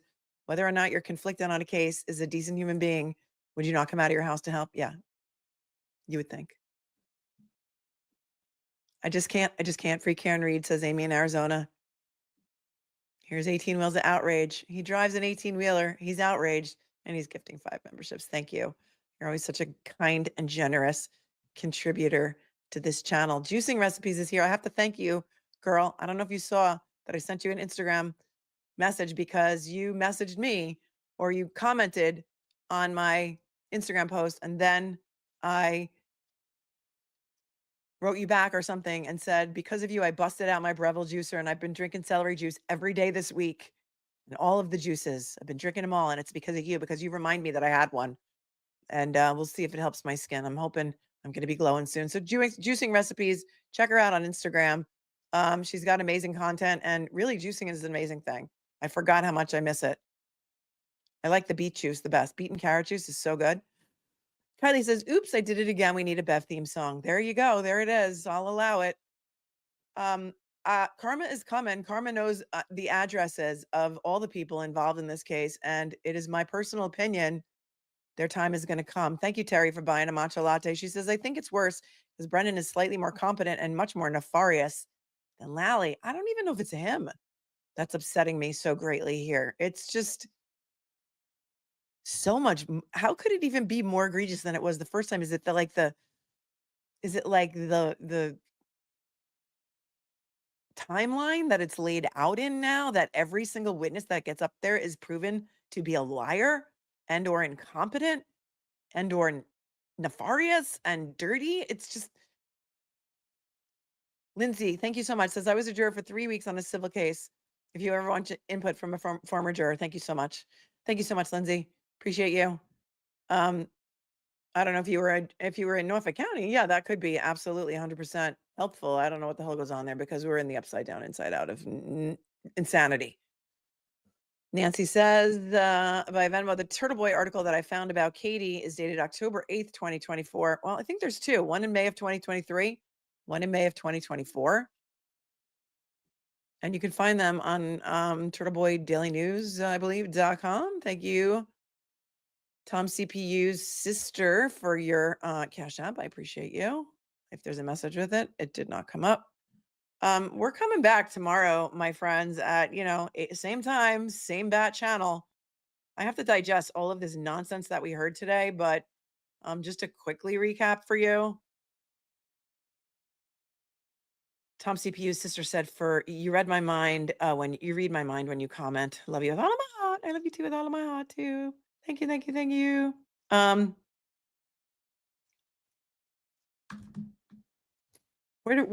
Where do we even start? I can't even remember right now what happened this morning. Day 9, right? Was the Yannetti crossing Hannah Knowles, who said garbage in, garbage out, doesn't know her last drink time, doesn't know if Karen had any drinks after she got home. So she really can't say that her results on the blood alcohol extrapolation are even accurate at all. So that was the highlight of Hannah Knowles' testimony. So again, she's got nothing. The extrapolation calculation that Karen must have been at 12:45, by the way, not 12:31 when they say the accident happened, was between 0.14 and 0.28, and that is based on if her drinks were an hour to an hour and a half before that time of 12:45. So garbage in, garbage out, that's nothing. That testimony should be completely disregarded by the jury. Then we heard from Ryan Nagel, who came in, and he told the truth. He was a good witness. Never saw the man, drove by Karen's car, and only saw Karen in the car with her hands at 10 and 2. Didn't see a man in the passenger seat. He said the passenger seat was empty. Brennan put up a gratuitous picture of John and said, "Did you ever see this man?" And he said, "No, I never did." But he did say the passenger seat was empty. Then his ex-girlfriend, Heather, who was in the back seat of the truck, came on. She's a Canton lifer, Ryan's ex. She said she was absolutely buzzed, impaired. Julie needed a ride. There was some back and forth with Julie. Ryan, I think in the first trial, called Julie a pain in the ass. He didn't say that today. Said she saw a female in the car. Helped the defense. Sarah Levinson came. She was inside the house. What did she say? Let's see where my star is here. The weird thing about the peanut butter and jelly sandwiches, she didn't see anything in the nothing in the snow. Yeah, Jen said a weird thing to her, like, "Oh, don't leave just yet. We can drive you home." And she was like, "I didn't mind." She walked out the front door between 1:30 and 2 a.m. With Julie Nagel arm in arm so that they wouldn't slip. And she was looking at her feet the whole time, which is why she didn't see a body in the snow. She sat behind Jen, and, they were joking about the bread in the third row. But she was on her phone part of the time. And she has never, ever met the dog at Brian Albert Jr.'s house. Never met the dog. The first time she was interviewed by law enforcement was 9 months later. And right, Becca, thank you. Hannah Knowles doesn't know about hematocrit and whole blood, which blows my mind. Yeah, wasn't there that, right? And Little Cupcake says, Hank placed the Nagel exchange at 12:30, give or take 5 minutes. Yeah. Yeah, so there's that. The first time that Sarah Levinson was ever interviewed was 9 months after by Proctor, October 2022. She said she spoke with Julie Nagel before her interview. That was interesting. So that was good. Then we saw Katie McLaughlin, and boy, that was fire. A lot of stuff. I got to come back and digest her a little bit. Let me see, though. I think I starred some things. Did I? She never told anybody. I hit him. Now it's 4 times. Was said at the scene. And, they showed her some video. She talked about harassment online, and she was very clear about the harassment that she suffered. She got all that in.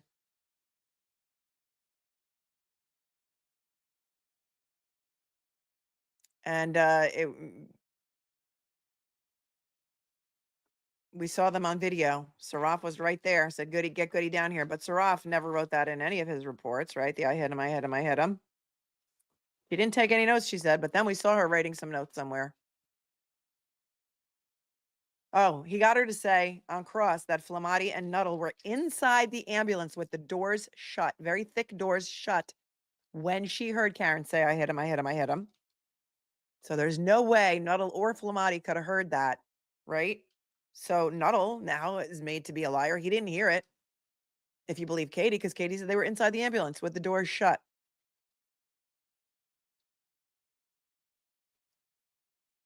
What were the other good parts of her testimony? Herbal essences shampoo. Thank you, Jill Chapman. That's exactly what it was. You tell two friends, and so on, and so on, and so on. Yeah. And then on redirect, Brennan got her to say, the reason I didn't ask her any more questions after I hit him is because I felt bad for her. Felt bad for her. Then we heard from Gallagher, who was just a big steaming pile of. And I never thought his testimony could get any worse, but we just watched that last, so I don't even have time to even go over the mess of a mishigas of a Shonda that testimony was, because I didn't think that Canton PD could get any more incompetent, and Gallagher just proved to us that they did. That they did. He sent Sergeant Good home, shoot home, get the leap blow, shoot back. He said he didn't understand why evidence bags would cost more than Stop and Shop bags. No big deal, no big whoop, no biggie. They're made out of the same material. 32 years on the job. He's retired now. He's got a nice tan. He's playing golf every day, probably in Florida. Didn't ask him where he lives now, I don't think, because I would have definitely commented on that. We had no crime at that time. That's his comment of the day.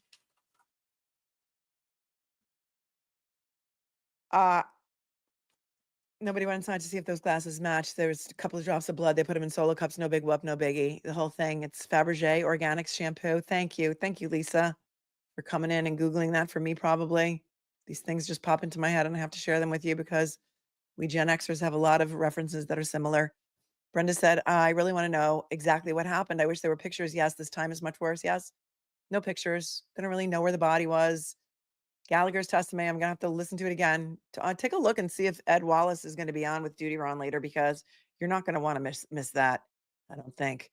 I will take a look right now to see if they've scheduled anything. You can let me know if they have, because I will teleport you over there if they've already set it up. Let me just check, because I'm dying to hear what he's got to say. Usually he's texting me during this, and today I guess he's busy because he has not been. And so I think he could be on a job somewhere. Hold on one second. Because nobody knows better than Ed Wallace and Duty Ron. No, their last live was 2 days ago, but make sure you have your notifications set for Duty Ron. Thank you, On Top, for your super sticker. Paul O has to wait for Karen to leave because right.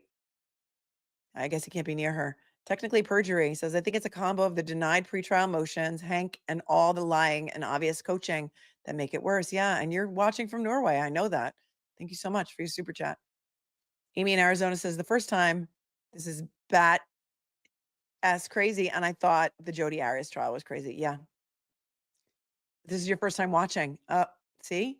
Thank you for coming and being part of this, because if you don't know, you don't know. Sarah Saka, thank you for your super sticker. Bart Starley says, AJ needs to hammer home the timeline, which testimony contradicts the Commonwealth. Also, where was Higgins' Jeep? Wasn't supposedly have already been there? Yes. Jen McCabe and Matt McCabe both say the Jeep was in front of the mailbox. Ryan Nagel wasn't asked about it. Heather Maxon wasn't asked about it. Ricky D'Antano is going to come in. He's the guy driving the truck that they were in. He'll probably be asked about it. Why? I still don't know why they're putting Higgins' Jeep there. And they even said it had a plow on it. John 80th, welcome. Welcome. Kelly Whiteside, I think it was Prel or G. Your hair smells terrific. I'll find out. Lindsay says, why didn't Jen McCabe text Karen Reed and John O'Keefe? They shared contact information. Jen McCabe did not have Karen's contact information. Karen didn't have Jen's because she had to go to the niece to have her call her. And so Jen said she didn't have Karen's information. So Jen was only, right, guys? I mean, you can tell me in the chat if I missed something, but I've been here for over a year and a half with it. Right? Fabergé shampoo? I'll look it up. I'm sure we can find it. I thought it was herbal. I don't know, for some reason, herbal essences sticks in my head. I'm not really sure why, but it just does. It just does. Oh my God, wait until you guys see Trooper Paul. If you weren't here for Trooper Paul the first time, It's going to blow your mind. Like just when you think it can't get any worse, Trooper Paul comes in and he's got a whole theory about what happened. And it's insanity. It's absolute insanity. All right. I got to rest my voice. I love you with all of my heart. I will see you tomorrow morning. So it won't be too soon that you will have to miss me. Please smash the like button on your way out. Please hit the subscribe bell because, you know, it helps the girl out. Share the stream. Let people know where to come. So that they can come and join the insanity over here because it's fun here. Where's the Jeep is the new where's the beef, says no shrinking violets. You're right. Thank you, moderators, for keeping it classy today. We try and keep the trolls out and the nasty and the name calling and the vitriol and the hatred because there's so many other places that you can go and get that with the drama, and we don't do it. We're almost at 100K, so we're doing something right over here. In my anniversary of 2 years will be in July. We'll have to have a little party. Thank you all. I love you with all of my heart. Replay viewers, you're the greatest. Cupcakes, you know how I feel about you. Moderators, you are the best. Stay cool, stay kind, stay classy. And I will see you in the morning. Peace, my friends. Until tomorrow, when we meet again. I'll be here all week.